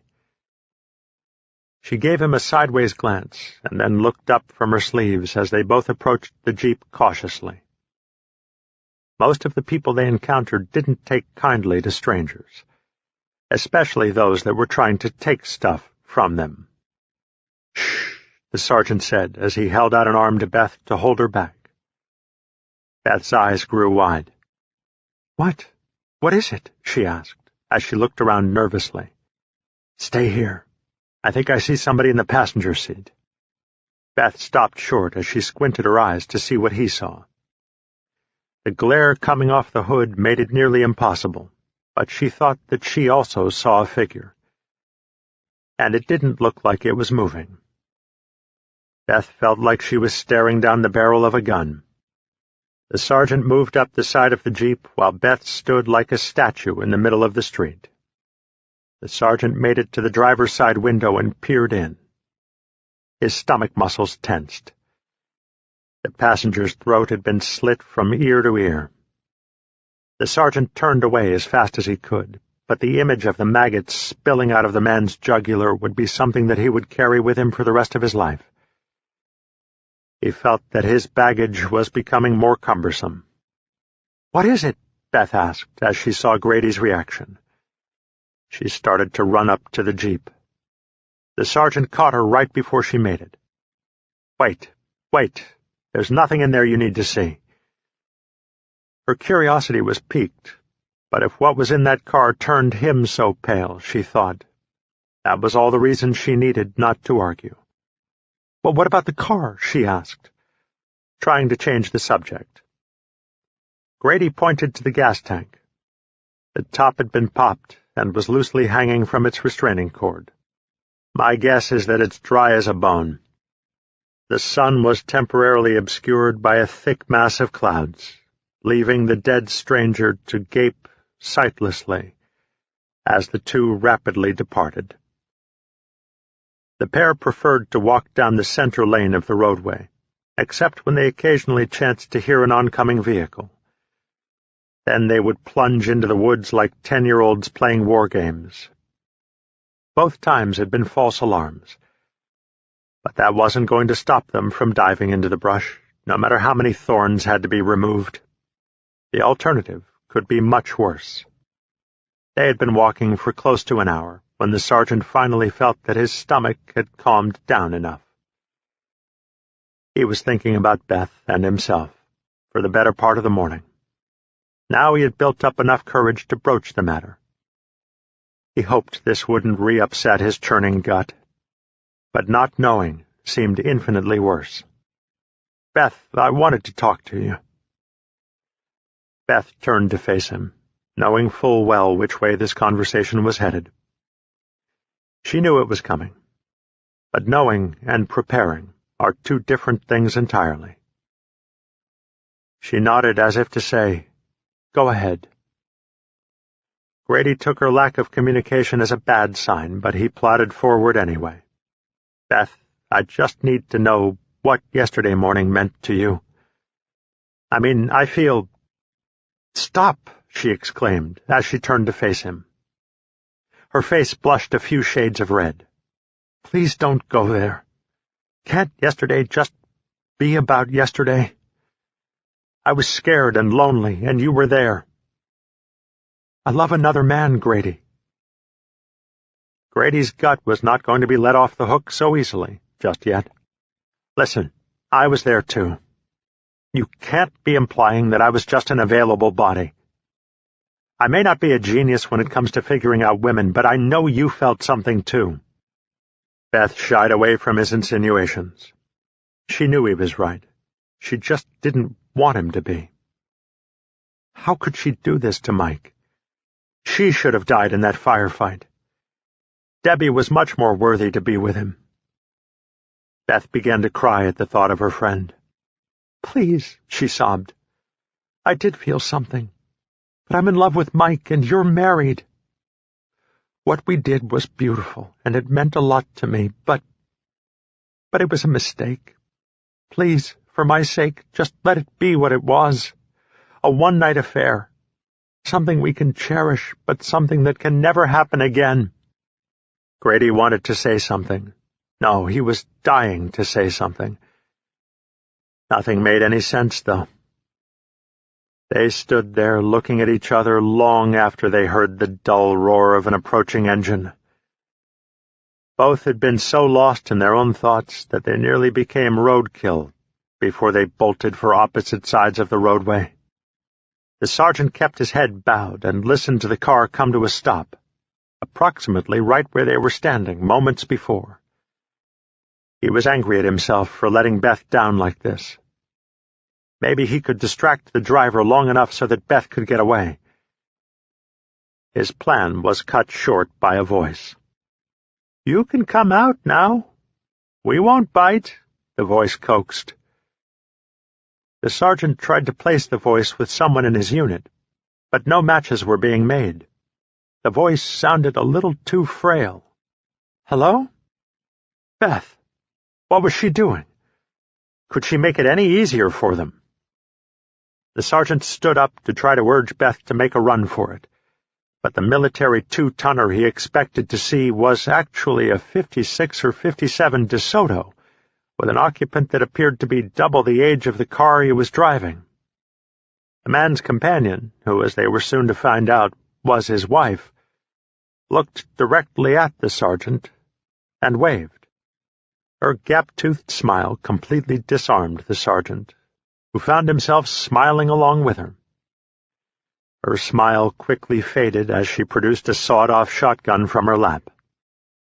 The sergeant was caught totally unawares. He stood frozen. "Never can be too sure, Sonny," the old woman cackled. "Now I want you to carefully open up your jacket and slowly remove anything that I might perceive as a threat to me or my husband." As the sergeant slowly began to unzip his jacket, the woman continued. "Now I want you to remember, son, that I have a 20-gauge shotgun leveled on your chest, and the barrel has been reduced to increase my pellet spread. Now I would imagine, even if I hadn't been last year's senior discus downrange champion, I would still have a difficult time missing at this range with this weapon." The sergeant nodded to her that he understood her perfectly. "Ma'am, don't go getting any bad thoughts. I've got a 9mm pistol that I'm going to remove from my shoulder holster." The old coot didn't so much as flinch, but he noticed she may have put an extra ounce or two of pressure on her trigger. "My life is hanging by a thread with this old lady. I sure hope she doesn't have palsy." He placed the weapon gingerly on the pavement. "What else you got in those pockets, dearie?" the lady whistled through her missing teeth. The sergeant noticed that Beth was also woodenly going through the same routine as he. He felt angry at himself for being duped so thoroughly and putting Beth's life in danger like this. Rage mounted in him as he stared at the rifle pointed at Beth. "Sonny," the lady shouted, "I said, what else you got in them pockets?" "Just a small fishing knife," he answered, not really paying her much attention. The old woman followed his gaze to see what was keeping him so transfixed. "Listen, boy, don't go getting your dander in an uproar. When you do as I tell you, this will go a lot smoother." The sergeant finally pulled himself away from the drama on the other side of the car long enough to listen to the lady. "I said, get the knife out and be quick about it," she repeated, as she hefted the shotgun up for emphasis. The sergeant did as he was told, and placed it next to his firearm. "Careful," she said, as she watched him hesitate for a millisecond near the pistol. "I don't want to shoot you, but believe me, I will." And he believed her as he pulled his hand back in. The sergeant heard, rather than saw, the sound of a metallic clanking before he heard the old man speak. "All right, miss, you look like you know what these are and what they're for. Now put them on." What is going on? The sergeant thought. But before he was able to come to a conclusion, the answer was quite literally thrown at him. Handcuffs twirled through the air, catching a glint of sunlight as they hit the ground and skidded to a stop a few inches from his feet. She even had a good arm to go with her marksmanship skills, thought the sergeant. "We've done nothing to you. Why are you doing this to us?" the sergeant asked. "You haven't done anything to us because we're not going to let you. How's that for an answer? Now put on them bracelets or I'm going to make sure you don't need them." He watched her finger tense ever so slightly. He thought, there can't be much more play in the trigger. He grabbed the handcuffs, hoping she would ease off. She never did. At least not until he had them on and she was shown that they were good and tight. Once the old lady felt it was safe to do so, she opened the car door, never taking her eyes off the sergeant. She opened up the rear of the car and motioned for him to get in. The handcuffs were one thing, but the sergeant had no desire whatsoever to get into the car. "Boy, you'd better stop stalling. I'm already an hour late for my afternoon tea, and when that happens, I get cranky." "You had better listen, son. I've been married to her for the better part of 50 years, and without her tea she can be rather difficult." The old man ducked his head down so that he had a clear path of vision to the sergeant, and flashed his matching gap-toothed smile. "And plus, if you don't hurry up, I'll take out the Mrs. Crankiness on your girlfriend here." Maliciousness oozed out of the old man. Grady didn't doubt his intentions for a moment. "It'll be all right, Beth." "Yes, it will, Beth," the old lady impersonated. Beth had flight written all over her face. Fear poured out of her body. He knew he had to calm her down before something truly bad happened. "Beth, look at me," Grady shouted, trying his best to dissuade her suicidal thoughts. She recoiled at the intrusion, but seemed somewhat to recover her senses. "Beth, get in the car. Everything will be all right," he said in his most sincere tone. He hoped it was sufficient, because it didn't sound very convincing from his end. Beth moved hesitantly, almost jerkily, like a defective robot. "That's a good girl," the old man said. His voice didn't sound sincere at all. It was full of malevolence. For what? The sergeant didn't know. Beth got into the car. The old man got out and fumbled with something in the back seat. The sergeant wasn't sure what it was, but he could hear the quiet sobbing of Beth. "That asshole! What did he do?" the sergeant thought. "Hold your horses there, boy. Your turn is coming," the crone said as she halted the sergeant with her weapon. "You done in there, Lloyd?" the old lady asked, without turning her head, keeping her full attention on the sergeant. "Yeah, I'm done, Mary Helen." "Well, then, get on over here. I don't like the look this one has in his eyes." "I'll be right there, lickety-split, Mary Helen," the man said, as he began his shuffle to the other side of the car. "That damned fool," the lady said, almost kindly, to the sergeant. "That man hasn't been anywhere lickety-split in over 25 years. Then she cackled. The sergeant exhaled a precursory breath from his mouth. He couldn't believe the mess they were in, and he had no way of knowing how bad it might get. The old man stood on the other side of the open door, waving for the sergeant to get in. "Well, let's go, boy. I already told you the missus gets a little edgy without her tea, and you standing there looking all slack-jawed isn't helping the matter none." The sergeant approached the car slowly, not wanting to give either of the geriatric lunatics a reason to cut his existence any shorter. Then he noticed what made Beth cry. Bolted to the floor, in the back of the car, was a chain, with 3 pairs of cuffs attached to it. One pair of links had been attached to the cuffs already around Beth's wrists, thus restricting her movement. It was an ingenious technique. But why 3, and not 2 or 4? The back seat was definitely big enough to accommodate that many, and easily. It was almost as if they were purposely looking for 3 people. "Maybe us 3, thought the sergeant, as he heard the floor restraints being attached to him. When the old man felt confident that Beth and the sergeant were adequately restrained, he stood up and cracked his back with an audible pop. He shaded his eyes as he looked up at the sun. "Looks like we've got plenty of time to make it back before it gets dark, Mary Helen." "Goodness gracious, I hope so. I don't want to be outside when the dark falls. That's when all the loons come out," the old woman added. The sergeant stifled an audible snort at that. If nothing else, these 2 were the self-proclaimed king and queen of lunacy. Well, at the very least, emissaries. "Where's the other girl?" the man asked, without ever turning around to face his new captives. The sergeant was right. They had been looking for them. He tried to think on his feet, so to speak, as fast as he could. "Listen, if it's money, I've got some stashed," he said excitedly, hoping for a possible escape from this dilemma. "Hush, son. I never said nothing about no money.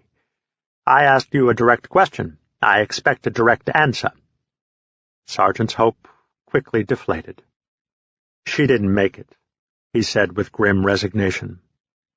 Pity, the old man said, as he began the long, drawn-out process of constricting his brittle body into the confines of the ancient vehicle. 5 of them, Frank. They're going to blow the lid off this place. Major Salazar sat across from Paul, far removed from the dirt and dust that choked his lungs and sullied his skin. He had cuts, scrapes, and bruises covering most of his body. Everything hurt, yet he tried not to show it. I take it then we haven't heard anything from our long-range scouts? Nothing. Paul sat back down, a dejected look on his face. All that we've gained here is going to be lost in a matter of days. Major Salazar could only nod his head. He didn't have any answers either. Bennett had fully prepared to surrender when he looked up from his pillaged sleeping bag to see the 5 uniformed men looking down on him. I was just getting ready to come back to face my justice, he sniveled. The expressions on the men's faces changed to bewilderment. Bennett smelled hope. You're not looking for me? We don't even know who you are, one of the dirtier fellows answered. We just need a place to stay for a day or two and some food if you have any extra. Bennett was so relieved that for a moment he actually forgot how small and greedy he was. He showed his guests to the enormous pantry of wares he had been stealing from anywhere and everywhere. Chapter 47. Mike Journal Entry 12. The days melted away as I prepared for the upcoming bout. I was now running 10 miles in the morning before I even began my daily workout. Durgan had not come to visit me in over 2 days. I think my rapid improvement was unnerving him somewhat. Probably not enough for him to physically register. Maybe on a subconscious level, though. Or maybe I never took enough psych classes and he really just didn't give a shit about me. I chose to believe the former as opposed to the latter. It felt better. The sheer hatred I felt for the man bubbled to the surface with every waking moment. I relived every murder I'd seen him commit. Along with the vitamins, this was what impelled me to win. I once vowed to avenge those women's murders. And now it was time to collect. There was only a day and a half till D-Day, and the 375 pounds wasn't going to lift itself. I had nearly wrapped up my routine when I heard the familiar sound of the shield to my abode being lowered. Durgan walked in, as if he owned the place. "Did you know I stayed here while you were gone?" he said conversationally. I didn't know how to respond, and he wasn't looking for that anyway. "I wanted to see how the great champion lived," he added mockingly, as he spread out his arms and twirled once around. I sat up from my workout bench, keeping a wary eye on him. The man was psychotic, and I couldn't afford a sucker punch right now. Any injury might hinder any abilities I would need. He advanced a step or two. When he realized I wasn't going to let him approach unnoticed, he seemed to lose interest in that endeavor. "Did you know that I had a 4.0 GPA in chemical engineering at CU when I went to that concert?" "Did you?" I guess now he was looking for some sort of answer from me. I didn't know that." This great ape was almost a rocket scientist. I guess that made sense. They say that the most brilliant geniuses are a hair's breadth away from insanity. The ship had been the catalyst that triggered his journey into the abyss. I thought that maybe if I kept talking to him, quite possibly he might open up to me. Who knows? Crazier things had happened. Chemical engineering, huh? I sounded lame, but I didn't know how else to approach the guy. He had thus far never shown a human side. I didn't think he was even capable. "What made you decide on that, Major?" "Listen, Mike, I'm not trying to get all touchy-feely with you. I just wanted to let you know that I have an incredible brain to go with this near-perfect body. That's all. so don't go trying to psychoanalyze me. I was always an outcast on Earth. Let's just say my people skills were for shit. I found my true calling up here." A light began to shine in his eyes as he began to recount all his victories. "This place was made for me. When I killed my first opponent, it was the first time I ever truly felt alive. It was nothing like the cats I used to kill when I was a kid. Sure, that was enjoyable and all, but nothing compared to the rush of my blade hitting home. That shudder of the knife as it scraped against his bones, the way his eyes first bulged out in shock and terror, and then began to dim with the realization of the inevitable. I thought I was going to burst out in tears with the sheer joy of it all. Durgan, I knew you were sick before you opened your mouth, but I had no idea of the depth to which your insanity had plunged," I answered. Horror invaded me like no other time before in my life. The men in the ring were, for the most part, maniacal, but that was probably because of the situation they found themselves in. This bastard actually relished the idea of the competitions. My words did little, if anything, to curb his rant. He continued as if I weren't even there. I think his speech was more for his own benefit than mine anyway. He was, without a doubt, an egomaniac. I think my parents suspected something about me after our third cat disappeared. We stopped getting animals. We did get a couple of fish, but they weren't nearly as fun to fillet alive. Their mouths would just gape open for a few seconds, and that was about it. No screaming or howling. I don't even think they knew they were dying. Not like the cats, anyway. The cats would put up one hell of a struggle. He snorted. This one time I had to keep my stomach covered for a full week. Our second cat, Bonanza, scratched me real good. I've still got the scar. He proceeded to raise his shirt to show me a razor-thin mark that started a few inches below his right nipple, crossed over his belly button, and dropped down another inch. Yeah, that got me good. I think you got him a little better. Yeah, you're right, he laughed as he smacked my back. Good one.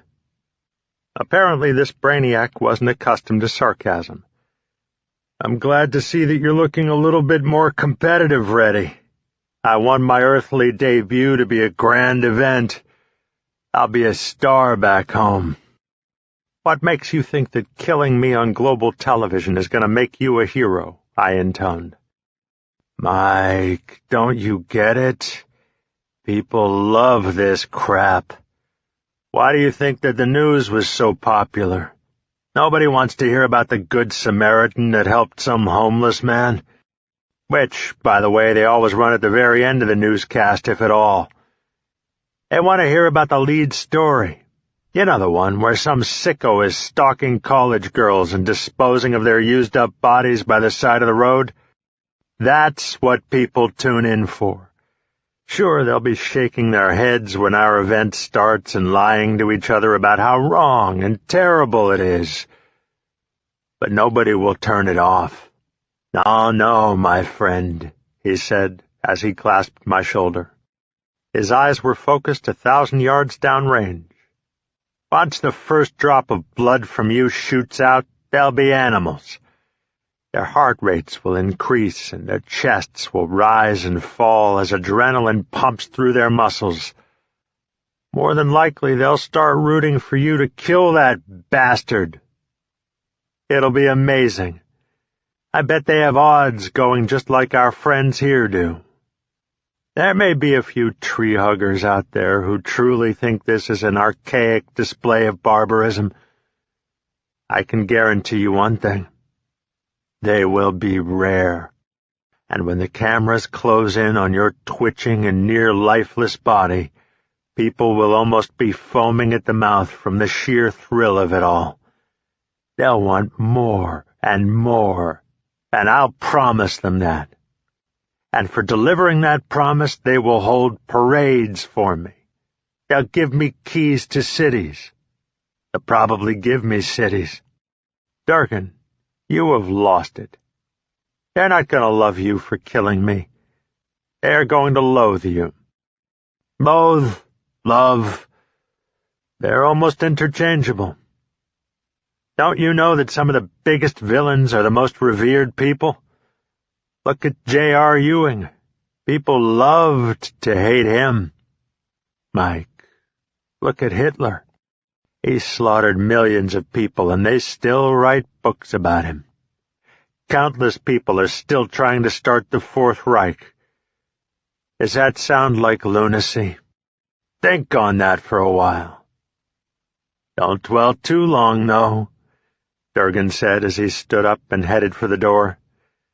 You really shouldn't spend too much of what little time you have left pondering. He laughed a small chuckle. He was almost through the beamed door when I yelled out to him. Durgan! He turned. I am going to kill you, I stated, as surely as if I told him the sky was blue. His face faltered for a millisecond, if that. I might even have imagined it. Yeah, right, he answered, as he passed through the door, and the familiar humming of the force field around the door resumed. Chapter 48. Where are you taking us? Beth wailed. Fear had reddened her eyes. Oh, dearie, the old crone said as she turned around. Do be quiet. I think that your sergeant friend here already knows the answer. Beth turned towards O'Grady. She had been so busy wallowing in her own terror that she had not spared the occasion to look over at him. Meanwhile, he had paled to an ashen gray. All his life tones had bled out of his skin. He looked as terrified as she felt. Where are they taking us? Beth said more quietly, trying not to panic or possibly push the sergeant over the edge. I think these are Corporal Mike Harris's parents. They're taking us back to the National Guard post. That's my guess, the sergeant said listlessly. I'd kill you myself, laddie, the old man grumbled as he spared a glance through his rearview mirror. Luckily for you, I don't believe much in the vigilante way of life. I figure you'll get a fair trial, and then you'll get shot for treason. The old lady looked back with venom in her eyes. Beth could never imagine the lady baking apple pies for, much less winning, the Belchertown Blue Ribbon twice, if she was to be believed. Right now she looked as mean as a rattlesnake on meth and probably twice as venomous. We've lost 2 sons, Sergeant, before you shot our Mikey in the leg. He's all the reason we have to live, except, of course, for catching the man that maimed him. We figured you'd be too smart to come back into the state the regular ways, and we were right, weren't we, Mary Helen? He grinned a wide, mostly toothless smile, but it was humorless. His eyes narrowed as his grin grew. Beth was unsure whether they would make it to their destination or not. Mary Helen cackled at his grin. Beth thought that perhaps Mary Helen was in the early stages of Alzheimer's. She didn't seem to be altogether with it. But perhaps it was the death of 2 of her sons sending her over the edge. She wouldn't be the first, nor the last, to watch the last shredded remnants of their sanity float off into the breeze like ragweed on a hot summer day. Mrs. Harris, I know that I should be tried for my treasonous acts. But the girl had nothing to do with this. Just let her go, and I'll go peacefully back, the sergeant pleaded in desperation.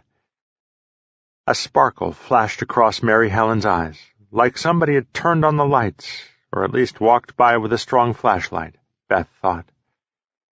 Mary Helen looked Beth up and down and turned to the sergeant. You're wrong in that aspect, dearie. I think that she had everything to do with it. Would you have risked everything if she was perhaps 30 years older, or maybe 60 pounds heavier? Or a man? I doubt it. She cackled as she looked back at Beth with a knowing smile. What would your wife be thinking right about now, Sergeant? I can smell it all over you both. It reeks of adultery and lust and sin."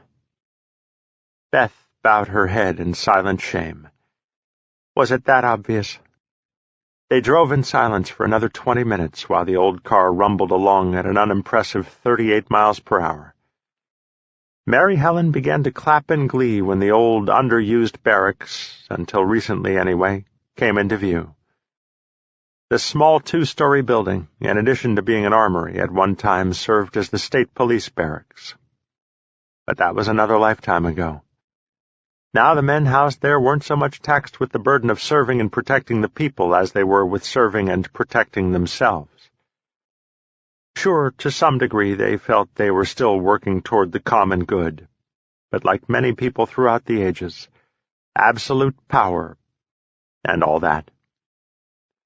And the colonel, for all intents and purposes, was the ultimate power, at least in these parts. He ruled his realm like any good overlord would have in medieval England, with an iron fist. The sergeant was forcibly removed from the car. It seemed that everyone wanted a piece of him as they dragged him out. Beth was treated with a little more civility, but not much. If not for the appearance of the colonel, the sergeant thought that his life might have ended on the pavement. After what ensued, he looked back and wished it had. "Ah, so our not-so-triumphant, treasonous sergeant returns," the colonel said, as he spat and looked down on the kneeling sergeant. The sergeant swiveled his head to look up at the colonel, but the sun was right behind the colonel's head, making it difficult to see anything but his silhouette. "I have someone here that's very eager to see you, O'Bannon," the colonel half-laughed. The colonel moved to the side a few inches to let the mystery person enter his field of vision. He still couldn't see, but recognized the halo of hair from a mile away. The sergeant began to openly weep when he realized that his wife was there. "Why?" she asked softly, as she placed her hand on his cheek. "I'm so sorry, Meg," he cried, as he placed his handcuffed hands over hers. His contact, however, made her withdraw almost as if she'd been snake-bitten. They were high school sweethearts. Neither of them, to her knowledge, had ever been in a serious relationship other than the one they shared. Through the ups and downs of their lives, they managed to build something decent together. Wasn't their son testament to that fact? "They fucked!" the old woman yelled from the car, before she began to howl with laughter, rocking back and forth like a hyena on speed. "They fucked," she repeated, a little more softly, but still the majority of those present heard it. The hustle and bustle only moments before came to a standstill as the men in the troop watched to see what would happen next. "Is that true?" Meg cried. The sergeant stared, helplessness etched on his face. "Is that true?" she yelled. "Meg, I'm so sorry," he stammered between tears. Meg brought her hand back up, but this time it wasn't for a soft caress. Her slap stung the sergeant harder than any bullet ever could. She turned her back and returned to the barracks to gather her belongings and head back home, where her boy would wait for a daddy who would never return. The colonel waited until Meg had completely vanished into the building. "I always knew you weren't quite an exact fit for our outfit, Sergeant, but I never would have guessed how far you could have strayed from your country and your family." The colonel turned on one heel and headed back from whence he came. "Throw them both in the brig," the colonel added as he stepped through the door. The sergeant felt a pair of rough hands pick him up off the pavement. Tears streaked his face, giving it a ruddy appearance. Any swagger that the sergeant might have once possessed was now completely drained from him. He walked the walk of a thoroughly defeated man, head bowed while his feet barely rose above the level of the ground. Beth stumbled as she was shoved in the direction of the barracks. She turned to glare at the man who pushed her. He was a brutish man, not overly large, but he looked powerful. "Turn around, bitch, and get moving," he said as he shoved her again. She nearly lost her footing. The cuffs made it difficult to walk in the first place, much worse with someone shoving her. The door to the station began to close as Beth heard the old woman yell out her favorite comment. "He fucked her!" she yelled again, as the wild cackle began anew. The sound of the cell doors closing behind Beth awoke something both primitive and dark from deep within her. It was a fear that mushroomed from her toes to the top of her head. She had never, not even while on the alien ship, felt so completely trapped. There was no outside light source, and the illumination in the cell was supplied by one 60-watt bulb that hung in the center of the small corridor she had just crossed. From the lighting, she couldn't even tell if she had the cell to herself. The far end was completely bathed in shadow. The brutish man with the pockmarked face had already closed the door and was headed back up the corridor when Beth called out to him. What about the cuffs?" she asked, as she raised her hands, as if showing him her problem might make it better. "Eat me, bitch," he answered, without ever turning around. "Oh, great," Beth mumbled to herself. "I really have to pee, too." Beth recognized her quandary, and it made her smile for a brief moment. But it was a smile nonetheless. The sergeant found his way into his cell after sustaining some moderate punishment. Nothing had been broken. That thought did little to ease his mind. The men, for the most part, had once been his good friends, and to see the brutality and hatred that formed on their faces as they took out their frustration on him was almost more than he could bear. He had worked through many a natural disaster with the bulk of them, risking their lives together. And now he had betrayed them. He had betrayed the only family he had. And for what? A pretty face? Was that it? No, it was more than that. It had to be, right? He had a wife and a son that he knew he would never see again. But still the treachery that these men, his men, felt that he had created was the knife that twisted in his side. And what pushed the knife even deeper were the results he had achieved. The two women whose aid he had galloped toward were in no better shape than if he had done nothing at all. Deb died, and Beth would soon. At this point he only hoped it would be quick for her. There was no telling what the colonel had in mind for either of them. Colonel Masterson showed up almost as if he knew he was the subject of the sergeant's thoughts. "How are you doing, soldier?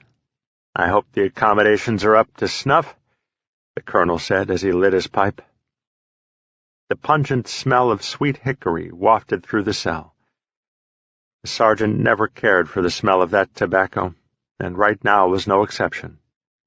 "I know you didn't come down here to see how I was doing," the sergeant said as he righted himself, doing his best not to let the colonel see him wince as he attempted to stand amidst all the bruising and beating that his body had endured.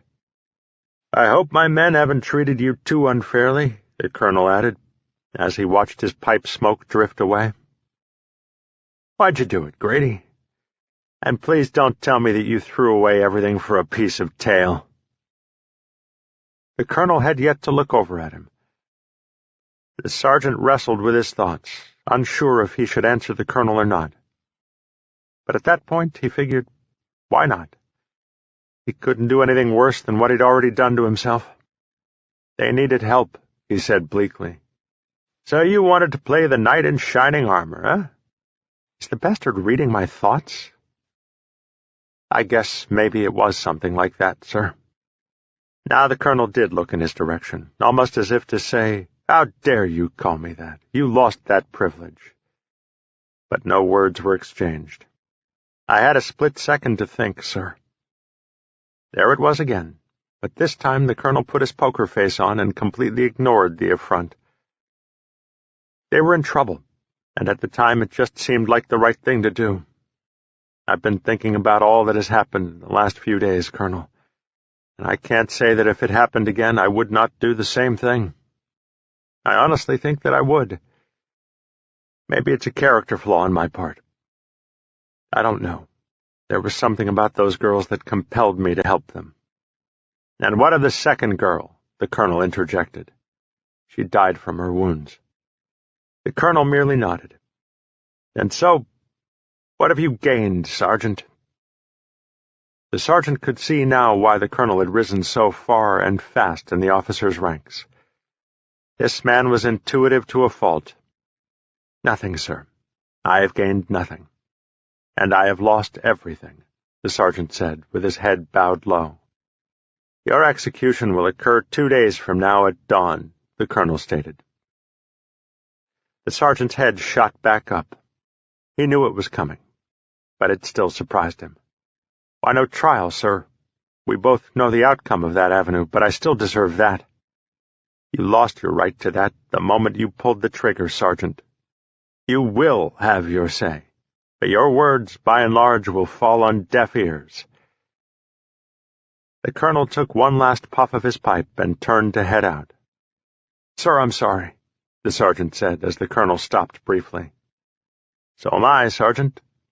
So am I," the colonel said as he resumed his exit. Beth, for the most part, was left alone that day and much of the next. Her only contact with the outside world was the occasional tray of food that was slid under her door. The colonel never bothered to stop in and tell Beth that her fate was to be determined or predetermined in 48 hours. He saw no need to waste his time on the civilian woman who had cost the lives of 2 of his men. When Beth's dinner arrived the second night, she shouted to her delivery person, "Please let me talk to Sergeant O'Bannon." She sounded so pathetic, even to herself.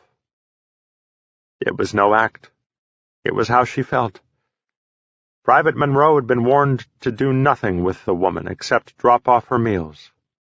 But he hated to see anything suffer, much less her. As a child, Monroe set up a pretty good facility for dealing with strays throughout his neighborhood. If anyone had a bird with a broken wing or a lost cat, Monroe was sure to nurse it back to health or find the previous owner. In many cases, much to his mother's chagrin, he would keep the animal for himself. He intended to go to veterinarian assistance school after graduation, but never succeeded. Without a father, and with his mother barely making ends meet by slinging hash at the local Greasy Spoon, the money was just not there. The National Guard promised him a GI Bill to pay for his schooling. They even offered tuition reimbursement. He never got the chance to even enroll before the aliens struck. He had never, ever signed up for the crap that was going down now. He killed at least 3 people in the last raid against the unit, and it had deeply affected him. He always thought he'd been put on the earth for a loftier purpose, to save animals. Actually, to save anything that needed saving. He was not so altruistic that he would risk his life for anybody else's, but that didn't mean he couldn't at least somehow try to console the girl. "Ma'am, I can't do that." Beth was taken aback that somebody, anybody, had addressed her. "I can get you a paper and pen, if you want to send him a letter." Beth nodded her head in assent. "What's going to happen to us?" she asked, pleading. "I'm not sure," he lied. Beth saw it in his eyes. "You can't let them kill us. We did nothing wrong." The private's face drained as he realized she had read his thoughts as if he had verbalized them. When Beth saw his face change, she knew the truth beyond a doubt. Tears silently streamed down her face. Private Monroe had seen that look 100 times in the faces of the animals he tried to protect. It was shock, plain and simple.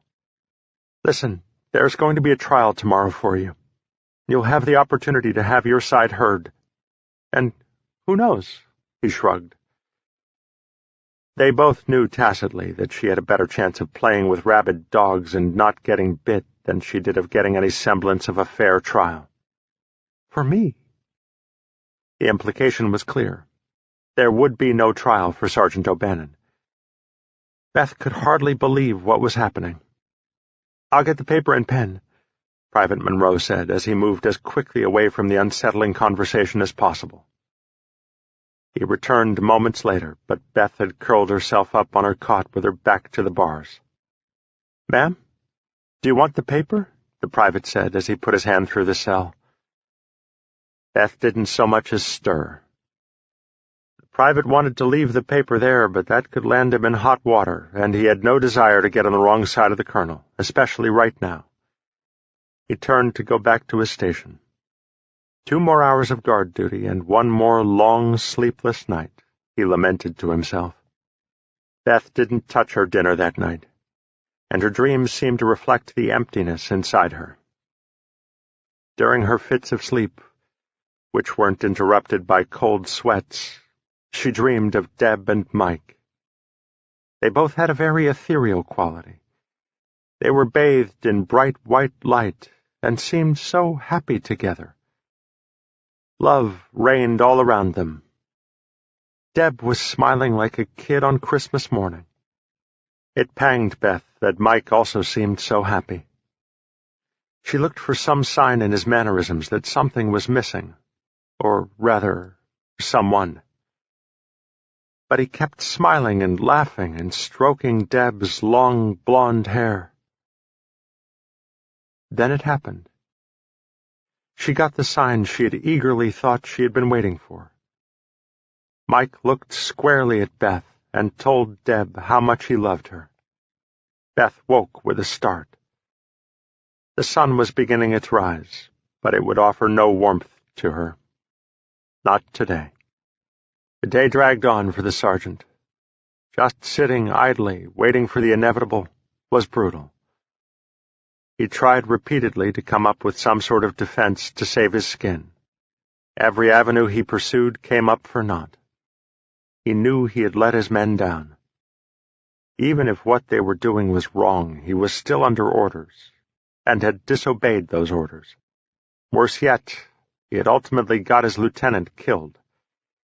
It didn't matter that almost to a man nobody liked the LT. He was still a National Guardsman, and needed to be cared for as much as the next soldier. The sergeant wished that the trial was today, so that the firing squad would be greeting him tomorrow morning instead of the next. But this was more than likely all planned out by the colonel also. Just letting him sit there, contemplating his abbreviated future, was infinitely worse than execution.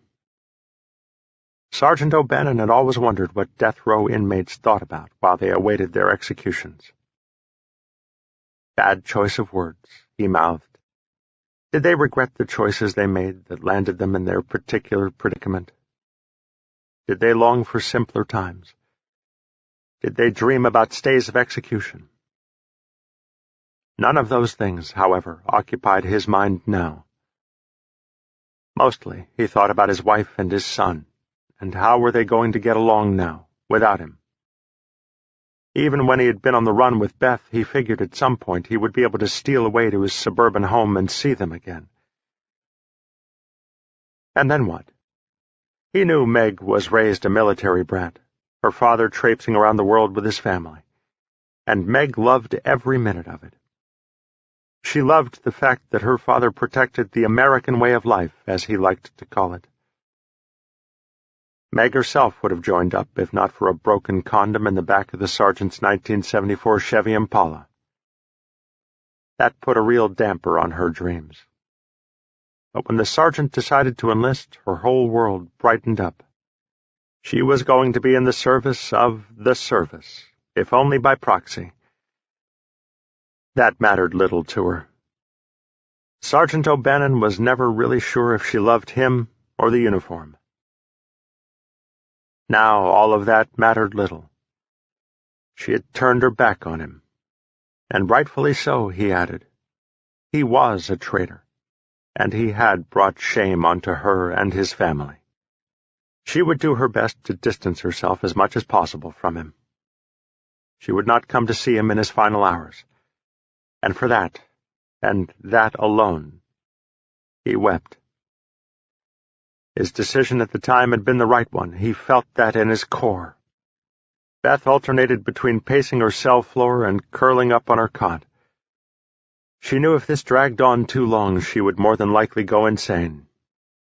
"Not much chance of that, though," she whispered. With each ticking of the clock, she was 1 second closer to death. And not for a moment did she think that Mike would be coming on a white steed to save her. He was literally hundreds of thousands of miles away, and had his own problems. At that same moment, however, Mike was on his bed, thinking about her. She knew it in her heart. She could feel it, even from all that distance.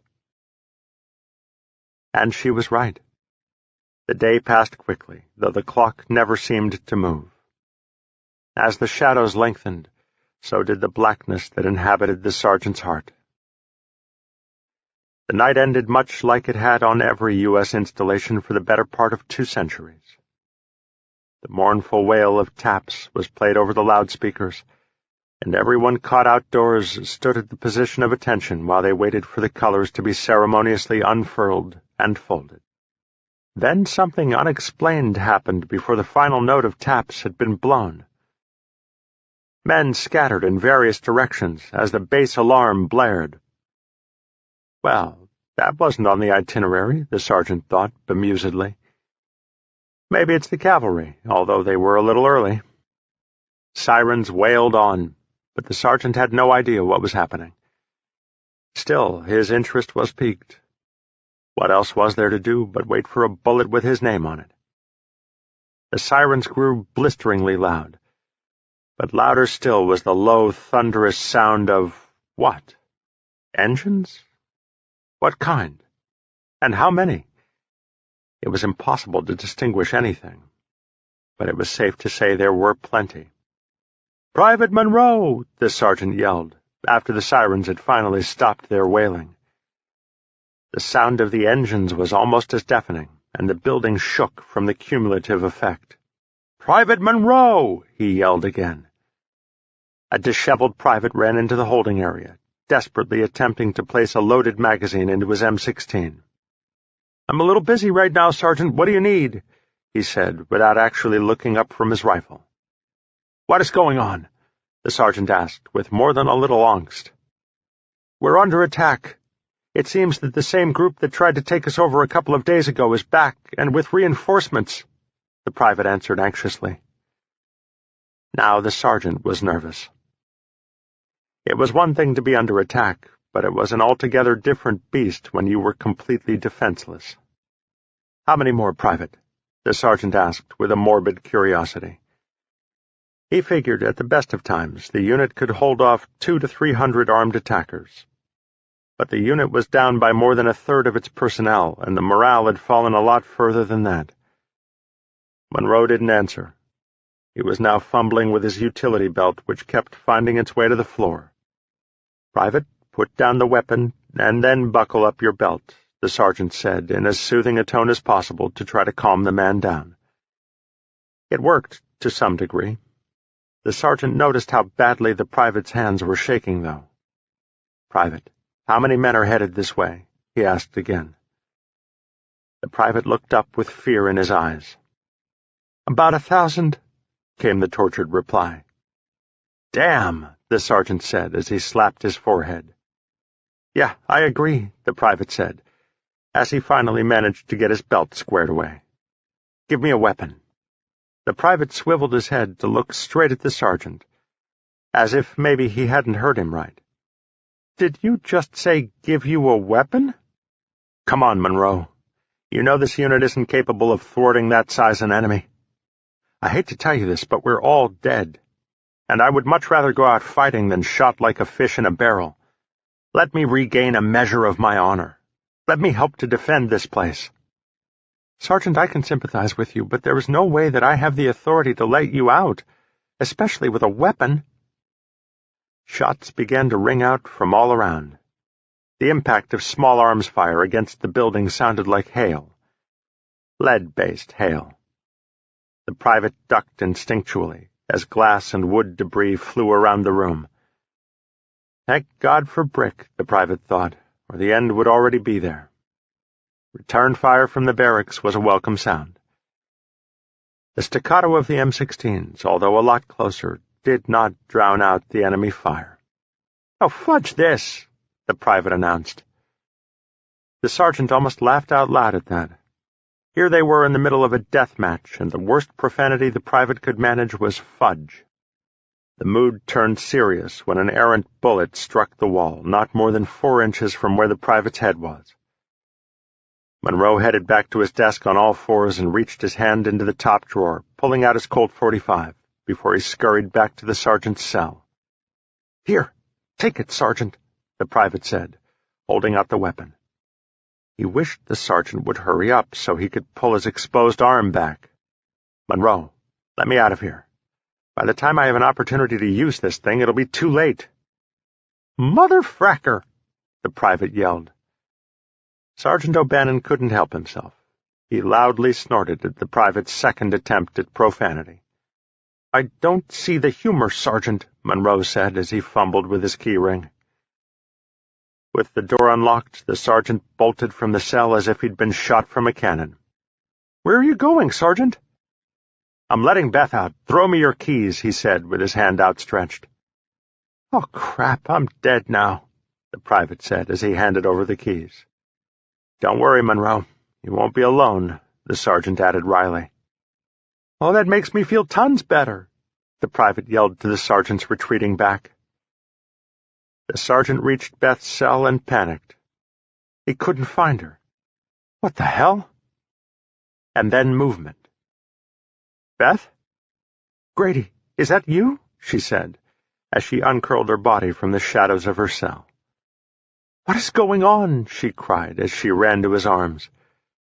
Glass exploded, and Beth wrapped her arms around the sergeant, holding on for dear life. The sergeant pulled Beth off him and told her to get down, which she dutifully obeyed. The sergeant crawled over to a window to see what was happening on the outside. But what he saw completely disheartened him. From his vantage point, it appeared that the insurgents had the place completely surrounded. They were well armed and seemed to have some semblance of structure. They weren't advancing yet, but that would only be a matter of time. The sergeant low-crawled his way back to Beth. "Beth, I'm going to have you do a few things. They may not make much sense, but you're going to have to trust me on this." Beth looked up at him with her huge, sad eyes. The sergeant's heart never felt more vulnerable than it did at that moment. If he had to, he could have withstood 100 bullets to get her out safely. But that wasn't going to happen, and although his plan was risky, it was all he had. "Beth, you need to get your cot made up and get your tray out of here." She looked at him as if he'd gone nuts. Now was not the time for good housekeeping skills, her eyes conveyed. "Beth, I know it sounds crazy, but nobody is getting out of here. You are going to have to hide." "Hide where? Here?" Beth asked, as she shook her head. "I'd rather fight." "I know you would, but that's not what I want from you. I want you to live. I want you to go find Mike and tell him how much you love him. And I want you to remember me, but don't ever tell him about us. I know it meant much more to me than to you. I can't help myself, Beth. I've fallen in love with you. And I'm going to do everything that I possibly can to protect you." Beth moved over to where he was and kissed him like she had never kissed anyone, Mike included. She didn't want to let go. Ever. "Sergeant!" Monroe yelled from across the room. "Sergeant! They're coming!" The sergeant peeled himself away from Beth's embrace. "Move, woman. Get this place squared away and leave the door open." "Leave the door open?" she asked, confusion tinged in her voice. "No sense in locking a door if nothing is in there, right?" the sergeant said with a small, sad smile on his face. He lingered for a second more, before the private yelled his warning one last time. "Move," he mouthed wordlessly, as he took up his position next to the window. Beth moved, but almost as if a marionette on a string. Her arms and legs felt wooden as she did her best to clean up the room, while chunks of wood and brick flew past her. She pushed her tray out into the hallway when Private Monroe was hit. He screamed in pain as the bullet pierced his lung. A slow, strained, sucking sound came from his chest as air rushed to escape. "Oh, frick," he wheezed. Beth made her way over to him to aid as best she could. Sergeant O'Bannon yelled at her to get back. "I'll get him, Beth. Go and hide." She hesitated for a moment, but as the volley of bullets began anew, she retreated into the darkness of her cavern. She half-closed the door and hid under her cot. The sergeant made it over to the private and lifted his shirt to check the wound. Blood and air blistered out of the large-caliber gash. There was not enough time or medical expertise in the room to save the private, and they both knew it. Monroe was rapidly falling into a state of shock as the sergeant did his best to place a pressure bandage on his chest. The sergeant had almost completed his task when a gunman showed up at the window and placed a hastily aimed round into the sergeant's arm. The sergeant spun around from the force as Beth shrieked in fright. The gunman looked to see where the sound had come from, giving the sergeant enough time to recover from the assault. He placed a well-aimed shot dead center in the attacker's forehead. "Are you all right?" Beth asked, as she began to emerge from her hidey hole. "I'm fine," he snarled. "If you say anything else or move again, I'll shoot you myself. Do you understand?" Silence came from the depths of her confines. "Good," he said, as he turned his attention back to the private. But poor Monroe wouldn't be needing any more assistance, at least not in this world. The gunfire from the barracks began to get increasingly intermittent as the enemy fire increasingly found its mark. The National Guard was inflicting heavy damage on the usurpers, but, like the Alamo, it was all about numbers now, and the advantage favored the away team. Roars began to thrum through the mob outside. They smelled blood, which wasn't all that hard, considering that the floors were covered in it. Sergeant O'Bannon had long ago grabbed Monroe's discarded weapon. He moved away from the window he'd been occupying. He wanted to get as far away from Beth as possible for two reasons. First, he didn't want her to see him die. And second, the further he was from her, the less likely it would appear he was trying to defend someone. The sergeant could hear boots as they ran down the corridor towards him. So this is it, he thought. He never really figured it would end like this. Then how did one really think it was going to end? Not many people put much effort into that endeavor, I guess. What would be the purpose? The sergeant mused. He hid himself behind the bulk of the private's desk. He didn't think it would stop a round, but it gave him the illusion of safety. His finger poised on the trigger, he hoped to get at least 10 of the sons of bitches before it was over. Surprise overcame suspense as the colonel and 2 other men that the sergeant only knew by rank ran into the room. The colonel stopped short. Looking down the barrel of an M16 can be very intimidating, especially when one doesn't know the intentions of the person wielding it. "Get in here, Colonel. You're going to get shot with your ass hanging out in the breeze that way." "Monroe," was the colonel's reply as he attempted to regain his composure. "Dead," the sergeant answered as he motioned his head in the direction of the private. From the look on the colonel's face, the sergeant added, "I didn't do it." The colonel didn't think that he had, but it was still good to get confirmation. "What about the girl?" the colonel asked. "I let her go before they got here," he lied. The colonel eyed him suspiciously, but he didn't have a better theory. And besides, there were more pressing matters at hand. They all heard footfalls from the corridor, and this time there was no doubt. They weren't military, at least not in the traditional manner. The door burst open. The men, who were not really expecting any resistance, sauntered into a hail of gunfire. 3 men crumpled to the floor before they knew what hit them. The men in the hallway stopped their advance. Sure, they wanted in, but none of them were suicidal. The sergeant sprinted up from his hiding place and ran towards the door. The colonel put a bead on him with his rifle, figuring he was going to desert again. But the sergeant was interested in only one thing. Well, actually 3 things. The weapons the men dropped when they were shot. The sergeant and the colonel weren't quite out of ammunition yet, but why take the chance? The sergeant dragged the weapons back into the room as the disapproving rebels opened fire. "Colonel, you'd better get your men on the windows. Now that they know they don't have free entry, they'll try to take us out through them." The colonel nodded his agreement. "Jenkins, take the window on the east." The sergeant's heart fluttered. That was close to Beth. Hopefully not too close. "Adams, you take the other side." The men had no sooner manned their stations when trouble erupted on all fronts. Although the men attacking might not have been military, there were a few of them that definitely had prior military expertise. The attack was fast, precise, and for a third of them, deadly. Jenkins had barely made it to the window when he was met by 2 men. The bars on the window had hindered their angle to shoot, but not enough to spare Jenkins' life. Sergeant O'Bannon spun and fired. At least one of the men had gone down. The second had just plain dropped out of the line of fire. The door to the holding area was littered with men who had unsuccessfully tried a frontal assault. Adams, on the west window, had repelled more than his fair share of gunmen. The attempt ceased for the moment. The situation was far from improving, though.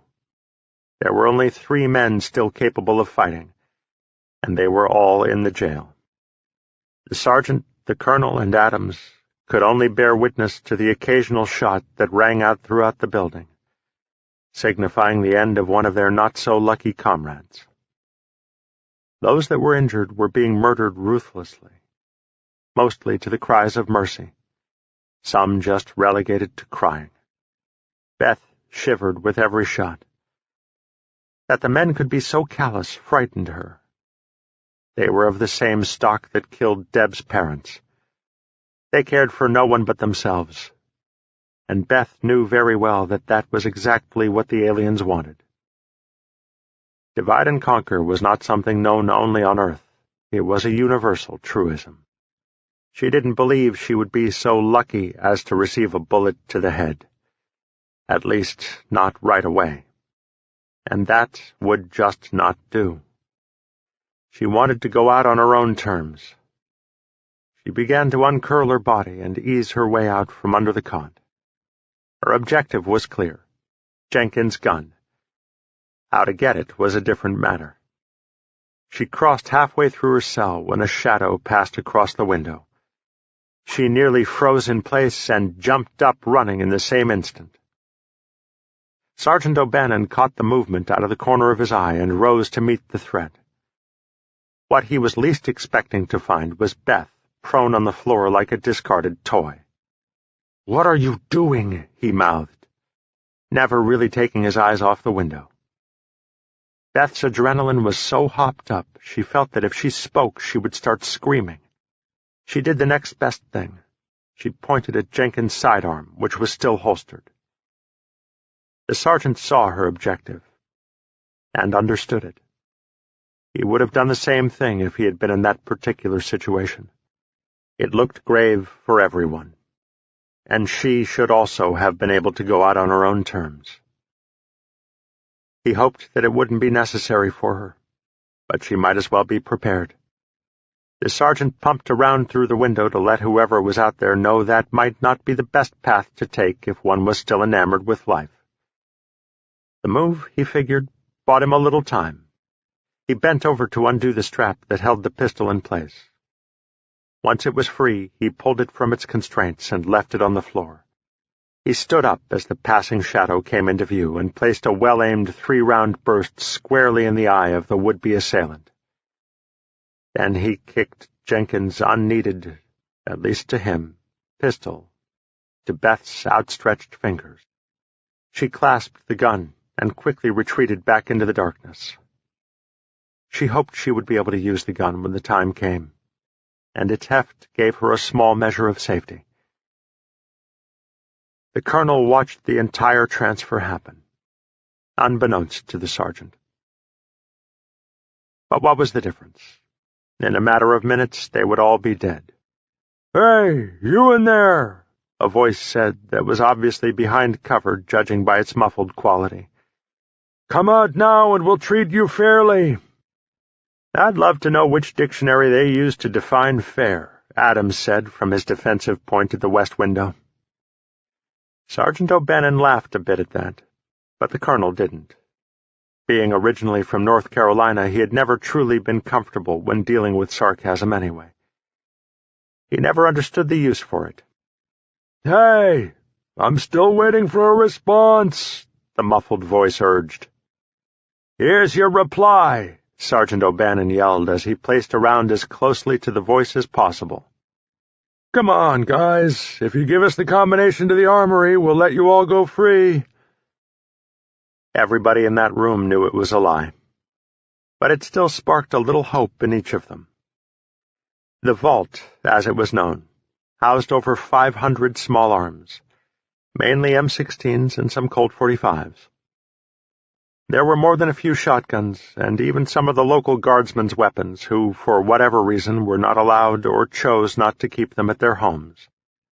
There were also 2 rocket launchers, although only one of them worked. The men once tried it out on an old combat jeep many years previous, when they could get away with bending the rules and not having the code book shoved up their asses.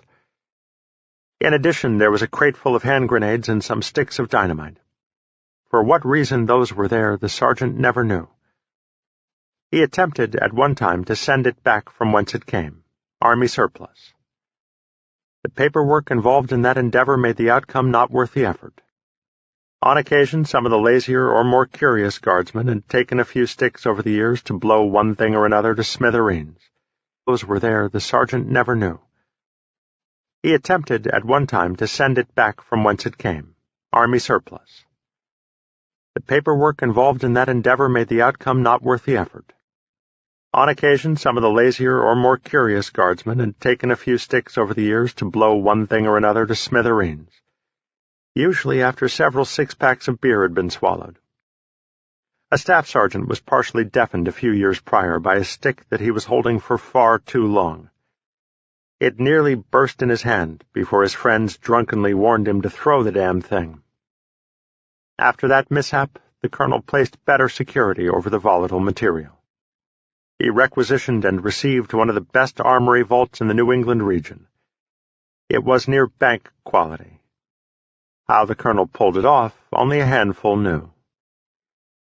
The colonel had once upon a time, as a young captain in the National Guard's version of the military police, caught Lieutenant General Healy's oldest son, Lyle, in a very compromising situation in the back bed of a Ford pickup with a corporal from the captain's command. The corporal was quietly expelled from the service with an other-than-honorable discharge. Formal charges had never been filed, due to the damage that it could inflict on the general's career, and for which the general had been eternally grateful. So when the request went up the chain of command to the now 4-star general, it was a no-brainer.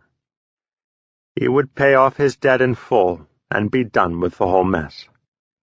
Lyle, meanwhile, had moved away right after being dragged out of the closet. The relationship with his father also changed dramatically. Although never loving nor nurturing, Lyle's father had always been cordial but stiff towards his son. When the truth emerged, it seeded open hostility in the Healy household. The elder Healy would not so much as stay in the same room when Lyle entered. Jenna Healy had on more than one occasion tried to mend the rift that was ever expanding between her son and husband, but bridging that gulf was equivalent to Evel Knievel crossing the Snake River on his rocket bike. Doomed to failure. The ensuing backlash could strike from almost any angle. The one that hurt the most was when Judd, her husband, blamed Lyle's fagginess on her for bringing the boy up like a mama's boy. She contemplated leaving his stubborn ass after that fight. 3 days of heartfelt apologies, and the glimmer of a tear from his tough, old hide of a face. Jenna relented. Lyle loved both of his parents. He didn't always understand his father, but he vowed he would not be the reason for their marriage's demise. That would just be one more reason for his father to hate him. So, to a tearful mother, he said his goodbyes. His dad, for some reason, decided to go to work early that day. And off to Paris Lyle headed, and happily, too, because he became an up-and-coming fashion designer for one of the bigger firms over there. That was, of course, until his life was cut short by the aliens who leveled the Eiffel Tower. He hadn't actually been on the tower, but was enjoying a nice cup of coffee at a cafe not 2 blocks from Ground Zero. The thugs who surrounded the building would not stop until they blew up the vault and all of its contents, because they had no clue how else to get into it. Of the 3 surviving members of the guard unit, 2 of them knew the code, the Colonel and Sergeant O'Bannon. The Colonel intended to change the code after the Sergeant's defection, but was sidelined by the group's initial attack. Colonel O'Bannon looked over at the Sergeant. "Looks like we have them right where we want them," the Colonel said with a laugh. Sergeant O'Bannon smiled in amusement at the rare display of sarcasm offered by the Colonel. The Sergeant shook his head before turning back to keep a vigilant watch at his window. The windows in the room, both barely wide enough to let a small child squeeze through sideways, were only about 18 inches in height. They were used more for the ambient lighting than for anything else, but right now they posed the biggest threat to the trio and the hidden solo. Sergeant O'Bannon feared a rocket attack, or even a grenade floating through the defensive bars. He prayed if that were to happen, it would have already done so by now. While all was relatively quiet and the bikers plotted some sort of plan to unseat the defenders without killing them, at least not yet, the sergeant wanted to try to shore up their defenses. "Colonel, can you keep an eye on the window for me?" the sergeant asked, as the Colonel eyed him wryly. "Why, you going to get coffee?" "Wow, sir, twice in 2 minutes. I don't think I've heard you joke the whole time you've been here." "It must be the stress," answered the Colonel. But for the life of him, the sergeant couldn't see any sign of distress from the Colonel. Sure, he looked tired, but definitely not afraid. He didn't even look like he was sweating. The sergeant shook his head briefly in bewilderment and briskly walked over to the heavy filing cabinet. He strained until kinetic energy won out over potential energy, and the cabinet creaked and groaned its way towards the window. The room plunged into darkness. Beth equated the feeling to a full solar eclipse, with almost as much anxiety as the ancient peoples had during such an event. He braced it with Private Monroe's favorite chair. Jamming the chair between the bars of Beth's cell and the filing cabinet, it would take nothing short of a rocket attack to dislodge the cabinet. Beth felt a little less exposed, but no safer. She attributed the effect of the darkness on her mood. That was dampening even further. "What do you think they're going to do, sir?" Sergeant O'Bannon said as he sat down heavily next to the Colonel. "Well, I would imagine," the Colonel began, as he paused to pull out a cigar from his breast pocket. The sergeant couldn't believe it. The thing was in perfect condition. The Colonel bit off the end and lit it, taking a long puff and restarting his commentary. "Well, to begin with, they'll try coaxing us out by promising to spare our lives and all that nonsense. Then they will try to root us out of here, preferably alive and kicking. And when that fails, they will just gang rush us until their objective is secured. Then they will take their chances with the vault again, at which they will ultimately fail. You seem pretty calm about the whole thing, sir." "Well, unlike you, Sergeant, my significant other passed away 4 long years ago. I'm more than ready to meet up with her again." "Now, if she were here," the Colonel said, as he turned his head to look in the direction of Beth's cell, "my innards would be flapping around like a sunfish on a dirt lane on a hot summer day." "Yeah, I guess that's exactly how they feel," the sergeant said. The Colonel nodded as he took another long drag off his cigar. "You know, Sergeant, I never could stand that pencil-dicked lieutenant. I can't say I was sorry to see him go, but what you did still wasn't right. I will say that I'm glad you're going to be going out as a soldier instead of as a traitor." The sergeant wasn't quite ready to throw in the towel just yet, but he nodded in agreement nonetheless. If the end did come, this was infinitely better than the alternative. Rounds pinged into the sergeant's makeshift window dressing, bowing out the sidewalls closest to Beth. They held, and the survivors quickly learned that the shooting was more of a diversionary tactic than an actual attack.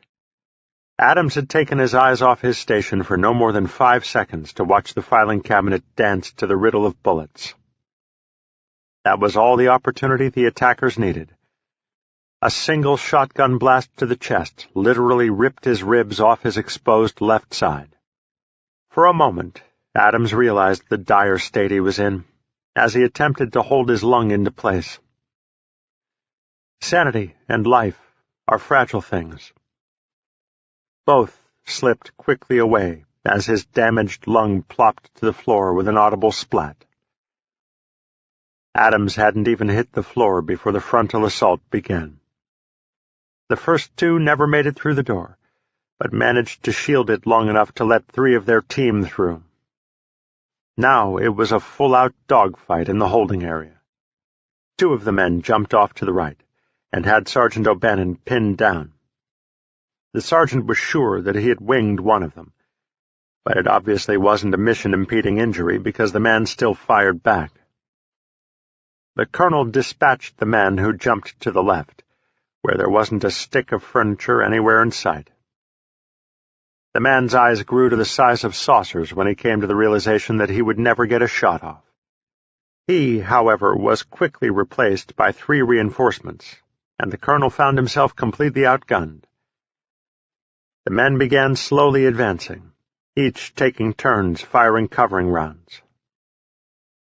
The sergeant and the colonel could not even get a single shot off now as bullets buzzed all around them. The sergeant did find humor in the fact that Private Monroe's desktop was bulletproof. Not that it was going to matter much soon, but it still provided some humor for him. "What are you smiling at, Sergeant?" the colonel said, as he placed another clip in his weapon. The colonel did find that the sergeant's grin was infectious, and soon he was grinning at the corners of his mouth also. Stress can do funny things to a man. It can make him weep like a child, or make him laugh like a loon. This duo leaned closer to the latter than the former. "Are you ready, Sergeant?" the colonel asked. Although the question was never clearly stated, it did not hinder the sergeant's understanding. He knew without further clarification what the colonel had in mind. "On 3, Colonel," the sergeant replied, as the colonel's grin threatened to wrap around his head. "1, the sergeant started. 2, the colonel added. Wordlessly they counted to 3 in unison, and popped up like jack-in-the-boxes on crack. Sergeant O'Bannon was dimly aware of how close the attackers crept in. He had to adjust his aim as the men, mere feet away, froze in fear at how exposed they suddenly were. The sergeant's senses were in overdrive as he watched the bullets come out of his barrel, like a high-speed camera. His first round reached the man closest to his proximity. The sergeant was amazed with the damage the bullet made upon impact. The man's chest first collapsed around the bullet as it began its penetration through his chest bone. Then the superheated blood and bone began to expand, and the chest literally blew out towards the front. As the sheer force of the impact hurtled the man backwards, the wound again collapsed in on itself. The sergeant watched as blood droplets arced downward from the entry wound. He was astonished at how little blood came from the wound. But what the sergeant didn't have time to contemplate was that the superheated round almost completely cauterized the wound upon impact. The sergeant turned to fire at anyone in his scope of view. A ray of hope surged in the sergeant's chest as he realized just how completely they had caught the attackers unawares. They knew that they had been caught with their pants down, and there wasn't a thing they could do. The colonel was laughing like a madman. The barrel of his M16 was blazing as rounds burst through it. 4 men fell by the time the colonel had exhausted his 30-round clip. Sanity did lapse for a split second when he realized that he was dry-firing his weapon. As he reached down for his next magazine, the first round struck home. The colonel turned towards the sergeant as the bullet tore through his heart. Pumping blood soared through the air as the sergeant realized the colonel's aorta had been shredded. Death came quickly, and honor followed. The sergeant also had unloaded his clip, and with agonizing slowness he reached down to replace his magazine. With his hand down by his belt, the sergeant attempted to pull the clip up from its resting place when he got shot in his left hand. It caught him in the index finger and ripped right through to his middle finger. Both fingers hung from his now useless hand by no more than the 7 layers of skin. The sergeant could think of nothing left to do than heave his weapon at the men advancing on him. Rounds hit from seemingly everywhere. The sergeant collapsed in a heap on top of the colonel. As he fell, he hoped that his son would never see him like that. Then darkness folded in upon his senses. 3 more men came into the room. One appeared to be the leader, judging by his mannerisms and by the way the men were deferential to him, than by any insignia or obvious sign of rank. The sergeant gained varying degrees of alertness. He was bothered by something which he failed to complete, for the life of him, or lack thereof. He could not remember what it was. Between the incessant buzzing in his head from things he had not yet completed, and the pain in his side from who knew what, the sergeant knew that right now would not be the end. He slightly shifted his weight to alleviate the pain from what was poking him, to no avail. His broken body could not respond to his commands. He slowly moved his arm, and was happy when it did. He moved it under his side, just as he closed his hands upon the source of half his problems. The colonel's gun, still in its holster, was sticking straight up when the sergeant's body fell on him. The sergeant reveled in his luck that he might just be able to satisfy some of his desires in this life before he moved on. "Check the cells," the leader said, as the smoke settled in the room. An eerie silence crept over the floor while death smiled at its handiwork. Beth's heart was slamming against her chest wall. How could they not hear it, she thought. At any second, she felt like her rib cage would begin to break under the thudding. The men advanced, slowly and cautiously, not wanting to get shot.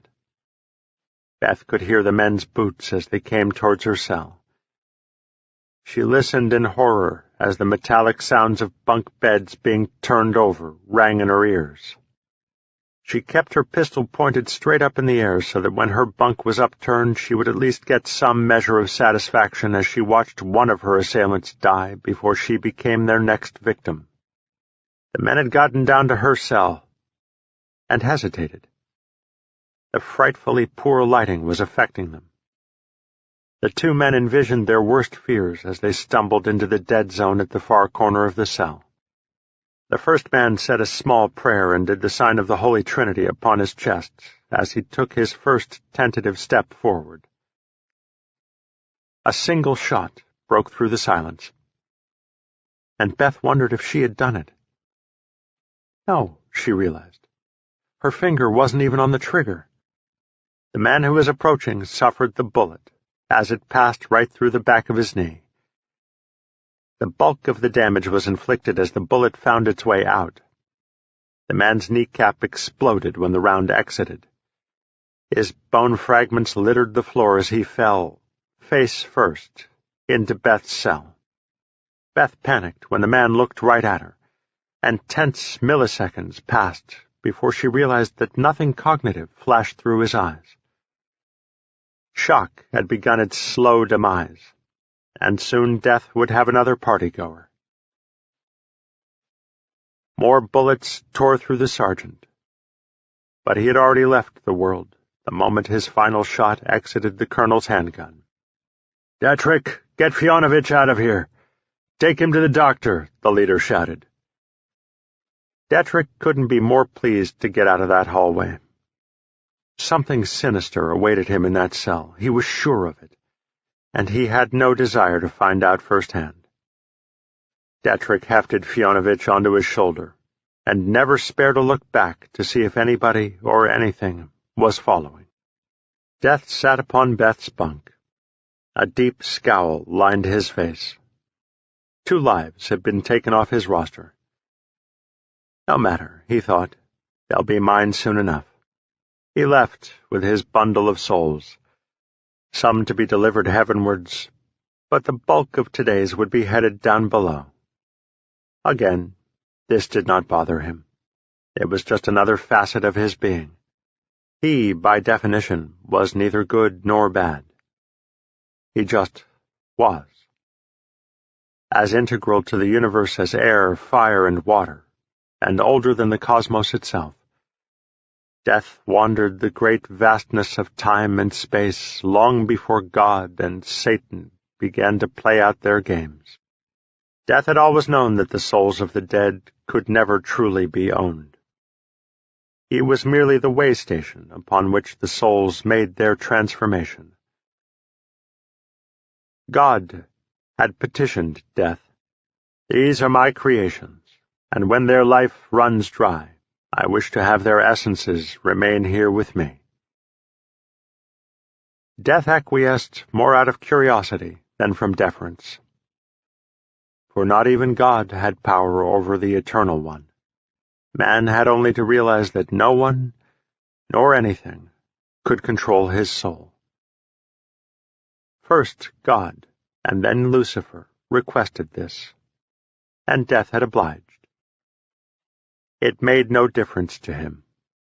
All the souls he had collected over the millennia would be free again someday anyway.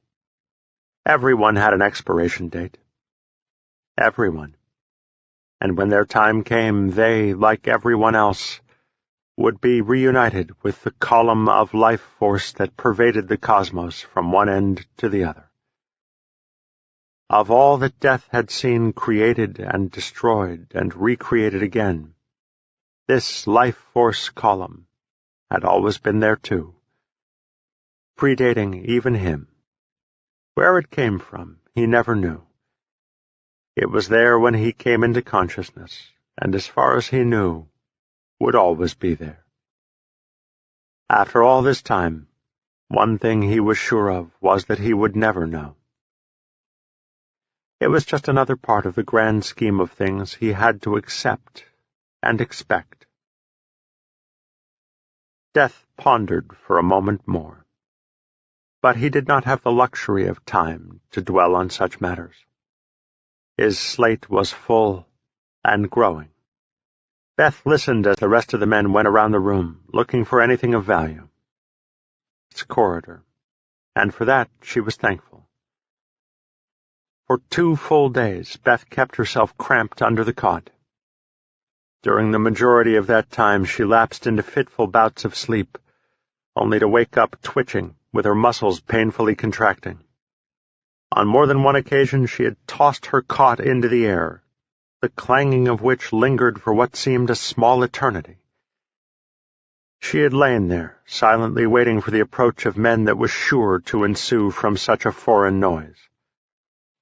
Fortunately, the men had moved on to a different part of the building, where their prize waited. It had taken nearly a whole case of explosives and a bulldozer, but the men finally gained entry into the vault. Beth listened to them for nearly 4 hours as they celebrated their victory. She had been in sheer agony those last few hours, needing to partake of the most basic of bodily functions, elimination. She cramped in pain as her bowels and bladder writhed in agony. She contemplated just merely relaxing and doing the deed where she lay, but she feared that the smell would give her away if the men came around for one more sweep. So it was, when she heard the trucks, cars, and motorcycles start up, that she began her exit from her cavern. It was a mighty effort for her to even get to her knees, Standing fully erect was not a possibility. The cramping kept her crouched over like someone more than triple her age. She waddled past the carnage that littered the jail floor, never stopping to look at the man who had briefly stolen her heart. Her eyesight was a pinholed focus. She knew if she didn't make her destination soon, she would pass out and do what she was so valiantly trying not to do. Beth made her way out the door and took an immediate left. The restrooms were mere miles away. At least her body thought so. Oh, great. The ladies' room is further down the hallway, was the first notion that passed into her mind. God, what am I thinking? She mumbled as she opened the men's bathroom door. She had not 1 second to spare as she fumbled with her jeans buttons. Damn button fly, she cursed. Beth rested her sweating head against the stall walls as she alternated between relief and cramping. She was sure she had not done her body any good by its long stint of abstinence. Even after she had finished, she stayed put, reveling in the normalcy that had been reinstated. Peace and tranquility overcame her. At least until she heard the whistle. The sweat on her forehead instantly turned to ice. Beth moved as quickly and silently as she could to stand back up and refasten her pants. Oh my God, my gun! Beth panicked.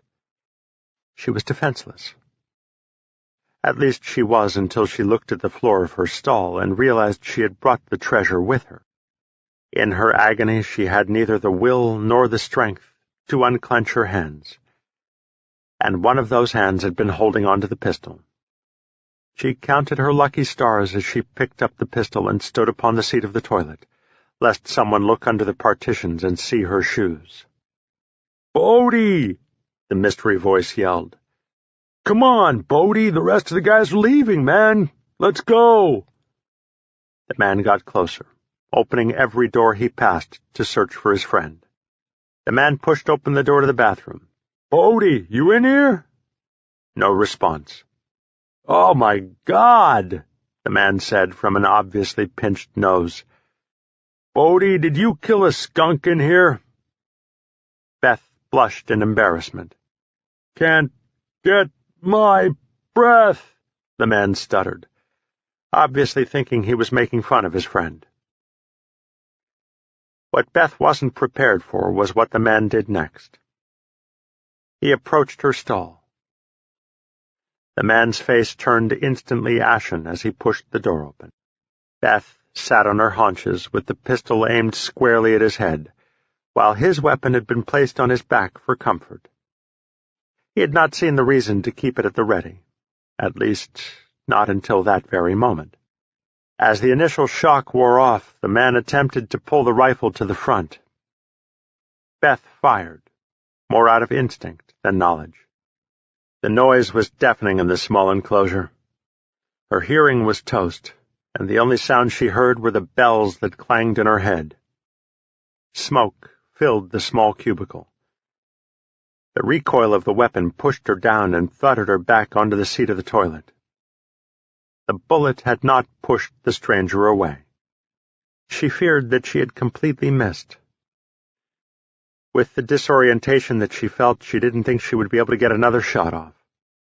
And then she looked up to realize that the top half of his skull had given way to a gray and red fleshy matter, which held no obvious shape she could recognize. The man seemed to slide down more than collapse. The outcome was the same, though.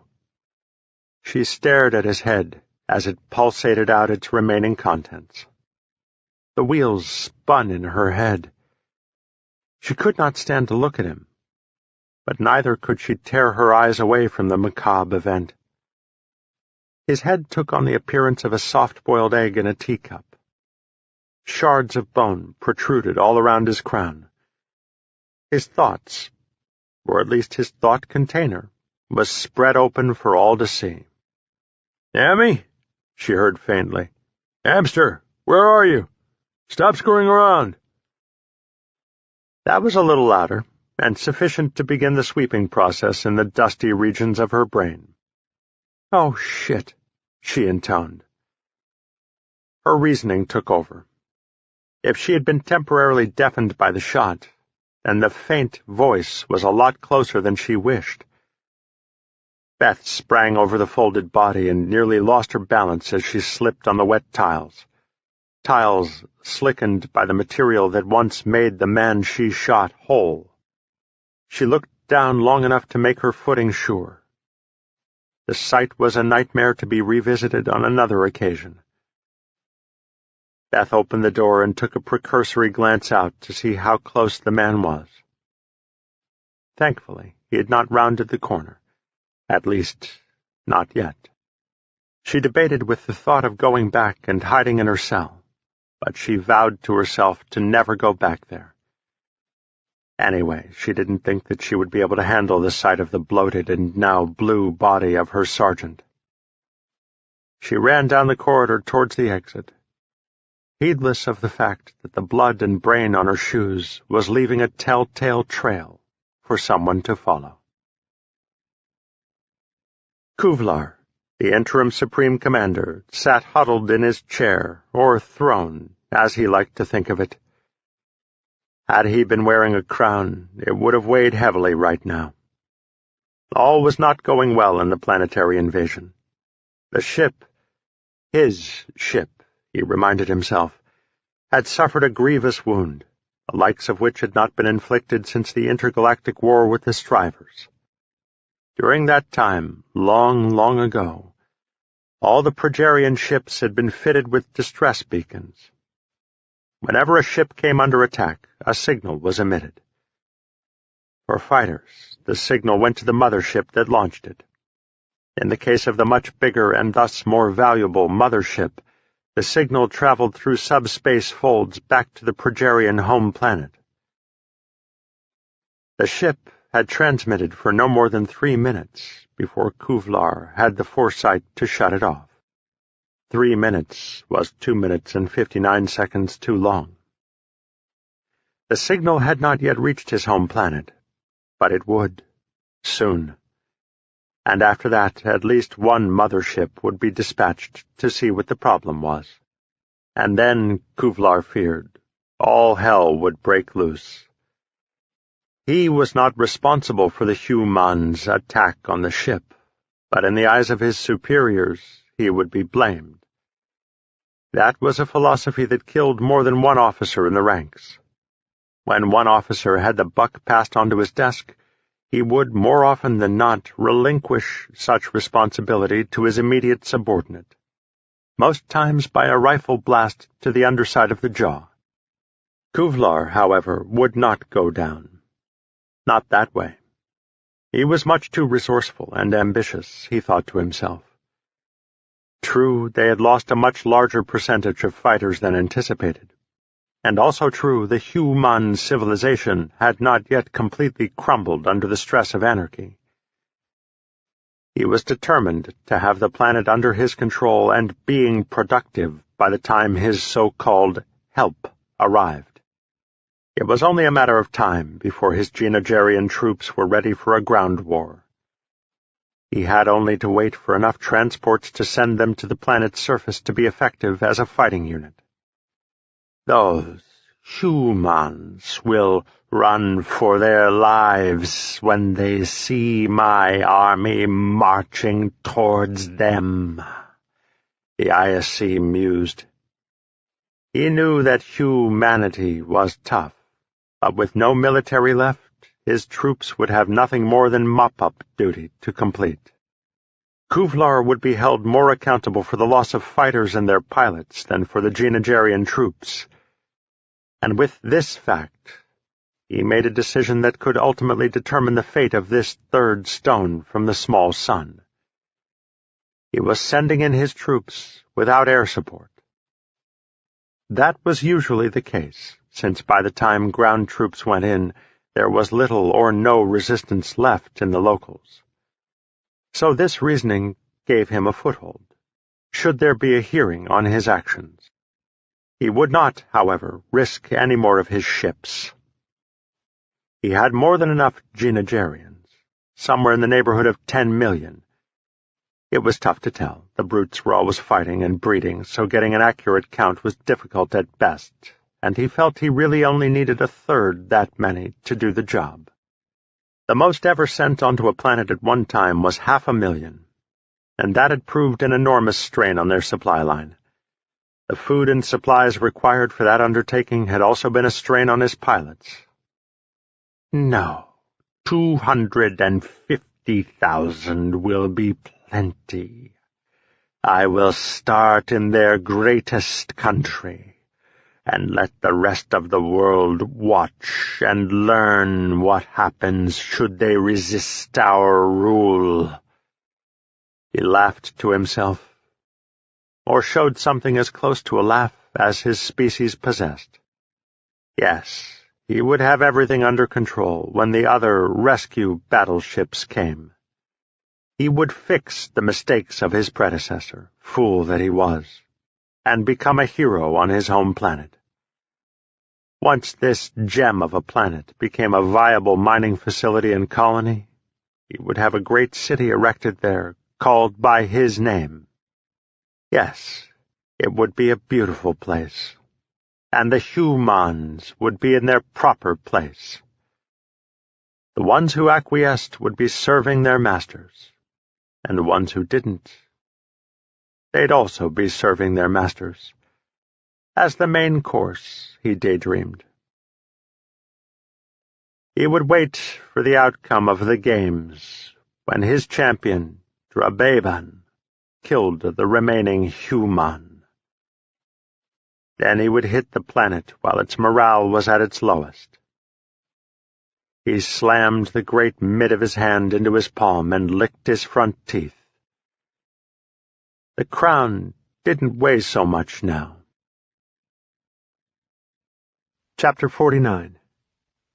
Mike Journal Entry 13. The Fight. It was D-Day, or rather my personal D-Day.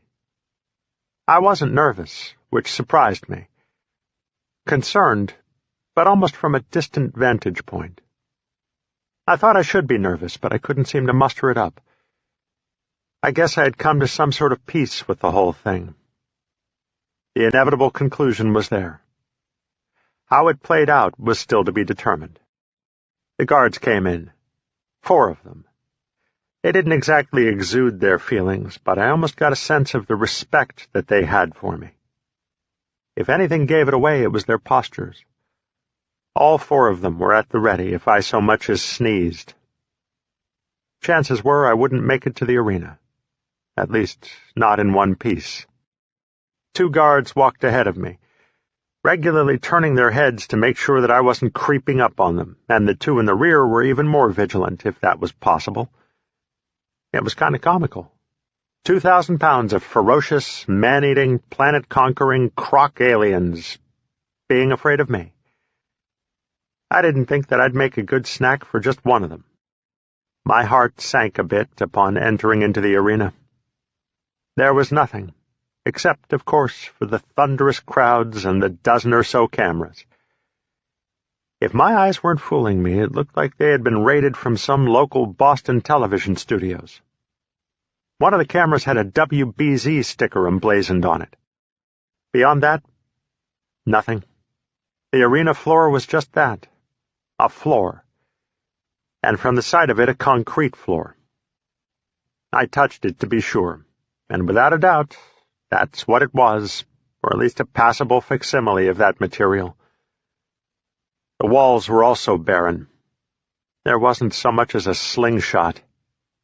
How was David supposed to take down Goliath in this adventure without a slingshot? Now my nerves began to show themselves. Great timing, I cursed. The guards took that as their cue to get out. The announcer began my introduction. The hissing at the pronouncement of my name let me know what they thought of me. I guess I couldn't blame them. I was the equivalent of a New York Yankee coming into Fenway Park. They hated me, and not just for being a human. Rightfully or not, I had been blamed for the nuclear strike that crippled the ship. Then again, I had also kidnapped their supreme commander and shot some of the guards down, so apparently they had good reason to hate me. Well, screw them. I hated them too as I gesticulated wildly with my middle finger. The nuance might be lost on this crowd, but I'm sure the people back home liked it. Kind of reminded me of a poster that a friend of mine once had when we were kids. It showed a small mouse holding up his middle finger to an eagle that was bearing down on him. It was called The Last Act of Defiance, or something along those lines. Now that I thought about it, I really didn't want to be the mouse. He may have gotten off a great gesture, but he still ended up as lunch meat. A small quiver shook through my body.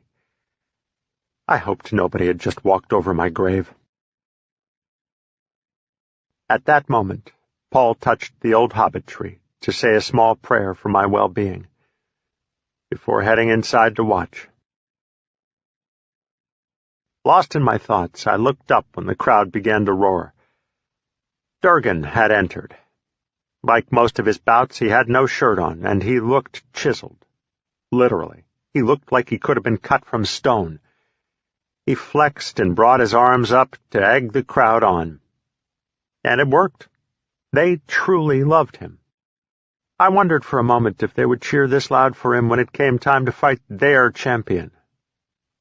I quickly brushed that thought aside, since it would mean that he had won this battle. I was not quite ready to meet my maker. Not just yet, anyway. The buzzer sounded, and an eerie silence came over the throngs. The game was afoot. My legs felt wooden as I approached the center of the arena, for truly there was nowhere else to go. Durgan's approach was much more relaxed and casual than my plodding. As we drew nearer to each other, I got into a readied position. We circled each other a couple of times, sizing up the competition. I was as familiar with his style as he was with mine. I seemed to rely more on luck, whereas Durgan relied on a maniacal brute strength. Advantage? Durgan. Waiting for the tiger to strike seemed the prudent approach, although prudence was never my forte. I sprang, thinking that perhaps Durgan's nonchalance would be his undoing. For all his acting, he was ready. With lightning bolt speed, he landed a blow to my cheek that sent me sprawling. Even more dangerously, it had me seeing spots. Unconsciousness was a heartbeat away. Durgan lunged after me. He was in motion right after his initial contact, and he almost made it to the ground before I did. Dazed as I was, I couldn't believe how fast the madman was. Does insanity make you faster? Durgan landed on my chest, and the air rushed out of my lungs as if expelled through a cannon. I never had any chance to attempt damage control. Punch after punch rained down on me. The spots in my eyes began to darken, and my vision started to narrow. Paul and the rest of his officers sat glued to their chairs watching the fight. How I was going to get out of that totally eluded them. Paul stood up, getting ready to leave the room before he watched his best friend in life become another casualty in the brutal war. Mercifully, Durgan switched his weight to get a better angle for his punches. Sweet air rushed into my lungs as the tunnel vision widened ever so slightly.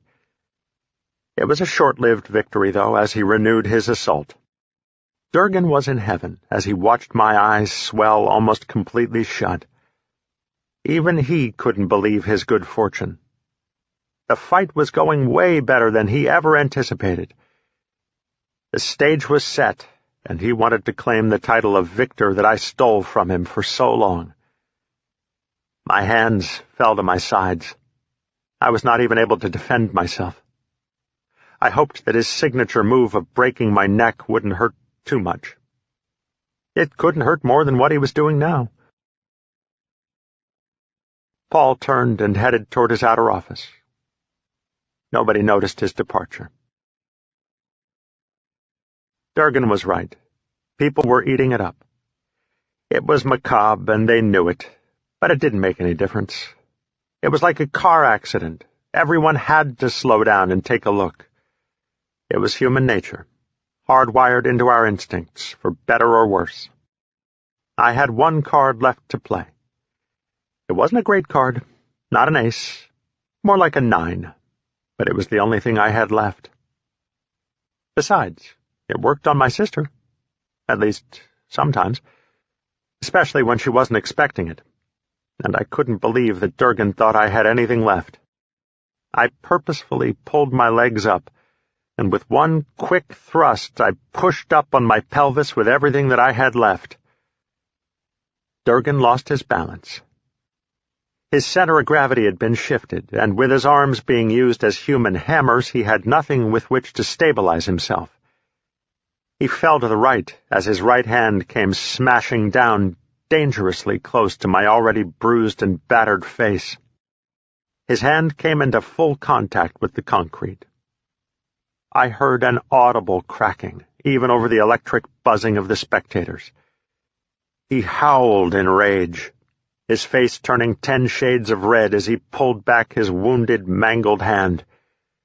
Ragged pieces of flesh dangled from his misshapen fingers, and blood poured out. The bright white of bone was in stark contrast to the much darker brew that flowed freely. The officers at the hill yelled in amazement. Paul rushed in to see what the din was about. Durgan was enraged with what he thought was a small hiccup in his plans. He began to use the still very functional and lethal left hand to deliver still more face-smashing punches. And if I called them hammer blows before, Durgan had since grabbed a sledge. He wanted to end this thing now. I tried to thwart off his attack, but it was like using toilet paper to sop up the ocean. I changed tactics. I stopped my defense and began my own offensive. By the time Durgan figured it out, it was entirely too late. I snatched after his completely unprotected and wounded hand. I grabbed at it like a pit bull grabs a throat. He attempted to pull me away, but I hung on, constantly squeezing and pulling, prodding his sore wound. My stomach involuntarily convulsed as I heard the bones in his hand grind together. Durgan's punches stopped altogether. He was screaming in pain and agony as he cursed me to let go of his hand. I tried for all I was worth to rip his ring finger and pinky from his body. I lost my grip from the slickness of the blood that cascaded from his hand. His last 2 fingers hung uselessly from his hand as he spun away from me. He bounded up and walked away from me, hunched over, cradling his wounded extremity as he left. I lay on the ground, not knowing if I could muster the strength to get up off the tarmac. My face had puffed up to nearly double its size. Blood oozed from a half-dozen spots on my oh-so-sore face. "Get up!" Paul screamed. "Get the fuck up!" He was yelling at the screen. My chance was now. Durgan's back was to me, but just keeping my eyes focused seemed about the most intense thing I could accomplish at the moment. The clouding gray around me ever so slowly began its recession. But not to worry, pain filled the gap. Ultimately, pain meant life. I was still alive, at least. Durgan would not let me rest long. I marshaled everything I had to roll over and began the monstrous task of standing up. Upon regaining my stance, I had to reorient myself to a still recoiling Durgan. His back was completely turned as I made my not-so-stealthy approach. He knew I was coming, and I knew that he knew. One hand or not, the man was still 3 times as dangerous as any other man I had ever fought. I had not completely covered the distance between us when Durgan whirled my way. His teeth were gritted in determination. I stopped in my tracks. So much for the fake element of surprise. "You know I'm gonna have to kill you for this," he yelled, as he held up his twisted, useless hand for me to see. I was under the impression you were going to kill me anyway, I answered. My sarcasm angered him even more, if that were even possible. He came at me slow and steady, with a vengeance. Images of Arnold Schwarzenegger as the Terminator flitted across my brain. He was coming, and useless hand or not, I could see in his eyes that he meant to finish what he had started. My face ached from the swelling. Although I couldn't see it, I could feel the bruising. Rocky had nothing on me. My vision was suffering, some from the puffiness, but mostly from the blood that kept oozing in. The sting of it was, in a word, excruciating. I feared rubbing it away because I thought I might completely lose my sight. Like a car that gets oil on the windshield, more times than not, if you try to wipe it away, it merely smears all over the place, making your drive just a little more interesting. My depth perception was taking a serious hit. I was beyond wary of Durgan. I was hypersensitive. He was planning to end this. No softening me up, no playing to the crowds. This was just pure, murderous intention in its most unadulterated form. He grinned as he moved in. Any confidence I had built up was rapidly flowing away like water from a burst dam. I made a feint for his wounded hand, and Durgan's advance did falter. He didn't exactly stop, but he did hitch a bit. Well, at least it was nice to know he was still human, to a degree. "I know what you're thinking, you little turd," he growled. Spittle flowed freely from his mouth. "And you'd better stop. I'm still twice the man you'll ever be. Or were," he sneered. "Today's your lucky day, bitch." Durgan kept moving forward slowly as he spoke. Maybe he was hoping I was distracted by his eloquent prose. "I was gonna mess you up a little more before I snapped your little twig neck. Now I've changed my mind. I'm just gonna twist the thing off." I couldn't take it anymore. The blood in my eyes was stinging. I had to try to clear it away. He took that opportunity to lunge at me. Even as the impact of his left fist registered throughout my body, my mind tried to gauge how fast the brute was. My right temple throbbed from the abusive fist. My sight pinholed immediately. The only thing that saved me was pure, dumb luck. As I became gravitationally challenged, I unconsciously reached out to break my fall. It just so happened that it was Durgan's shattered hand that I reached for. He groaned with agony. His instinctive impulse to pull away caused me to land chin first on the concrete. From a far-off, remote place in the recesses of my mind, I took note of the hard, crunchy things in my mouth. Somewhere in the confused grasp of consciousness, the thought of teeth came into being. I finally put it all together. Son of a bitch, he broke my teeth. If I lived long enough, I was going to be truly pissed. Uttering that thought might have been an issue because I had a good hunch, or rather a bad one.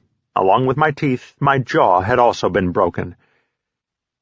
Durgan was moaning about something. I could barely register any cognizant thoughts. At least I wasn't in any pain. Not that far down the consciousness ladder. Like a determined fireman, I began to advance back up that ladder, rung by rung. The pain, the excruciating pain, was the first thing that struck my senses. I was in agony. My jaw was ablaze. I tried to move my jaw, which was most likely the worst thing I could have attempted that day. Alarms went off in my head. Stars swam before my eyes. The pain brought me quickly to full alertness. It was impossible to think clearly. Pain ruled all. I swallowed my splintered teeth. Opening my jaw to spit them out was not an option. I pulled myself up off the ground, and standing took a monumental effort. I swayed like corn in a Kansas tornado.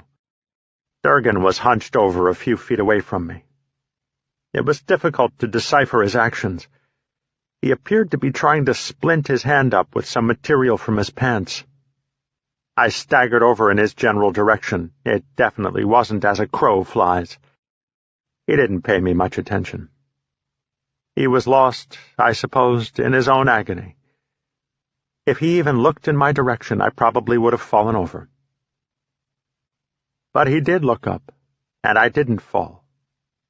Not right away. His eyes narrowed as I made my circuitous charge. With every possible ounce of energy I had left, I kicked my leg up. If I had missed, I would have fallen to the ground and never gotten back up. There simply would have been nothing left with which to do it. I did not miss. My shin came into full contact with Durgan's Adam's apple. I felt, rather than heard, it crack. I hoped to God it was him, and not my leg. The contact sent shivers of pain up my spine. He teetered, and then toppled over, his hands rushing to his now crushed larynx. "Ah!" Paul shouted. "He did it!" he exclaimed as he raised his arm up in the air. Durgan reached out his bad hand towards me as if pleading for my help. Did he think I'd forgotten what had just happened? I knew I didn't have the best short-term memory in the world, but it wasn't that bad. I wanted to let him slowly suffocate there on the ground. A quick death was entirely too good for the prick. But I was now drifting in and out of complete awareness. I knew if I passed out without finishing the job, there would be a high probability of the aliens fixing both of us up for round 2, and luck or no, I'd never make it to a round 3. Durgan's eyes pleaded with me as I came in close. There was no remorse in those eyes, only self-preservation. "Fuck you," I mouthed silently, as I brought the heel of my boot down on the bridge of his nose. The cartilage snapped like branches in an ice storm. I ground my heel in, caving in his face as best I could. Bones shattered as I brought my heel down 3 more times. "Do something with that," I yelled, as I pointed towards Durgan's now ruined face. My ruined jaw grated with every word. The crowd was completely silent. A lot of Drakkar had been lost that night. I was not going to be a fan favorite. I stood there in the silence, not knowing what to do. Nothing happened as the crowd watched in shock and denial. The first sign of anything decent from the animals took place. The Genogerian champion that I was to fight next stood up and began clapping. Now it was my turn to look on in stunned silence. No one joined in his ovation, but the gesture was enough. 2 guards came my way.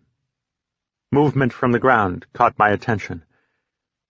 Durgan's hand twitched and grasped as I waited for my escort out of there.